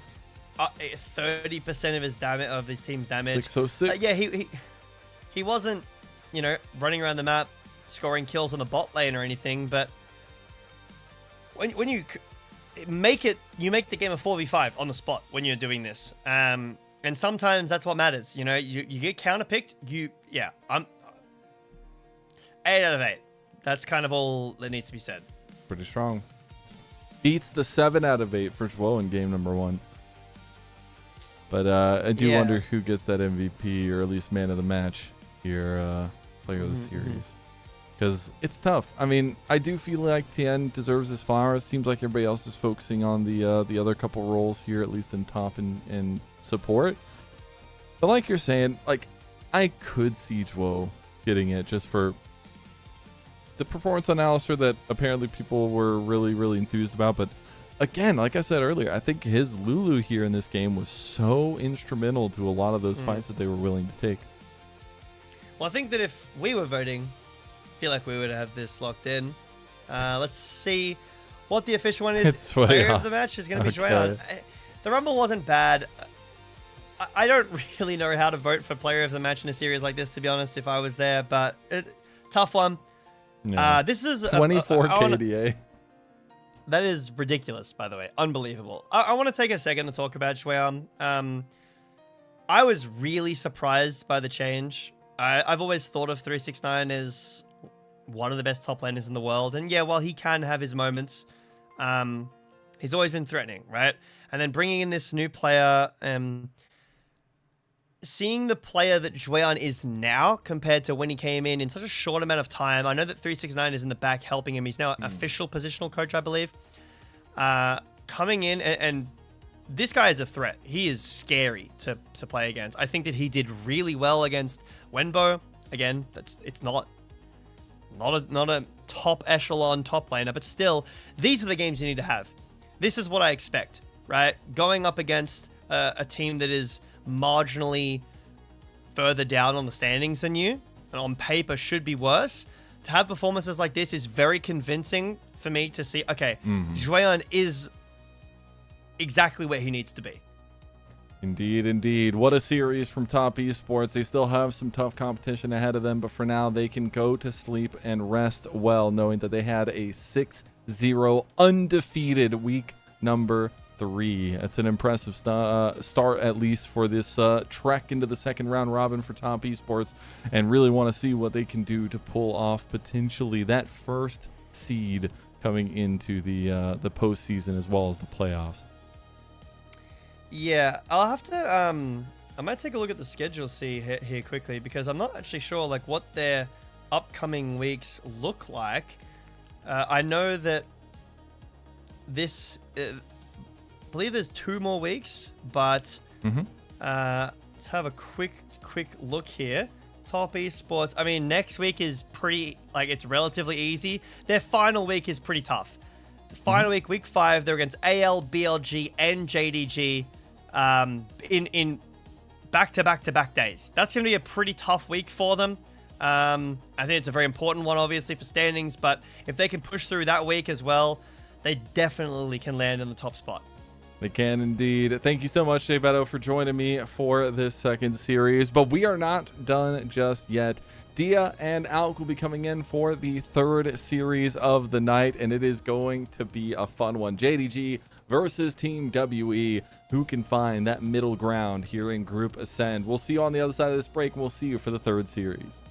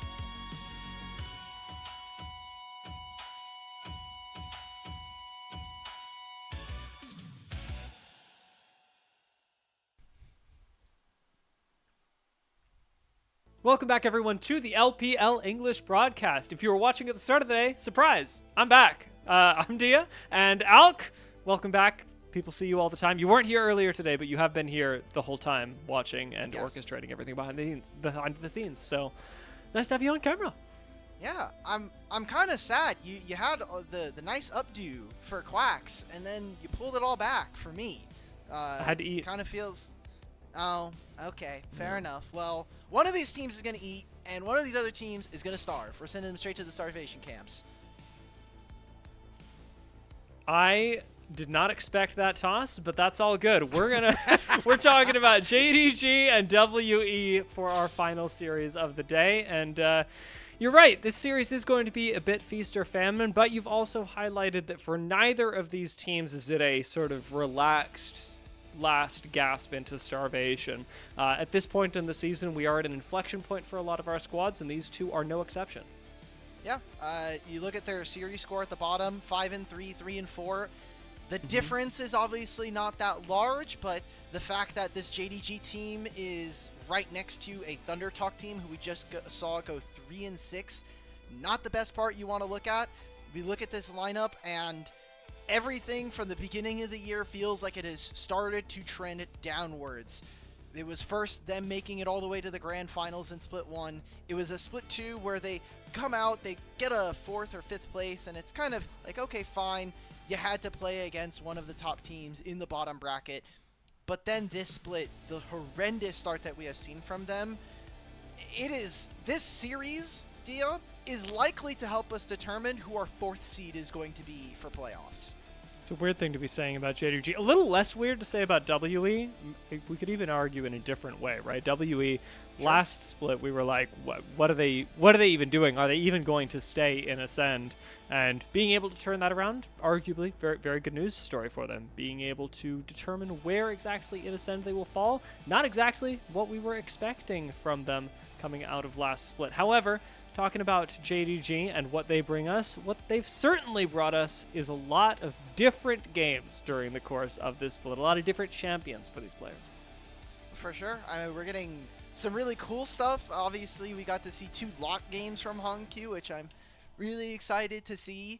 And really, it has just been looking at kind of the top side of this map. I know Gala has been playing a lot of different things, but his mage play hasn't been that great. And to me, he almost comes across as a player that actually doesn't have the depth right now to play in this kind of meta. He's been kind of mostly stuck on a lot of the lane bullies, stuff like the Lucian. He's played a lot of Ezreal so far, and that's kind of been the champion we would associate in terms of success for JDG. Just to clarify, this graphic is also telling me that Monkey has played 12 unique champions because he's sitting there pointing at 12, or is he somewhere between 12 and 13? Well, you know, he did play a Graves jungle game. He did play a Graves jungle game, so that counts as a half a champion because he did he did nothing that game. Yeah, not the flavor of this year, or perhaps even this decade if we get far enough. As it is, that while we have a lot to look forward to from JDG Gaming in terms of what they might choose to pick up during this series, Monkey also maybe going to give us something a little bit different. However, their opponents will be Monkey's very same team, Team WE, who, like we talked about, were a bit of a surprise coming into the playoffs of last split to even survive into Group Ascent for this one. However, having had a fantastic playoffs run during Split 2, they now are doing all right. They are doing solidly middle of the pack, much better than the expectation that they set themselves during last split, but looking at this squad, I can't help but feel like the gap between top 3 and WE is quite large. Hey, wait a minute now. This team did win 2 best-of-5s against the 2 teams that are above them. They won a best-of-5 versus BLG, and they won a best-of-5 versus AL. So, you know, I'll even one-up you here, Dia, and say that this team is looking really, really good. Even if some of their games, some of their early games particularly, are not the hottest. We're seeing them with massive gold deficits coming into the first 15 minutes. I've actually been really excited about this team, and I think a lot of fans, despite some of the inconsistent nature, are really loving the flavor that we're getting from this team. Just constant skirmishing, and at the very least, it's very fun to watch. And any of you who have been watching any of the games of LPL this year are going to recognize that whenever we talk about WE, we're talking about Monkey. We're always talking about this player because he is the core, the engine of WE. And this week we wanted to explore some of the ways that relates to stats that we don't see sort of pan out in WE's games, that we're not talking about very often. When WE are winning or losing, we're not thinking about where exactly they are, I want to say, allocating gold. So what are we talking about when we're looking at Monkey and Junja here? How are their values different, and how's that translating into gold for their team? So I think when I look at Junja on his own team, he has a very similar breakdown to some of the other junglers they have. 4th in gold percentage, 4th in damage percentage. It's very close to what Monkey has. But then we look at in the group, he is 7th amongst junglers in the league, which, I mean, we're playing with 9 junglers technically now that we've had this Xiaohao JJ swap between Weibo and EDG. But then I look at the average goal difference going from 14 minutes to 24 minutes, and this is from their last 3 series. Jinja's only averaging about a minus 39 goal difference, so he's basically trending downwards or minimizing the goal difference that happens between those times, which we would consider around kind of the transition from mid to or early game to about the mid game point. Monkey, however, minus 600, and that might look poor, mostly because it is, but Monkey's also the 3rd best jungler when it comes to damage share, and the 4th best jungler when it comes to gold percentage here in Group Ascend. And I just think Monkey will win you games that other junglers will not, in particular a player like Jinja, who I think sometimes can feel a little bit invisible. We were talking about this morning, Quacks and I, when we were talking about LNG's 1xN, about the difference between a good player, although in this case it was an AD carry, good AD carry, and a great AD carry. And this applies across a lot of roles, I think arguably across any role in League except for maybe support. But that is that a good player, like Junja, who is one of the most talented players in the world, but still, in this league, a good player is going to perform at the gold level that they have. And great players, a la Monkey that we are talking about, will find ways, perhaps not in every game, but at least in every series, to exceed the gold that they have, to exceed the impact that they should be having on the game, and go beyond that for their team. And Monkey has absolutely been able to do that, and I think in a weird way, even though the stats look bad, they tell a story that reflects exactly that. I love that kind of breakdown because that is, to me, what kind of separates what we would consider great players or the elite from the super elite. These would be the players that transcend their role, become top levels players, not just in their own position, but across teams, right? These are the players that we were looking at that we go into an international, we say these are the top 10 players coming into this tournament, and we're looking at them to be superstars. That kind of X factor, you can't really train for, you just gotta have it. And Junja consistently seems to be a top level player, but Monkey has that factor that if he can just tweak a few things, if he can get his consistency down, I think that this guy becomes an elite level jungler here in the LPL. 100%. That seems to be, I mean, not just us here on the broadcast right now, but across the broadcast and across a lot of different people talking about the LPL. That's the consensus around Monkey, is that this guy is at any point a hair's breadth away from popping off, a little bit of consistency away from being in the conversation for best junglers across the world. So we will see how close he's able to get this split, especially as we approach the playoffs that seem to be a ever more secure future for WE and JDG both, as, like you say, we are fighting for this 4th place slot, one that would put them in playoffs contention quite easily. It's really fun because getting this playoff format is a little convoluted. The only thing you really need to know is that there are 2 separate spots that are, I would say, the most contentious. There is top 2, which immediately seeds you into the upper semifinals. You basically get to skip an entire round of the playoffs, and 7th, 8th, which puts you in the play-ins. Obviously, you don't want to be there, and the play-ins teams also, whoever wins those 2 best-of-5s, they start in the lower bracket of the playoffs. So you do not want to be anywhere near that. And looking at the standings, LGD being 1-7, EDG being 0-8, it is highly unlikely that JDG sniff that position, but side select going into playoffs, not being the lower seed, these are all going to be things that kind of have knock-on effects as you go further on in what is going to be the most important playoffs of the year heading into the World Championship. All super useful. You want to win every game, right? Every player wants to win every game. Winning is good. True. You know, that's just it. We're also going to be realistic about, like you say, some teams are just going to be playing for seeding because that is what that means. It's not about qualifying so much. However, it is important that you talk about the advantage that you can get through seeding, because even though it wasn't through seeding for this draft that we've got coming up, JDG have ended up going with first pick. First pick is really interesting. There's a lot of different things we've been seeing. Mostly that Jarvan Vi are, again, the number 1s. And then if you're not going to be picking jungle, then it's Cassiopeia, something that we actually haven't been seeing from Karis. They've basically almost entirely avoided this champion. It has been majority banned in almost every single one of their games this split.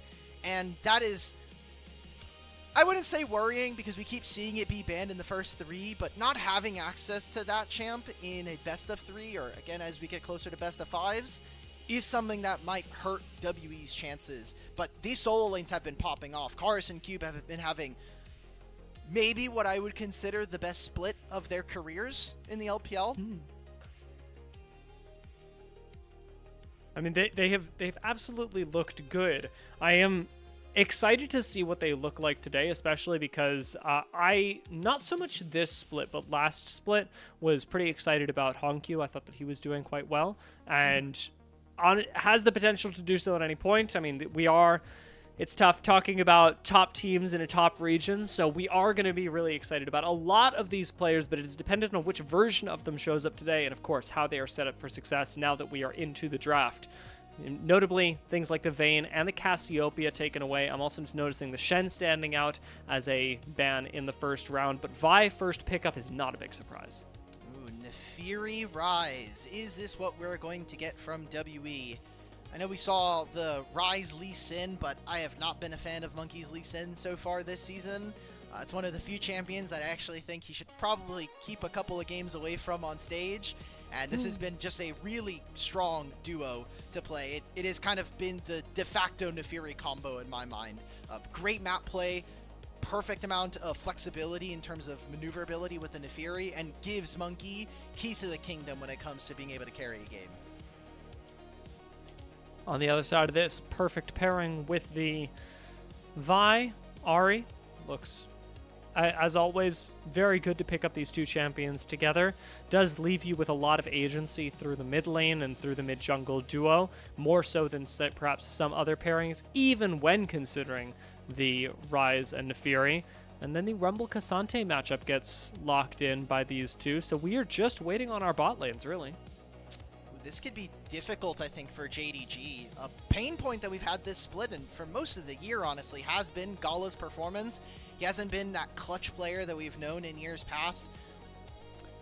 I kind of get a little bit frustrated when I hear some of our other casters talk about, like, Invictus Gaming last year when Gala was on that team, because they're like, Gala's been playing well all year, all of 2025, and I was like, no, he was not.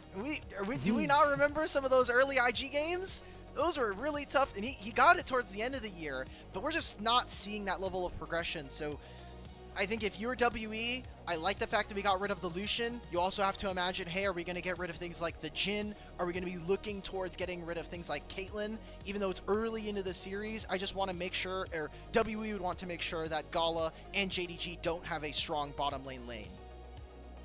Especially because their Vi Ahri Rumble combination is going to be able to buy a lot of space, is going to draw a lot of attention off of any bot lane that gets locked in here.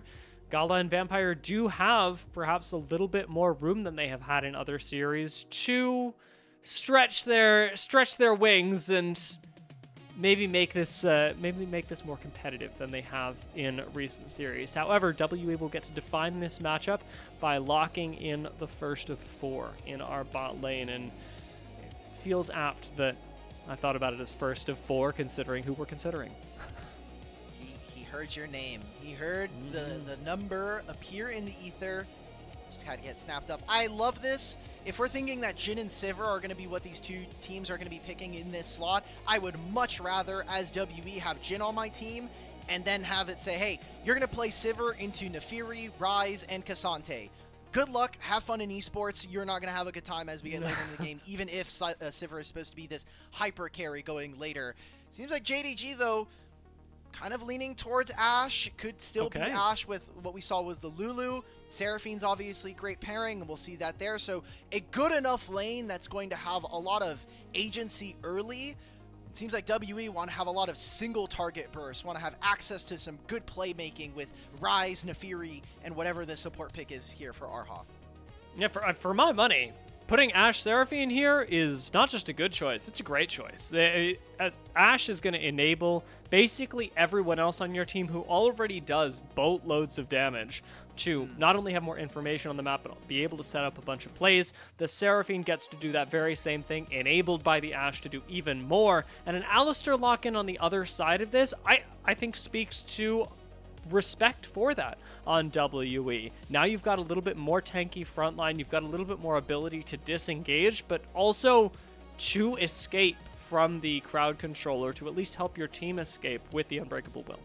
So this game for JDG kind of needs to get snowballing early. You are going to be playing Ahri into Rise, which you can get push into Rise early, but after the first couple of recalls, he gets the Chain Lace Crushers, he gets his Roa, he's basically immovable versus this team, and I am looking at a 3-item Rise plus Nefiri. That sounds unbeatable for WE, and this Ahri and Vi have been nerfed so many times, including the Ashe Seraphine getting nerfed this year. There are so many different things that can go wrong here for JDG. It's a okay team fight composition, but one that falls off really quickly in comparison to their opponents. And Cassante also is going to have a field day if we get into these team fights. Definitely WE have a lot of strength a little later in this game we go, and JDG have not just put themselves on a timer, but have drafted themselves the tools to meet it if they are able to use them appropriately, if they are able to, in fact, play a little bit more aggressively than we have seen from JDG, if they are able to go for those, I don't want to say low percentage, but maybe unorthodox plays that can get you the lead. Can JDG show us a different side of themselves? Because the battle for 4th place starts now.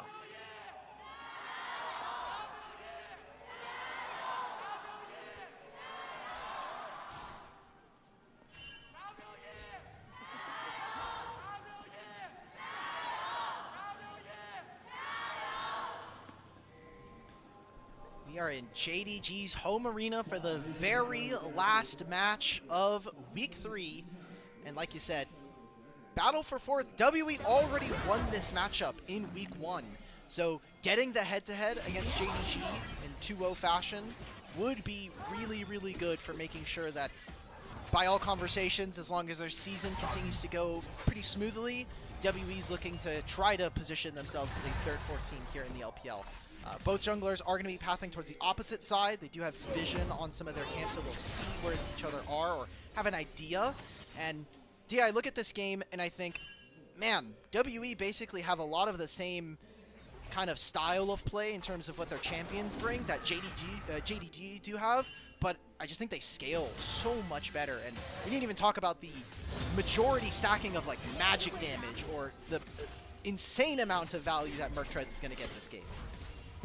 Yeah, I had not even started thinking about that myself, but Merc Treads do look nice. I'd be thinking about picking some of those up myself. Taking a look at our junglers early on, because these two are going to dictate so much of how this matchup goes. We do already have a really early reset from Monkey, who will be spotted as he moves over onto his blue up. The same vision is not mirrored looking at Junja, who's just starting on his blue. Saw the ping go out. There's 2 places that he could be. He could be going through the top lane because they're setting up, you see that cube right now on the top side is actually proxying between the turrets. Could set up for a dive versus an early rumble. Most likely the safe play is he's going to be sitting in his topside jungle. And Cube, he knows, look, I saw that there's no Krugs here. I can just freely farm. We are never getting ganked in this top lane, and we're just going to kind of basically never look at this lane ever again. So I hope everyone got their fill of looking at Cassante on your screen. Yeah, well, you know, later on in the team fights, he'll get his moment. But yeah. Laning against Rumble, it's pretty uninteractive anyway, so he just decides not to do that. And who can blame him? Mid lane, like you say, the lane at this time going to be something that Honkyu has a little bit more autonomy in. But once Karis gets the first couple of backs, he's going to be missing out on that. And Karis takes his first back now. Chose not to run the teleport instead. Went with Ghost in this game, so yeah, backing on a good timing is going to be important, which makes it funny, but he ended up canceling it. He just leaned over. He's like, hey, Monkey, are you doing topside scuttle? He's like, yes. Yes, I am, brother. Would you like to come help me get some wards? He says, yes. I'll put a ward right next to the Raptor pit. Not quite in the same area. We'll see that JDG actually get information on this. Karis cancels his recall yet again. I don't think it's going to have a huge influence. I think mostly the summoner spell difference that you noted is going to be probably the biggest change. But home guards plus Ghost, and then once he gets access to his ultimate, means that Karis is going to have, I think, a better version of the teleport. And because Rise is a rather short-range mage, he kind of needs the Ghost to get around anyway. Yeah, but I think when we get into the late game, we could see this have a bigger impact in terms of how JDG are able to play the map. come down to some pretty niche situations if we see these champions be notably different in their gameplay impact. At the moment, it has been a pretty calm early game, mostly because Monkey hasn't decided to start a fight just yet, and I say just yet because he's clearly thinking about it around the mid lane. Karis popping the Ghost really early on, is going to use a Ruin Prison to lock down Hongq, but Monkey doesn't get a whole lot for his time. Flash, however, is a very, very nice bonus, especially with Teleport already having been burned. Yeah, Hongq gets back to lane and he's like, well, I'm half HP. Probably just going to have to stay underneath my turret, and Karis is going to get level 6 on this wave. So with Monkey finishing his topside camps, there's a very real possibility that with WE setting up, we could actually have a visit towards the bottom lane. Otherwise, do you think that there's maybe an angle to try to punish Xiaoshu? He does have ultimate, so likely you'd be trading the Rumble Equalizer for the Rumble himself, and you'll get that kill. But a lot of options being opened up. Great job early game here by Monkey to find an early summoner spell advantage, as well as set up his mid lane. Karis gets to big chilling clear the wave now that there's essentially nothing to stop him. Anything here is going to be spotted as he moves down towards Scuttle, and Monkey on the way as well is going to be pinged out. So the contest on Junja is a very real threat right now. No level 6s in bot lane, but still a cleanse going to be forced out of a bout even before that mark, making him very vulnerable in a couple minutes. Ooh, that ward in mid lane actually became so important for JDG. They saw Monkey cross through the lane, and with the bot lane trading at the same time, they thought, hey, WE's thinking we can go for a trade. We can actually send both Monkey and this Rise to try to contest Junja. Urha's here. This is very, very bad positioning from Junja, who uses his first ult just to die. Karis picks up the kill, and WE, as you were, they didn't even have to go significantly out of their way for that.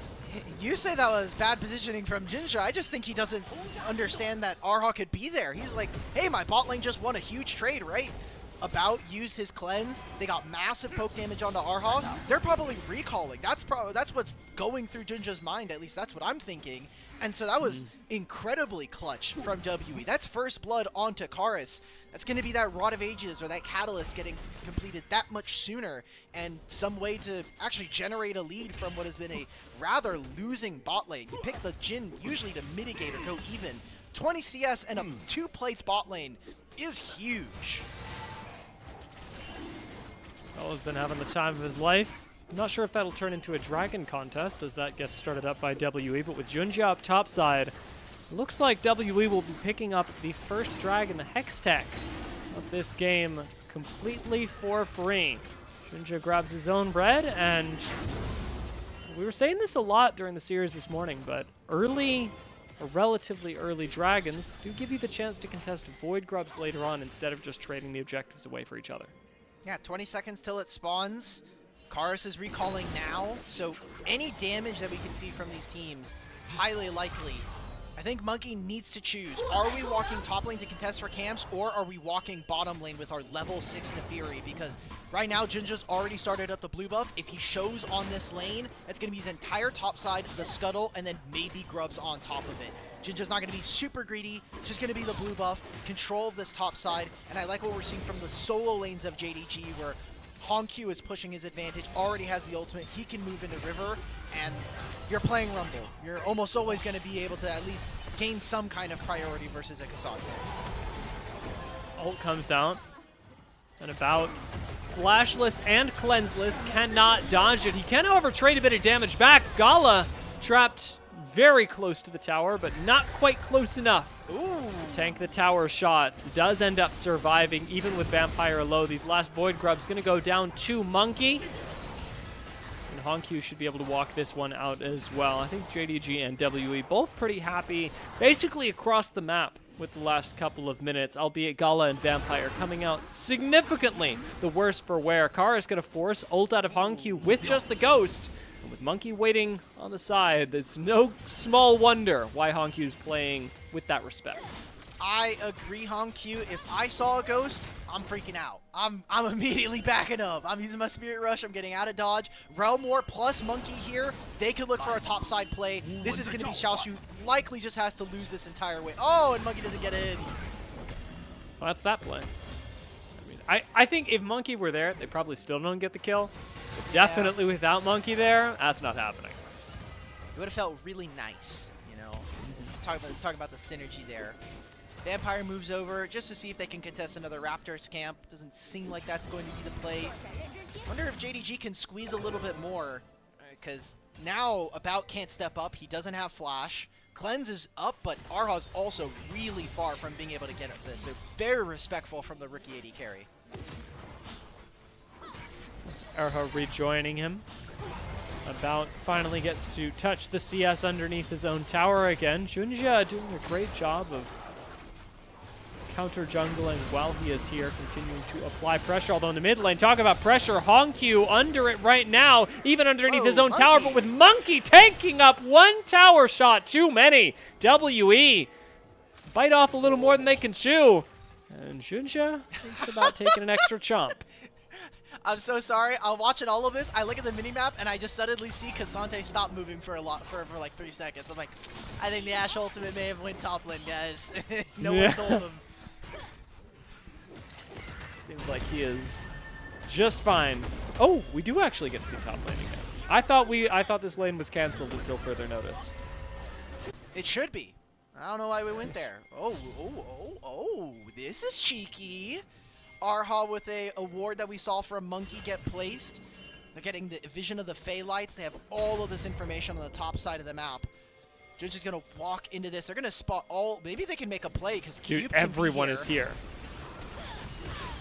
Cube looked like he got out over the wall. That is We're going. Very nice channel to survive, but like you say, JDG want to continue this play. All Out, however, does take Junja a little further than he wanted. And WE make a very coordinated play, surprisingly. Yeah, that got a little dicey there. You know, the flash that Monkey didn't use when he died to Hongq in mid lane, he got to use it there. A very nice play coming in from Cube. That's 2 kills now here for Karis, who gets to start this game off like an incredibly fed Ryze. Problematic here for this JDG team, who we already said is kind of starting with a deficit. They need to be able to get the 8-ball rolling early. They gave up the first dragon. Seemingly, they didn't get a majority of the grubs. And right now, we're seeing a Ryze who is already off to an amazing start. 800 gold up at 12 minutes. Perhaps second dragon will be where they're able to find success. I mean, JDG have certainly had nothing short of it in the bot lane right now. Gala and Vampire have just been having their way with this lane. Yeah. Turning up with a greater than 1,000 gold difference between Gala and About is absolutely massive. But they need to be able to convert that somewhere, and the bot lane simply has not been where the game is played. Dragon does spawn. It looks like, well, Monkey isn't there. Junja's going to start this up, putting us 1 for 1 in dragons during this game. They're going to even rotate here. They're going to try to put About maybe in another lane. Thinks about it. His team says, nope, straight back to bot lane you go. Likely because he doesn't even have his quest completed. And no fight here coming in for JDG. It's just going to be a full-on turret. The dragon as well. There's a lot of gold going over to Jindong Gaming. This is the level or the pace of play I wanted to see from them. Gala with almost 2,000 gold because he completed his quest. If they get any kills for this Ashe during this fight, he is going to skyrocket way past this gold lead. Be able to pick some up now. A lot of CC landing on Karis, who is very quickly out of there. Junja even committing the ult onto him, only to die. A flash forward from Urha, and it's a second kill picked up for Karis.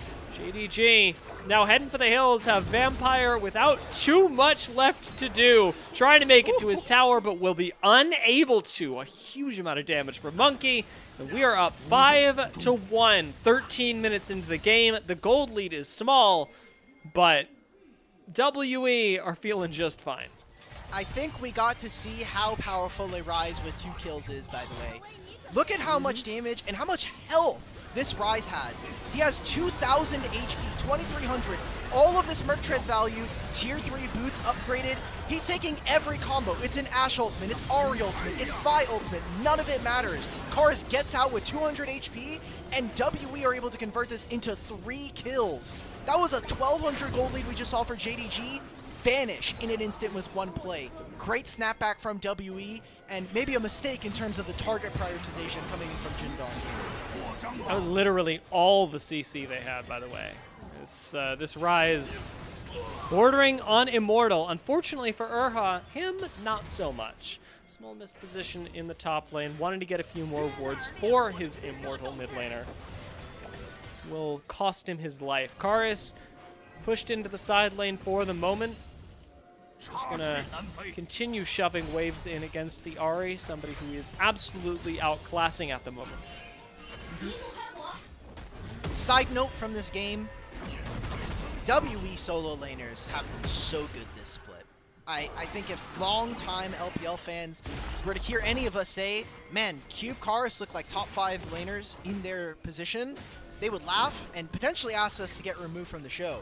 But if you just look at the games, Karis especially has had such an incredible split. This guy coming in from the LCK last year, this WE team didn't seem like they had a lot of firepower, and as the lone Korean at the time, he has really kind of come into his own now here on Team WE, and I think is making a name for himself, potentially the best split of his career.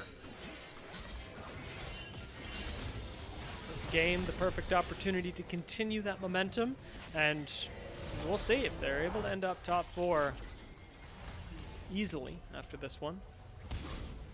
It'll be good, but they do have a ways further to reach, both the solo laners of WE in this league. Well, you're never taking one, unfortunately. We are in a league with Knight, so you know Yeah. everyone else can fight for scraps. Cube That's kind of how. He's like, Bin's on vacation? Awesome, man. This is great. 369 is behind a rookie? Yeah, maybe it's my time. There's a very fun like socials piece that the LPL did with some of the pro players, and they were asking them like, what do you consider low elo? Some of them said Masters. Knight and Jackie both said that Diamond is considered low elo. Cube, super Giga Chad, he's just like, anything below Challenger is low elo. I'm like, respect, bro. Respect. That is so crazy, actually. 99% of the player base is low elo. I would agree with that take. Yeah, I mean, you know, low is just relative, and that flash certainly is not. That was an attempted engage from JDG, and that attempt went sideways. Let's see how sideways it went. I suppose we'll have to find out if Monkey actually gets this kill. Looks like Honkyu manages to get away intact, so we're all right, but that is Vampire flashless and ultless, and JDG losing the trade and almost again losing their mid laner. Yeah, 25 seconds before this dragon spawns. Honkyu will not have his ultimate. Vampire likely to not have his as well. Do JDG try to contest? It is likely that they will not be able to actually secure the objective, but if they keep WE out on the map and spend their gold, I could very realistically see them actually look to contest. There's no cleanse on about, so maybe they just try to headhunt and look for this Jhin.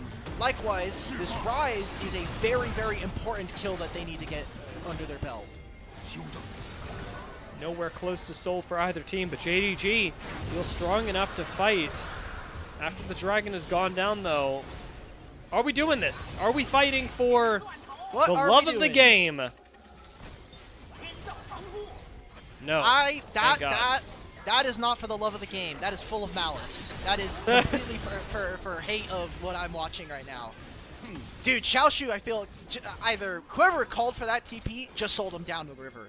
He just wasted a huge summoner spell, which will be up for the next dragon, but that TP shield is really, really important, and I look at the discrepancy between his teleport and Cube's. That could be a play that potentially breaks open this game. WE, second dragon on their side. The gold is about even. I would say that is extremely worth for Team WE. And so far in this game, they have honestly not found a lot of plays that are not going their way. Most things have been very worthwhile for WE, whether they be the bits of dragons that they've been able to pick up, the 2 so far, the 3rd perhaps on the way.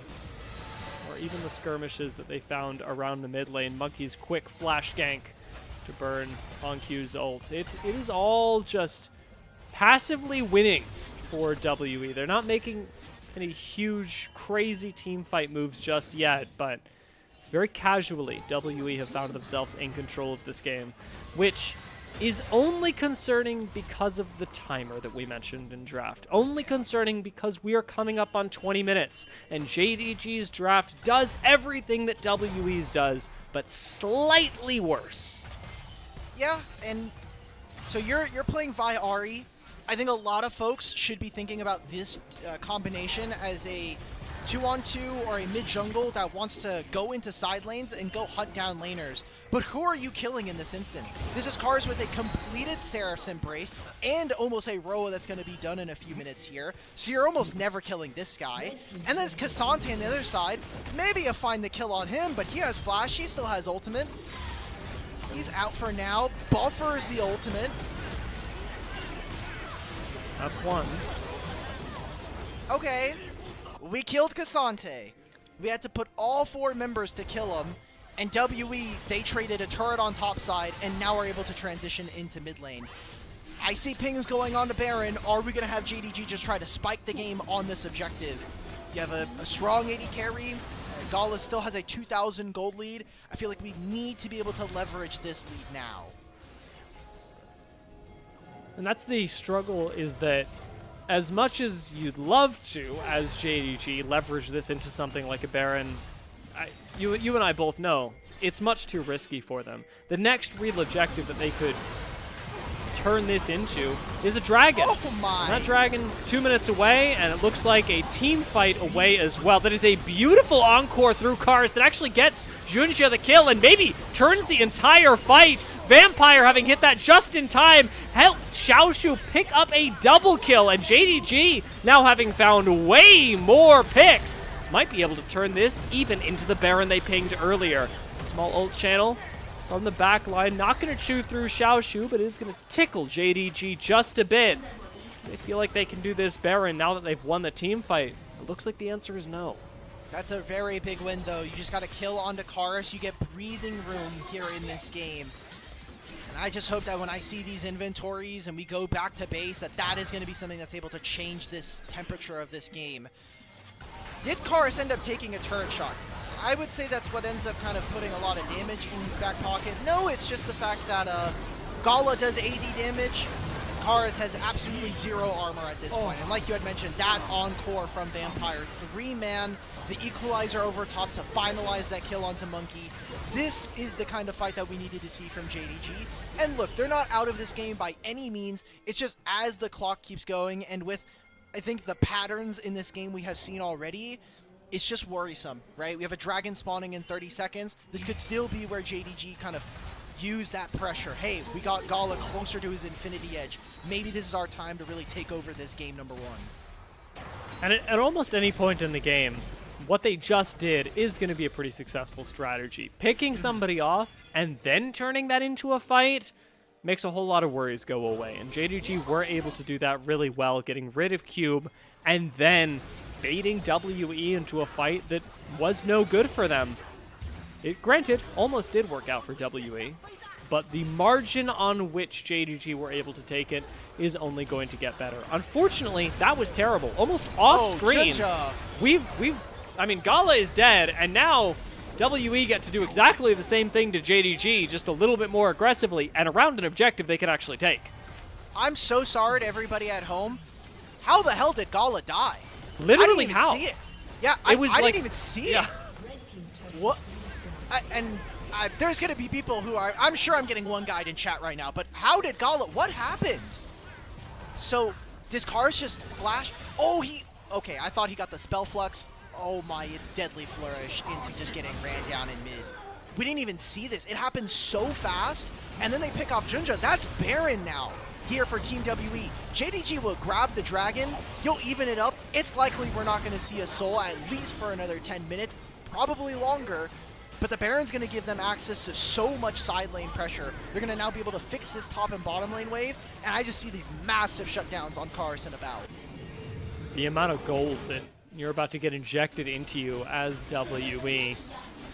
This Baron could very easily break the game open, not just in terms of the economics of the situation, but also the availability of being able to move outside of your base that JDG do desperately need in order to make aggressive plays We're and TPing. find their way back into this. JDG are going to try and leverage that right now with the TP that has brought Xiaoshu into the bottom side river. He's going to be spotted on the minion wave just now, and I like the idea behind the TP. Doesn't really work out.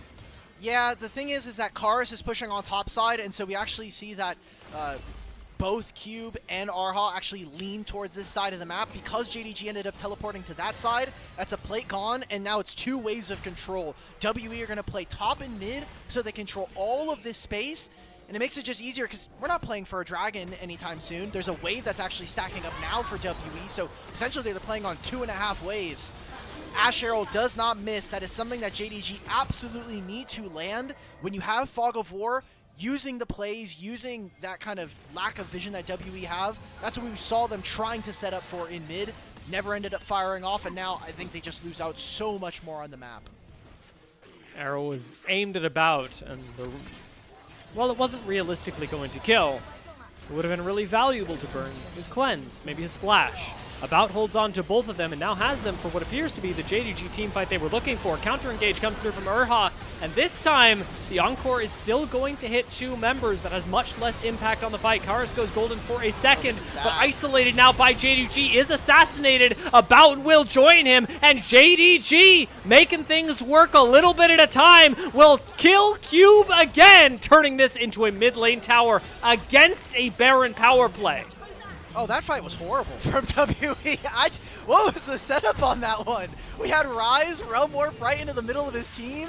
Baron power play going negative. Monkey's going to die. Maybe he hits the 1v1 all over Jinja, but likely that Hongq is just going to hunt the enemy jungler down. And now it is 2 turrets in mid lane with this advantage. JG now spring back. This gold graph at the end of the game is going to be beautiful, Dia.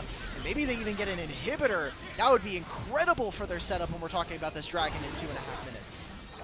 Now, normally for a composition on a timer, I would be looking at around 30 minutes as being the death knell. But because these compositions are very close in what they want to accomplish, we'll take a minute to redefine that after the war.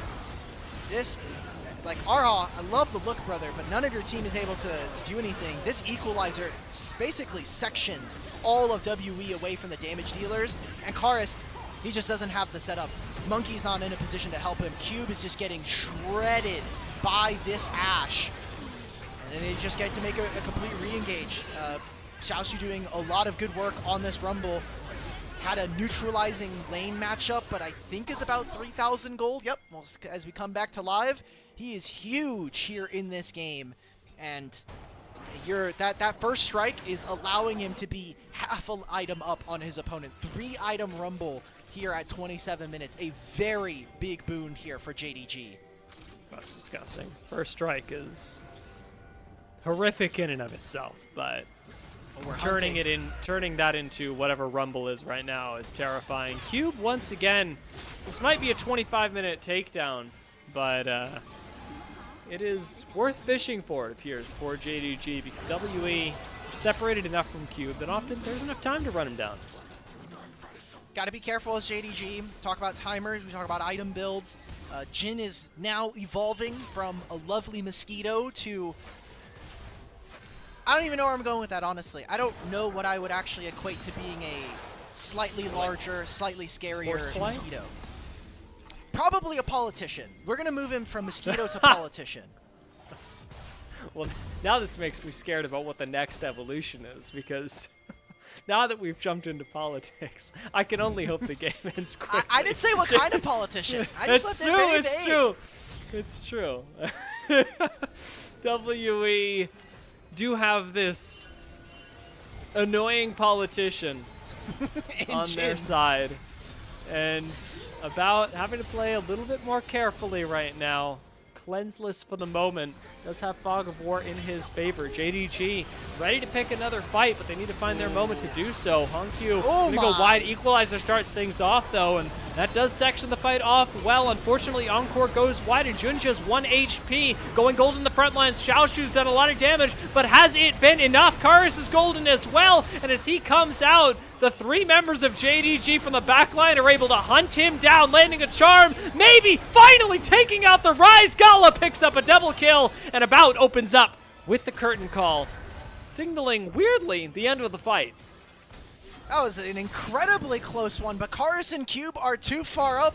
About's asking, he's like, ask not what you can do for your team, ask what you can do for your AD carry, and it's nothing here for Team WE. Dragon goes over to JDG, and they're making it work, man. Gala is gliding in these fights, and Xiaoshu with another incredible equalizer. This teleport shield does so much work blocking and mitigating some of the damage that started off this, but now the fight is sectioned. We see that Karis is trying to get damage, but it's all on to Junja, who at the very last moment flashes away from the spell flux and the overload.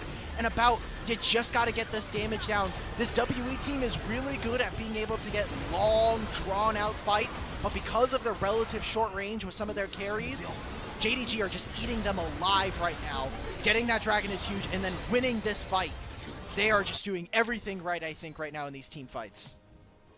So much damage pumped out by Xiaoshu in that fight. My God, and it's not just the equalizer either. He is getting up in their face with the Flame Spitter. And he'll have the opportunity to do so once again because we are going from bottom river to top river. With the Baron available, JDG's next fight could very easily take them there. WE have claimed the singular Baron that we have seen so far, but that seems an unlikely thing to reoccur unless they can find some way to mimic what JDG have been doing so far, which is manufacturing really good team fights. They're doing a really good job of incorporating Xiaoshu into these fights. I think that Junja's build, because of how much HP it has access to, is actually allowing for him to live, not including the fact that he had a Guardian Angel, which did get procced in that last fight. And again, Gala has maintained such a massive lead in this game and has almost never given it up outside of that one death in mid lane that we saw. So now it's, do we look towards Baron?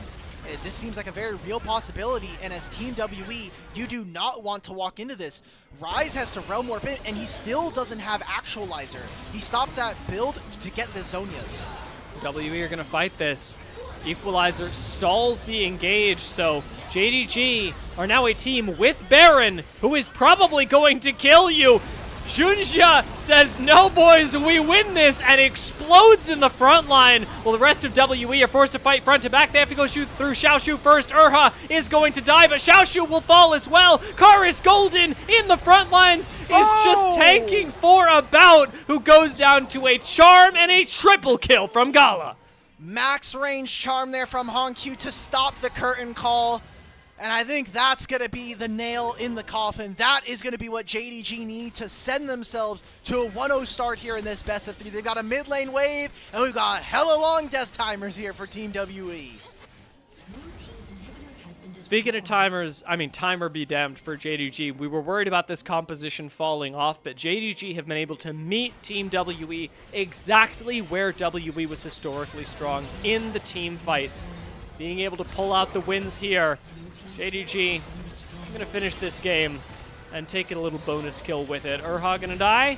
Cube, very big. We can hit the Nexus. And we will. Cube ending has in been this game and putting JDG up 1-0. Cube has been sitting on 2 items for the last like 10 minutes of this game. He was on Kanik Rookern and Jaksho, and then had the plated steel for most of this game. I would say that's a bad start, but he just wasn't able to get gold. I think he overgrouped, and we saw WE, their kind of patented style at this point, which is we're going to skirmish, we're going to fight a lot, we're going to basically fight on every single timer available to us, ended up backfiring. Way too many instances where Karis and Cube feel like they're a little bit rushed.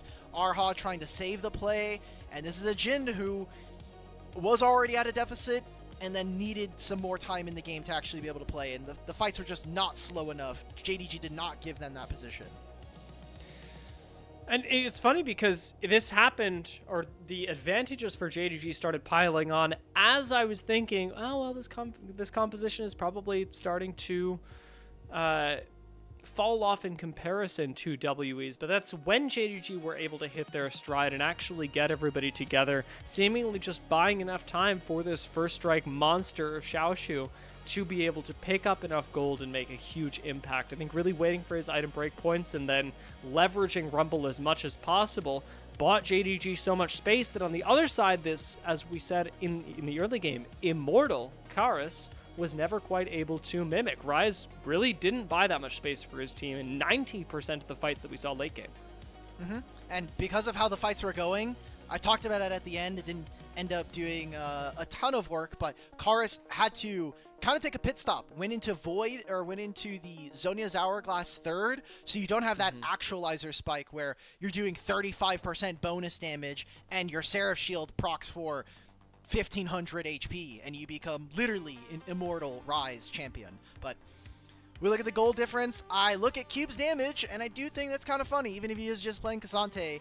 I thought he was going to be a much bigger threat than what we saw, but this was more of the Cube that we had seen for most of his time here in the LPL. Very little impact, and I think taken advantage of by Xiaoshu's Rumble.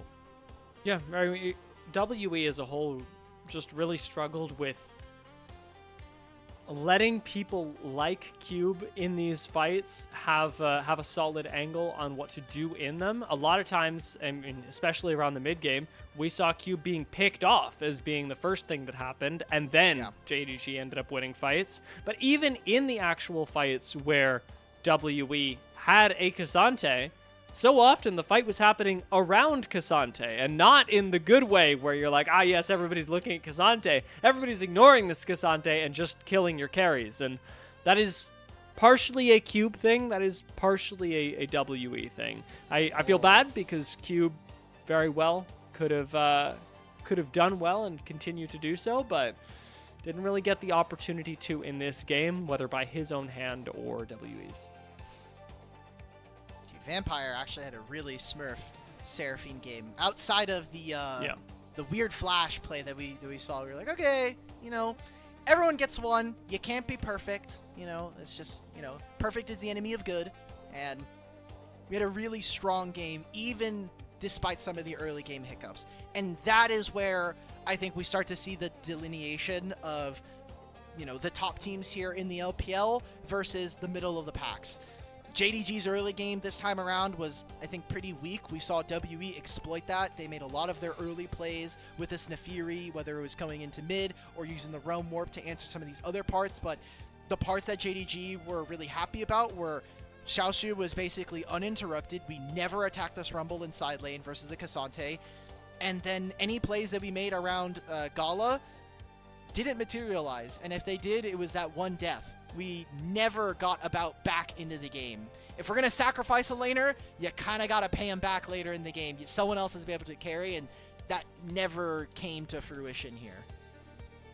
Yeah, did a great job to survive into this lane, but Gala and Vampire got to transition the huge amount of free time that they had in the first 16 minutes of it into them doing disgusting things in the team fights. And Gala playing really well. I mean, nobody would question that. The guy was picking up double, triple kills so often in the late game, but his positioning in the backline was great. I also note that even though it did not become hugely relevant during this game, given how quickly it ended, he was also itemizing and playing very defensively during this whole thing. Gala ended up purchasing himself a QSS despite not using it, just being very aware that him being caught out could be a huge liability, and he had the extra income to do it. I think was a great insurance policy for JDG in a game that they were winning to make sure for Gala's part that they were able to convert. Yeah.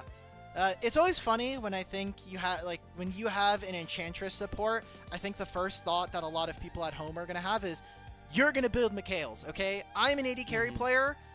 I'm going to have all of my damage items. I don't want to pick up a QSS. That's 1,300 gold I could be putting into a BF sword or getting closer to my third and fourth item. But having that agency as the AD carry to say, hey, look, You don't have to build Mikhail's, or if you do, you could use it on someone else. I have my own QSS, plus the 45 magic resist always feels really good. Xiaoshu with player of the game, feels about right. He really did a great job on this Rumble. And I actually did want to check because we ran a graphic earlier on in the split. We were looking at JDG, and it was Xiaoshu who had every single one of the MVPs. Not the case anymore. Gala and Jinja did pick up 2 individually, but that is now Xiaoshu's 5th, which puts them at a tie for 2nd place. Yeah, I mean, performed very, very well in Rumble. Absolutely the reason that they were able to win a lot of these fights, just in terms of the raw damage that he was able to do alone. The equalizers ranged from good to great, and that is a much better range than you could ask for from a lot of Rumbles around the world. So I walked away very happy with this Xiaoshu pick, especially because I think Gala would have been very tempting. Vampire would have been a great vote, and I'm very happy that the observers ended up going for it. Thank you, observers. Shout out, a little bit of support, love. But outside of that, I mean, it was really Xiaoshu, Gala, Vampire that I think this was between, and it looks like that did not even get as far as the desk. It was Xiaoshu or Vampire. Yeah, Xiaoshu did a really, really good job. I want to see more of this, though, because this, to me, feels like the year that Xiaoshu really needs to break out and show that he is a top-level player here in the league. He's been on some middling teams before. He's been decent, but not incredible, and him being the remaining piece of the JDG from last year with Scout and Shun and Pays kind of felt like, okay, we are going to try to build a team around you. You're a really decent top laner. If we can put some good players around you, if we can put the coaching staff with Zoom staying on and Tabe joining, you can be an elite level top laner here in the LPL. And that has waxed and waned as the year has gone on, partly due to JDG's own misgivings, but games like this and the performance so far that he's had this split in terms of getting Pogs is starting to shine, and hopefully JDG can harness that. Yeah, could be a really good series for him if they're able to close this out. JDG now up 1-0 in this series that, by all accounts, should be one of the closest ones that we have today. WE with a chance to bring it back in our next game, but as to whether or not that will happen, we'll have to wait and find out.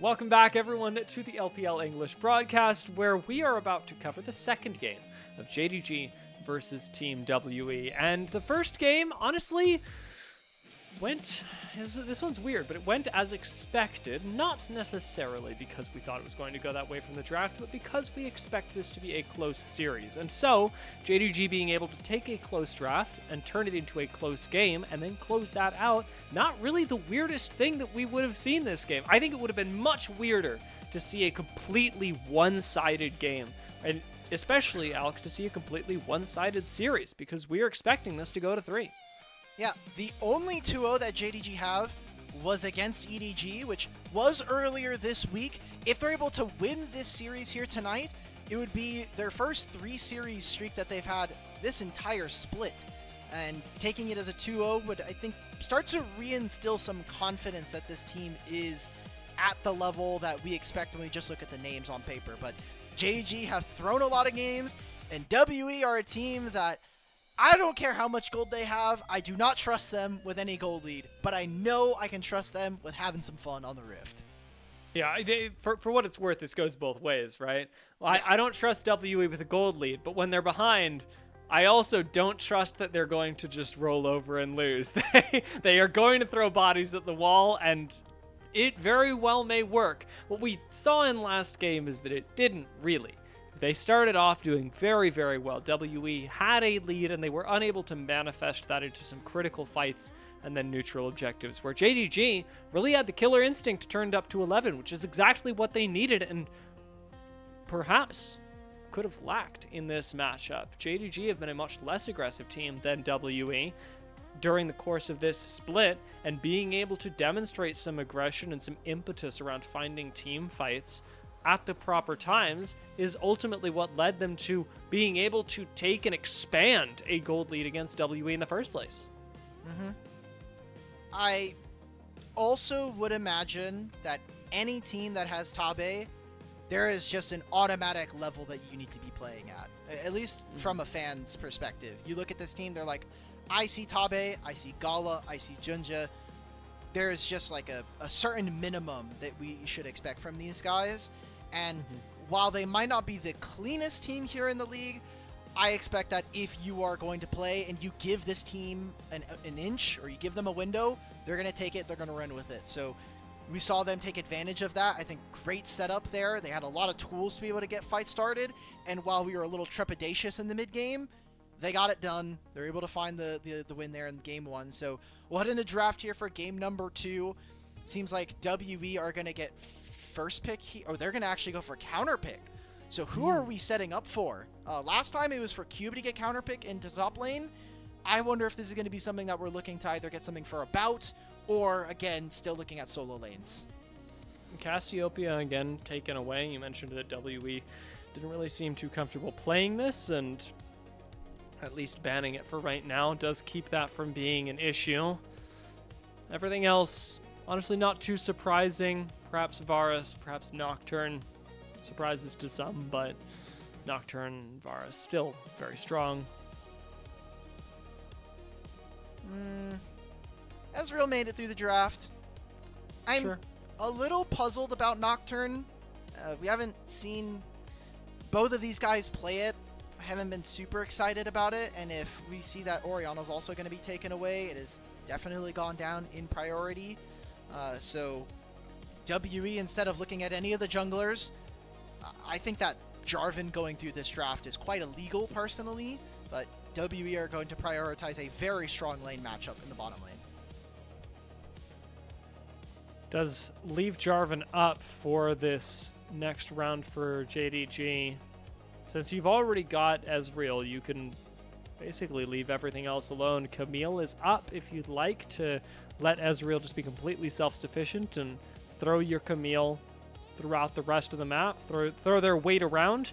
Can be easily paired with the Jarvan as well, so the jungle lock-in here doesn't necessarily count that out. I do wonder if they actually feel like it, though. I mean, a lot of teams today even have had the option to pick Camille and decided not to. Camille's definitely started to fall off. I think people are recognizing that, okay, the game doesn't just end at level 3.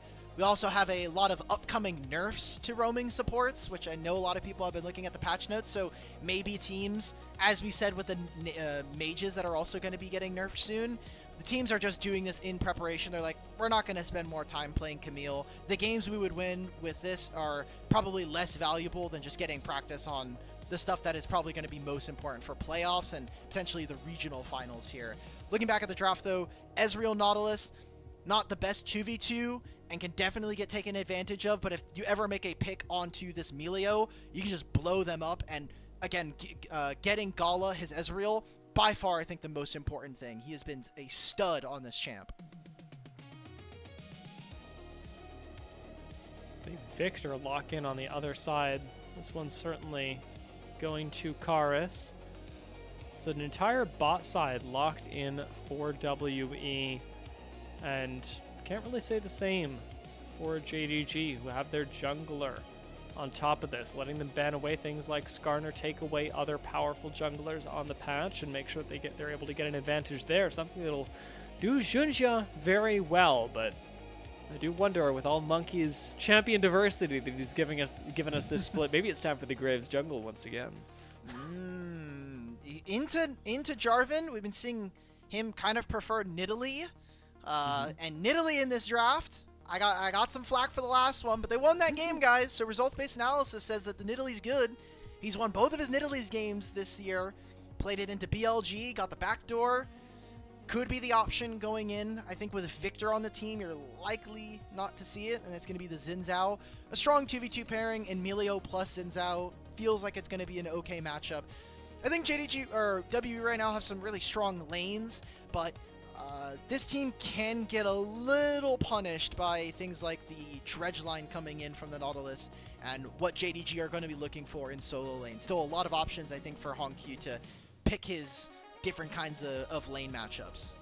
There's a massive lack of engage. There's a canyon of engage on WE. They have basically no way to start a fight that they actually want to take, and unfortunately that's going to come down to the top laner's responsibility. That means you're drafting a top laner with CC, and that makes Olaf a fantastic pick into it as well. This will be a great lane matchup for Xiaoshu, who had a game number 1 that that he got an MVP for.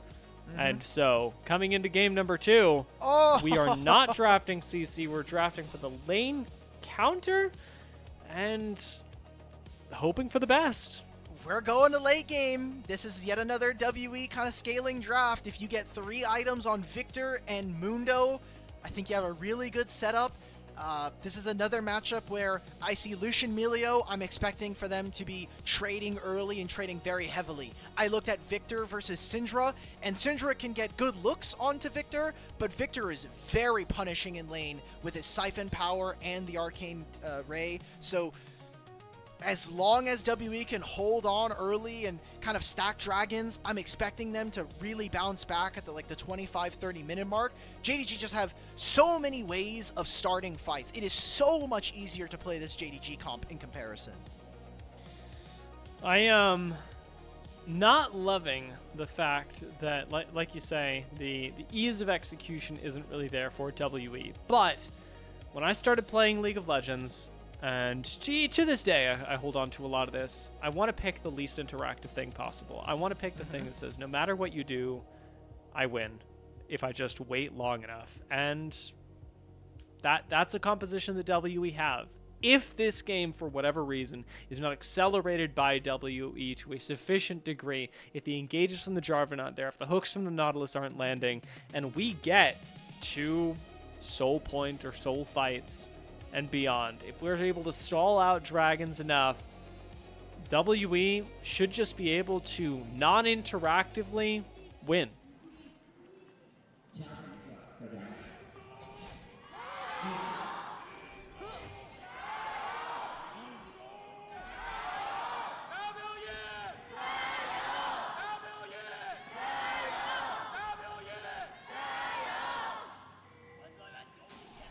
I usually am on top of watching the fan cams. I don't think we've actually been able to properly see the Jingdong fan chant leader in a very long time. He doesn't come to every single game, at least not at the beginning of the season, but he's been making his regular rounds. and he's always super distinct. So I'm glad I finally got to put a face to the name or the legend that is this Chand leader. I not yet reached that level. I am always writing my notes during the first 30 seconds of the game while everybody cheers, and looks like Urha maybe caught writing a few of his own, as Flash does have to be burned, as well as the heal after Ignite and Exhaust, both popped by Gala and Vampire. Just putting a lot of pressure on Melio during the early game. Uh-oh, are we going to cheese gank level 2? Jarvan has that option, and this bot lane is extremely poked out here. Level 2 advantage going over, and Jinja is walking on over. It is the dot brush that is warded here by JDG, and they're going to spot Jinja coming through the river now. Monkey not quite level 3. He needs to get this camp. There's smite available. Do it. Take it. Yeah! There we go.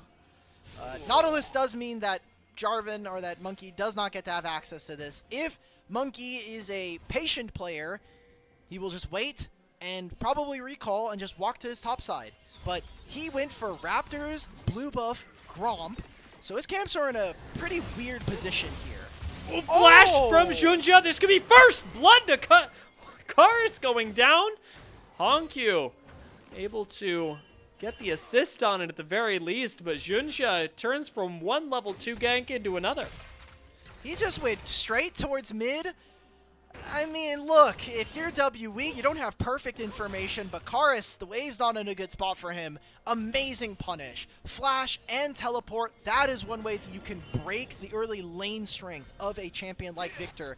And Monkey, because of the weird pathing he chose to mostly protect his bottom lane, is now going to be in a very weird spot. Junja can now take this scuttle. He can try to invade for Raptors, and Honkyu, who teleports back in, I think they could have had the option to actually play around his Raptors, but they're going to forego that and look to instead double scuttle and set themselves up for a lot of early vision, a lot of great information coming through for JDG. Junja big winning during this early game, which not what you would have hoped for as Monkey, who gets a little bit more tilted after that stun. Gank in the bot side as well. This could just be Junja winning all day long. Hops down here, and while About's able to dash away, Urha's able to walk this one out. WE at least predict the gank with enough time to get out. Uh-oh, Monkey. Monkey, we can't be here. Get to steal the Raptor camp. We see that JDG are moving. Monkey, why did we path this way? We can't do that, brother. That's a flash gone immediately. And Vampire's behind. You are putting your team in a very awkward position. You might just lose your Raptors for this. Junja ready to contest those very same Raptors, so we're likely fighting here. Urha, a little tiny bit of trolling in the bot lane, 1-for-1. As Urha for Gala is a trade that About will absolutely take. Did lose his flash, so not great, not perfect. But in terms of damage dealing, I would just like to point all of our viewers' eyes in the direction of the bot lane inventories. It is D-Helm start for Mr. Gala's Ezreal. Recalls gets a longsword and a ruby crystal versus Sheen and a longsword. I would much rather be Lucian in this scenario, and yeah, losing my flash is not perfect, but yeah, the kill is good enough. Vampire does take one step too far into the river, and this is the natural conclusion of that. So another kill going over to About makes him feel even better. Now I will say with Dragon up, WE have the option to convert, but Monkey's going to choose to stick the recall instead, heading back to base and making sure to pick up Brutalizer before anything else untowards happens on the map. Top lane has been pretty uneventful, and ever since the level 3 gank onto Karis, so has mid. These lanes going just about even, with Xiaoshu having a small advantage up top side. Dia, am I allowed to very nicely actually you? Yeah, please. That's not a Brutalizer, that's a tumbler. I'm so stupid. Thank you. Thank you. You're not stupid. It's okay. Negative self-talk is bad. That's true. That's true. You're absolutely allowed to do that. You're absolutely allowed to do that.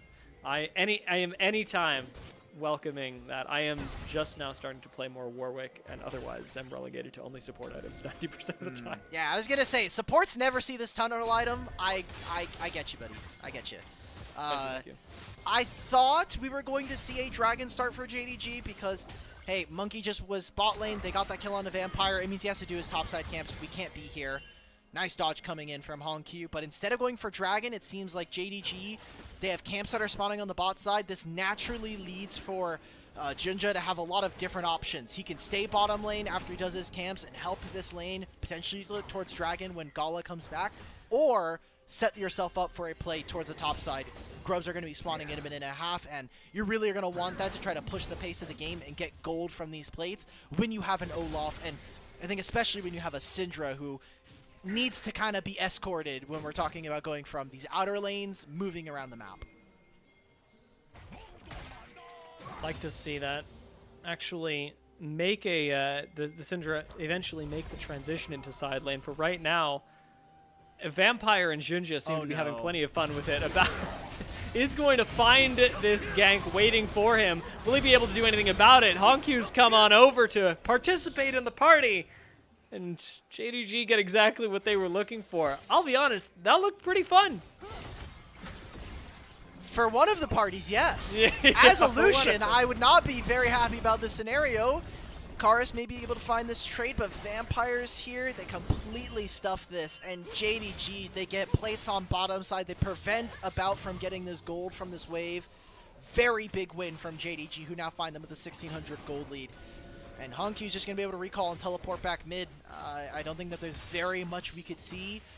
It seems like Dragon is being started here by Monkey, and Junja without his ultimate, probably feeling like he can't actually contest.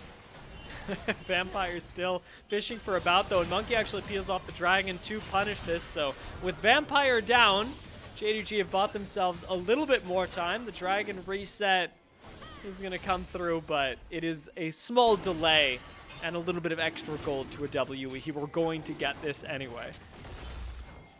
I think Monkey is very lucky to have gotten this Dragon. Not because I think the setup is bad or, hey, like we got that kill again onto Vampire, but I look at Junja and he had an upgraded Smite. He already hit 15 on his jungle treats. He's feeling pretty good. I think having that advantage definitely makes you a little bit more happy about being in this position. But he's just making his way towards finishing his quest, and right now, I'm still pretty, if I'm looking at these teams, I'm pretty happy with where JDG are right now. You have all of the gold, I think, in the right places. Junja on this Jarvan, and Syndra accessing some of these assists means that she's getting closer with all of these splinters of Wrath. With Grubs being unleashed there. A little bit of focus is shifting towards the top side of the map. Hongq at least went to check those out. And Monkey here, lucky to have gotten the Dragon, may not be so lucky as to get more. Whew! About moving up does make WE's chances of picking this particular objective for themselves a little bit better. But now moving them into the mid lane, this is turning into time that they are wasting. JDG are going to bring up Gala to match. And on the Ezreal, I haven't taken a look at his items recently, but I'm pretty sure that he is in fighting shape for this objective. Yeah, he's not going to have his Trinity Force quite yet, but hey, they feel more than powerful enough. It was a small shift. Arha is sitting here. They're not going to have time to crash the wave and really hit the turret. Getting 3 grubs for this team, again, important.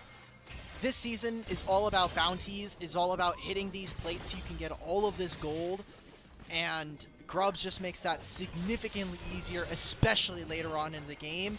And for a champion like Syndra, who in my mind is a champion that is really reliant on getting gold because of how her spells work and obviously having access to more AP and more ability haste, it makes this champion significantly easier to play. So as a mage, as a control mage, you always need to be getting escorted. You basically can never walk into Fog of War by yourself. One of the reasons why Vampire is spending so much dang time here. He's just walked up and warded a bit of the blue side jungle, but Vampire has maybe spent more time in mid lane than he has in bot lane. Very keen for the meta, but he keeps dying also down there. A really, that's true. A really big boon to Hongq. Gala's probably thanking him as well. He's typing. He's like, you know what? You can roam. It's good. consult the graphs here. He has died twice in that bottom lane dot brush. He has died 0 times in this game around mid lane. We are never killing Mundo. Xiaoshu, this is fake. It was fun though. I like pressing my buttons also. Monkey, not really getting to press his. Jumps on top of Gala, dies for it. Hongq should be able to pick up a bout with that final auto. He will. And JDG end up trading 2 for 1. Vampire once again dying in the bot lane. This is huge. This is likely going to just be another dive. With JDG having 3 grubs, this might actually just be the whole turret on top of this. Gala gets the kill. Another assist over to Hongq. 67 Splinters of Wrath. And they get this. Oh, and they're giving all of the gold over to this Syndra. That is green stuff here for JDG. Take a look at how this went down. Monkey really did not feel like he could do anything in this room. Yep, just got punished for walking up. Thought his bot lane could do the same. Also, just think if you press tab, you should never be allowed to walk into this fight as Monkey. Because Junja already had the Sundered Sky. Monkey bought it when he died. So you're just naturally down in terms of item parity. So, big mistake. JDG now find themselves 3,000 gold. Look! Vampire's like, we just play around mid. That's another Raptor camp I get to take. Hey, look, we're getting priority on top side. We now get to have all of this vision and draw the enemies away from the Syndra.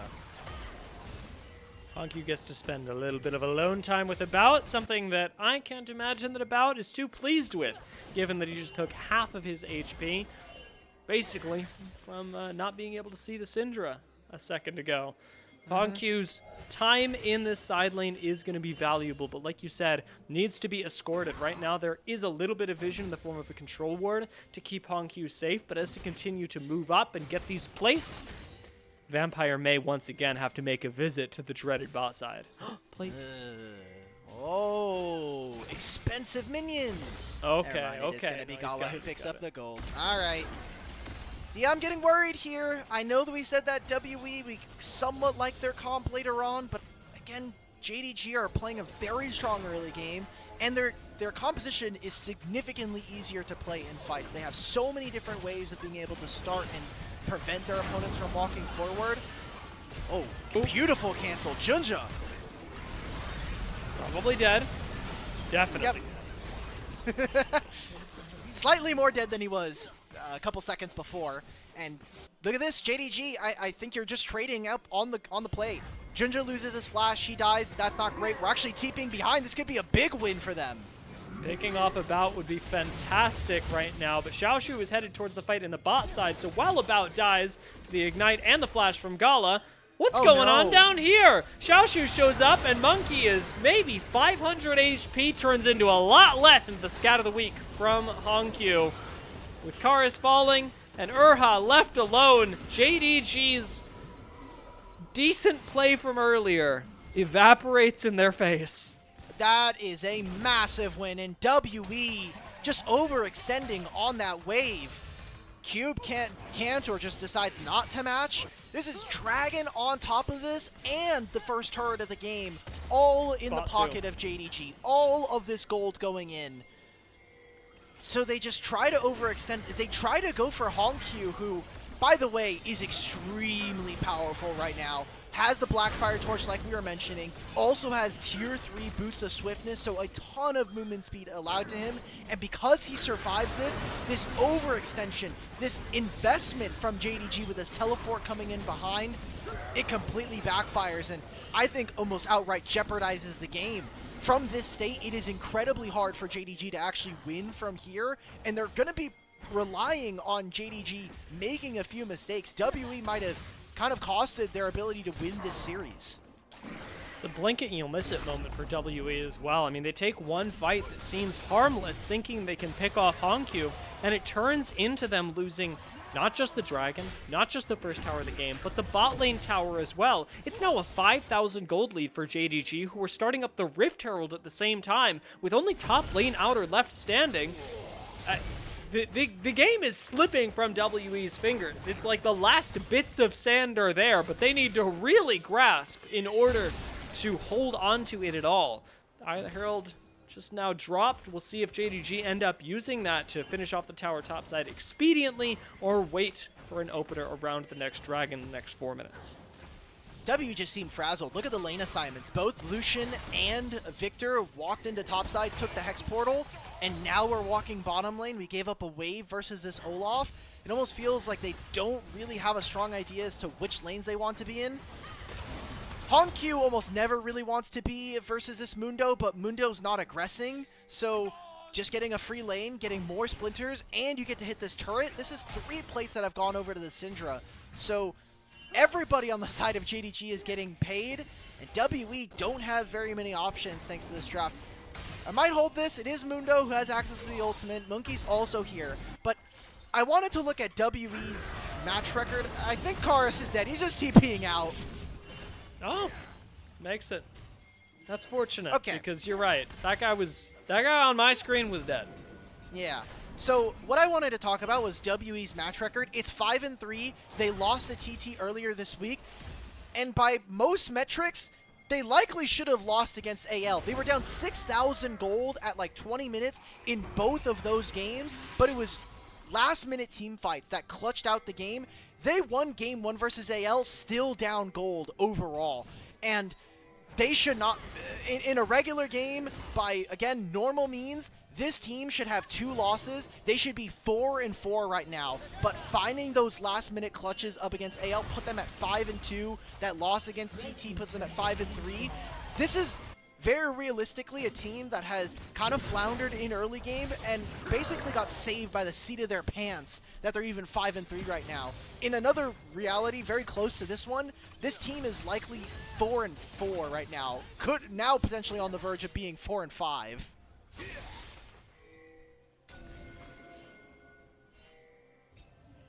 I'm hoping that they're able to clutch up in that same way. I mean, the good thing is that the composition from WE lets them do it. The longer this goes, the better it looks. But up to a point, and especially with how this game has been played so far, JDG don't seem keen on letting it get to that point. Dragging up in a minute, and with the Rift Herald just now used, JDG don't go for the second crash in mid lane as a few too many members of WE are there. You don't want to give WE a chance back into this game. And remember, compositionally, WE can't look for one themselves. It has to be an overextension from JDG, one they may be committing right now as Monkey, isolated in the Crescent Guard, will not be that overextension. In fact, he will just be overextending himself. He dies for the blue buff. Maybe there's a return play. Cube teleported for this, but on the other side of this fight, Gala was peppering Mystic shots. They take out Arha at the beginning of this, so jungle support die at the same time. It's still the turret in bottom lane that gets taken, and hey, the Herald got dropped. It's just going to be more gold being given to JDG right now. 3-0-4 on this Syndra, getting closer to that final evolution in the game. This is an incredible game here for JDG, and a week that they are going to need if this team is going to do anything in playoffs. Look at Gala. He's like, oh, hey, you thought you could step up? Mystic shot between the lines there. Arha's like, yeah, I've got a bout, and I've got a teleporting Mundo. Surely I'm safe. Mystic shot says, no thank you. Get out of here. Do not collect go. Do not collect $200. Straight to jail with you, brother. So much damage as well, and JDG do have that in spades. Damage from, if not off your screen, just off of it. Gala can poke from an eternity away, and Honq can do a very, very similar thing on Syndra. While JDG's composition can keep you at arm's length, they can simultaneously pull you in for a very deadly hug. Vampire especially, and Junxia being able to do just that. Both of them converging at the same time around this mid lane, about cooked as a result. We are 20.5 minutes into this game, Dia, and it is almost a 10,000 gold lead. I know the number at the top there says 8,000, but I look at the advantages individually, and it's going to feel like 10K. And there's a Baron up, so very realistic. We see JDG move over to this objective after taking this mid-tier 1. Mystic shot plus the Essence Flux. That's 2 plates gone, 3 grubs as well. JDG are running over this game too. Just continuing to expand the gold lead as much as they can before turning onto the big if not game-ending, game-defining objectives. Baron pinged just now as the top lane tower falls, so JDG absolutely planning for that in the next few minutes, and it is up to WE to contest, I think. I don't think you have an option. I don't think you have the items. So this is almost like a catch-22. Do you go and engage? This is beautiful from Junja. EQ flash to land the knockup, and then they get to control the Raptors as well. A miniature prize at this point in the game, but you don't have the damage. I look at Victor's items, and this guy is just homeless right now. He doesn't even have, he's building towards a rocket belt. You're not even there yet. I just look at how much the goal differential is between the lanes of JDG. And you look at the state of the game, it's just not getting that much better. Cube has finished a Heartsteel at 21 minutes. He has 0 stacks. This is like as greedy as you can get. There are so many better items you can choose, and these are just the small things that we're nitpicking. The gameplay itself has been puzzling from WE. At the moment, About is really the only person who can save this game, and it's certainly not Wicked Monkey. That guy does not get to play in his own jungle, which is fine at this point in the game. The confusing thing is that he seems to believe he can. That's kind of a bar, respect. Well, Baron started. You got no enemy jungler. WE gotta do something. They've got a mid-wave that they're looking to press. Objective bounty plus plates will put it at about 8,000, but then the Baron's just gonna rubber band then back to 9. So WE, can you make the great escape? 5 plates plus a bounty. Feels good. Getting the mid lane tower for WE seemed nice, but now I think you're starting to wonder whether it was worth it. Cube likely going to die in this exchange, but pops the ultimate for a little bit more time. Ignite's going to go down, teleport to flank him, and this reminds me a lot of last game, to be honest. A situation where Cube should die. It's just going to take a long, long time to do it. Also, Cube low-key sold out Arha. Like, he's living for a long time. Okay, maximum dosage is not enough, but he also led them into Arha. So Arha is like trying to hide, super stealth agent. JDG are going to give up on this play, so he'll survive. He'll get shown on the minion wave, but too late at this point. Baron here for JDG. The nicest thing I can say about WE is that because of that excursion, they wasted about a minute of the Baron, but Yeah. I'm looking at a 2-minute timer. I'm looking at Dragon that spawns in a minute, and I'm seeing all these jungle camps that Monkey just gets to sit in the chair and watch as JDG take all the prizes. About close to IE. I could see that being good. I mean, it's definitely not bad. Is it game winning? Also no. Especially not if he dies here. Less likely, less good, some would say. Oh, Monkey. I've definitely heard it said. Junja recommitting with the Ragnarok. Does let Xiaoshu free to finish off the kill. Karis really wants to answer this, but Junja is all over him, and Honkyu does way too much damage to be surely legally allowed on the Rift for much longer. After having picked up all those 4 kills, it is nearly an ace, and simply Urha, who sits on the Rift watching the end of the game barrel down at his necks as JDG are 5 strong and looking to end this game in 2-0 fashion. About is back. About, by the way, still without the Infinity Edge, and will end the game without it. WE do not make this series close. JDG close it out pretty cleanly. They get a 3-0 weekend. That's good. That's what we want to see from JDG. A 2-1 win versus LGD, a 2-0 over EDG, and now a 2-0 win over WE. This is their easiest week by far. These are the teams that are kind of in that standing around the bottom half of the league. WE are still going to be 5-4. They're still going to be above you in the standings, but when I look at their schedule going forward, this is the easiest week that they're going to have, because next week it's BLG, AL, and a rematch with LGD at the very end of it.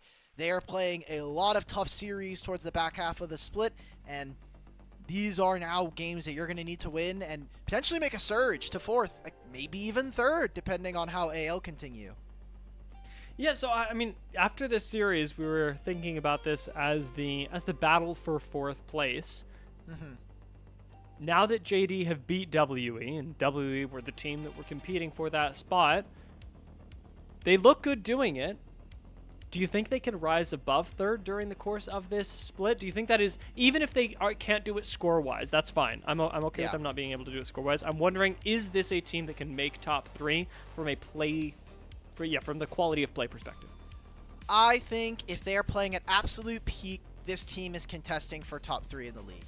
I think that there are small gaps. If everybody's playing top League of Legends at the very peak apex, I think it's really tough for JDG with the pieces that they have currently to break back into top 2 and even potentially win this split. But if they go on a burner, if they just play really, really hot League of Legends in the best of 5s, could see this team yet again make a finals with the potential of these guys. But right now, I think eyes are, let's get to top 3, let's get into the top side of the bracket, just make it as easy as possible for us so that our contention going into Worlds is essentially untouchable. On the other hand, I also think it's worth talking about what we just saw with WE. Underperformance. I don't think that this was a team that was playing at the same level that we would have expected them to coming into today, especially because we thought this would be a much more even series. This looked like maybe 60 to 75% of what they could have given. And that is not to say that 100 would have been destroying JDG. I think 100 would have been an even matchup, probably a win. But WE definitely came in today, had a bad day. I'd still say that their ceiling is easily a top 4, but this series does make me wonder. That's the variability. That's the double-edged sword you're going to get with this WE team. At their very peak, they can be an elite level team here in the LPL. Their floor does leave a lot to be desired. Likely, they are not going to drop beneath 5th. I think that maybe if Thunder Talk find a couple more wins, but that's looking tough when I look at Thunder Talk's schedule, BLG and AL next week. That would be legendary if they could find upset wins there. That would be awesome. But I look at 7th and 8th with LGD and EDG, and it is looking like those 2 spots are almost all but confirmed for them. WE are just a really, really scrappy team, and if you can beat them in the skirmishes, you're just going to win the game. It's why they usually aren't able to beat some of our better mechanical teams, again, like a Top Esports or like a BLG in the regular season. But it's all about, are they playing hot? How much momentum do they have? I think Cube had another pretty horrible series from an individual perspective, and Monkey had some really, really confusing decisions, especially in that Xin Zhao game. Yeah, so second game looked less like WE as a whole were having trouble getting to the fights, but that Monkey was creating fights that just were not there. He was committing to things that were not good plays. He was putting himself in very strange positions. JDG did manage to come back from something similar, though. I thought that Junja, for the first 10 minutes of Game 1, was playing completely lost with his minimap off. That is a little bit of flame that I can give him because they won the game. But it did not look good. So we've definitely seen junglers be on different pages from the rest of their team and had it work out. WE were not quite able to do that, and part of that is going to come down to how they are feeling on the day. Like you say, the performances of everyone else, but then also I don't think that Monkey ever really gave us a big comeback moment like Junja did, which on the Vi is at least easier. You just press R on somebody and you go kill that guy. Kill that guy right now. I feel very vindicated for the graphic that we had earlier, where it's like, hey, Junja, usually between 14 to 24 minutes, he goes even. He mitigates some losses. But then Monkey, minus 600 gold between that time, usually gets a little bit worse if games are already losing, because he's like, look, we're already in a bad spot. We need to fight our way out. The only way out is through. He's probably the modern version of the old MLXG meme, where it's like, hey, when my team's ahead, we need to take a team fight to be able to win the game. If the game is even, we need a team fight to break the game in our advantage. And if we're behind in gold, well, we're probably not winning the game anyway, so we just need a team fight and pray to God that something good happens on our side. Yeah. That seems to be the game plan from at least Monkey. Everyone else on WE, very different pages. I feel kind of bad for About. I mean, I like watching Lucian Melio pop off. Didn't really get the chance to do that. Nope. How much of that is About? How much of that is just, well, life? I don't. That level feel, one was tough. I don't feel inclined That level to one was say tough, that brother. That was. We saw, That- but you know, About picked up 2 kills in like I think at like the 3-minute mark. That seemed fine. Yeah. And then everything else went sideways. 40% damage to Syndra. Jesus. That's crazy. Yeah. That is it, you think really big for HonQ. That must be a HonQ MVP for game 2. I don't think I it's think for HonQ. sure. I don't think it's HonQ series. I think it's who do I think it is? It must be Gala series, right? If they gave Gala, no, because Xiaoshu's Olaf was like forgettable. He had that cool flank play. That he did. It was Ari. Maybe they just give HonQ player of the series because I could see that. this Syndra game was really good. Xiaoshu's Rumble was exceptional in game number 1, but I just remember so many great charms coming in from HonQ. They kind of got the Vi Ari combo towards the end of the game, so it's like, hey, your top laner had a really great game, but like if we were to give Xiaoshu a rating, he played like a 9 in game 1, and then he played like a 7 or an 8 in game 2, where I think HonQ played really, really exceptionally outside of the first like 5 minutes of that of the Ari matchup into Rise. Yeah. I think that's fair. There's a good prediction. HonQ definitely impressing, and Junjia also in the first couple of minutes of this game looked really, really good. I even think that, you know, like he staged a big comeback on the Vi game, mostly because of Vi's utility, but a comeback nonetheless. I don't think it's MVP worthy, but I think there's an argument. I think that, you know, if we bring up the votes, we may see a couple of people having given this to Junjia just because of especially the impact that his Jarvan had in the early game, and ultimately how the lane ended up going for HonQ and how the team fights played out for JDG as a whole. Junjia had a whole lot of impact on this game, which is both great for him and everybody. This is why we picked Jarvan. Jarvan Vi feels good. You know, we don't have to reinvent the wheel. Just dive their mobile carries. There's a Victor on my screen, and he doesn't have flash. What was the famous saying we have here? Kill that guy. Like Yeah. I'm talking about people that didn't get to play the game. Karis was, like you were talking about, no items, no autonomy, no nothing, and I don't think that was really an individual thing. Karis was not really able to play the game. He wasn't able to side lane against HonQ, that's for sure, and not the lack of autonomy turned into a lack of impact that does make me feel bad for Karis, because I think that of all of WE, didn't really get the chance to do anything wrong or right. However, our prediction for what would happen during game 2, at the very least, is true. HonQ ends up picking up player of the game. Now, to see whether he ended up getting player of the series as well.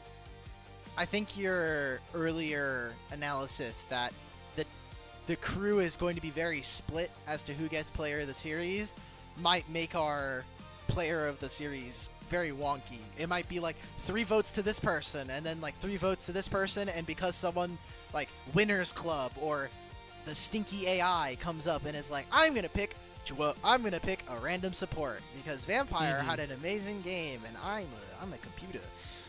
Like it's gonna it could just throw off all of our player of the series. That is true. That is true. Vampire had an alright game. Look, the highlights on that Nautilus game, I saw a lot of hooks hit the terrain. Xiaoshu player of the match. All right. Fair play. I thought his Olaf game was all right. It was all right. Easy. It was pretty easy to play when the Mundo is doing nothing and you're just farming damage numbers. I want to see the votes though. Yeah, I think that the pick for Xiaoshu being player of the series is sort of the difference between, as you said, a performance of what is this? What do I want to do? An 8 and a 10 versus 2 9s. You know, just if we had to pick it, they both average out to about the same thing. I think that across the series, these players had similar amounts of impact, but the peak for Xiaoshu, especially in the first game, was significantly higher because he was roasting everyone alive. We're trying to have ethical Pog votes, and Yeah. we can only pray. But we're closing up on our series here. We're going to get through some individual highlights, but while this is rolling... Yeah. They're showing Olaf highlights. I think we need to wait because we're going to send it to standings and then immediately have to come back because I know fans, and I know me personally, I just want to see what the actual votes are. But I did want to take a look at the standings before we close out the show. So, all right, We'll LPL. do that. That is enough Olaf gameplay. Dude, he's level. This is the last play of the game. It is. It's the final whatever moment. I've actually seen this play like three times now. already. Yeah, because they just, it's fine. It's fine. The issue with Olaf is that when he's winning, it's not really that crazy. he just sort of runs He's at just you. It's not auto-attacking like- you.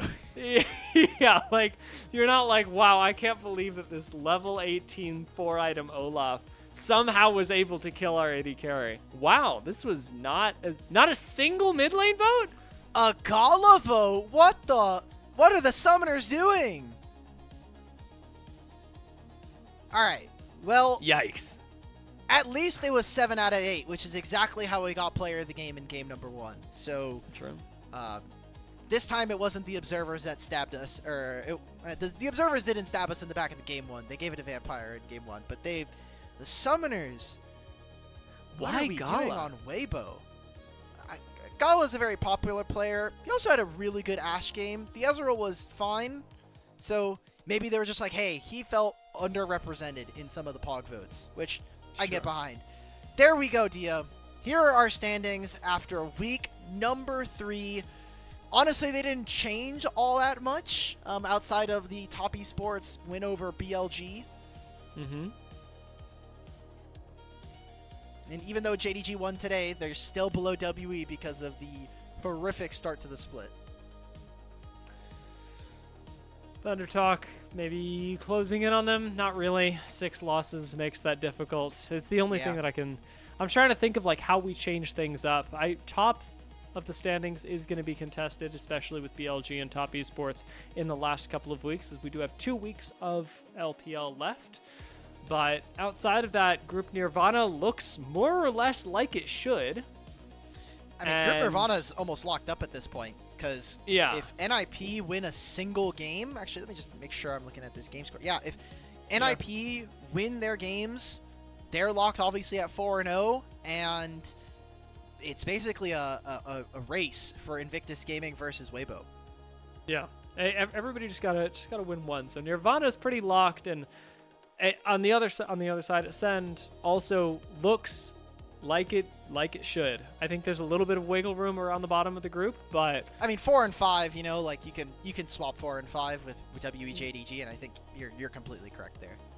Yeah, EDG maybe staging a comeback, but a lot of this is, I mean, not a crazy comeback, but they only need one win to, They're 1 in anything. 16, bro. Even if they get this know. one win, their game differential is disgusting. Like, that is what is the tiebreaker. They're minus 15 in game score. LGD is minus 8.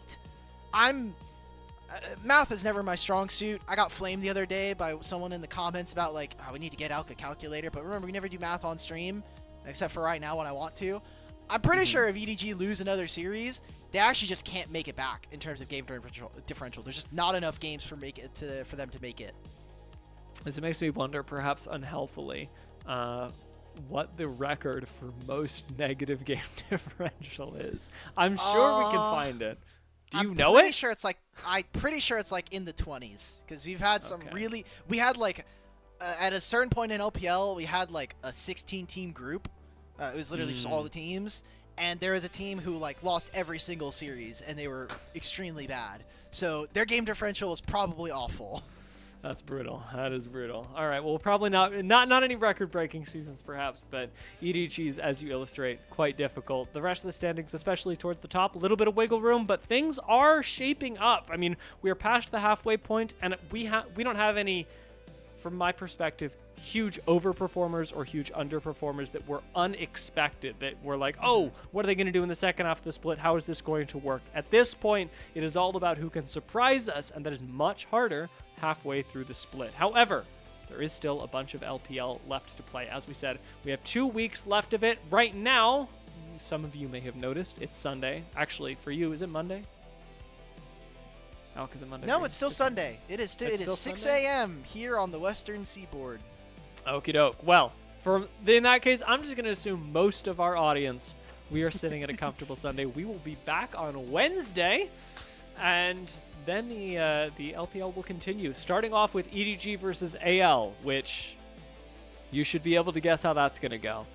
We'll see you. We'll see you guys then, and thank you so much for watching. A quick shout out to everyone of our elite coffee supporters, Aaron Soup, Mung, Gelati, and Andrea Duran, whose pledged financial contributions have helped level up our broadcast and giving back to the cast and the crew who strive to give you an LPL English product every day is absolutely appreciated. We would encourage all of you to go check out our coffee to see how you can support the LPL English and the amazing work and play that we strive to bring you every day, except for Mondays and Tuesdays, because that's when the LPL is off. So, Correct. in the spirit of taking Monday and Tuesday off, we'll see you Wednesday.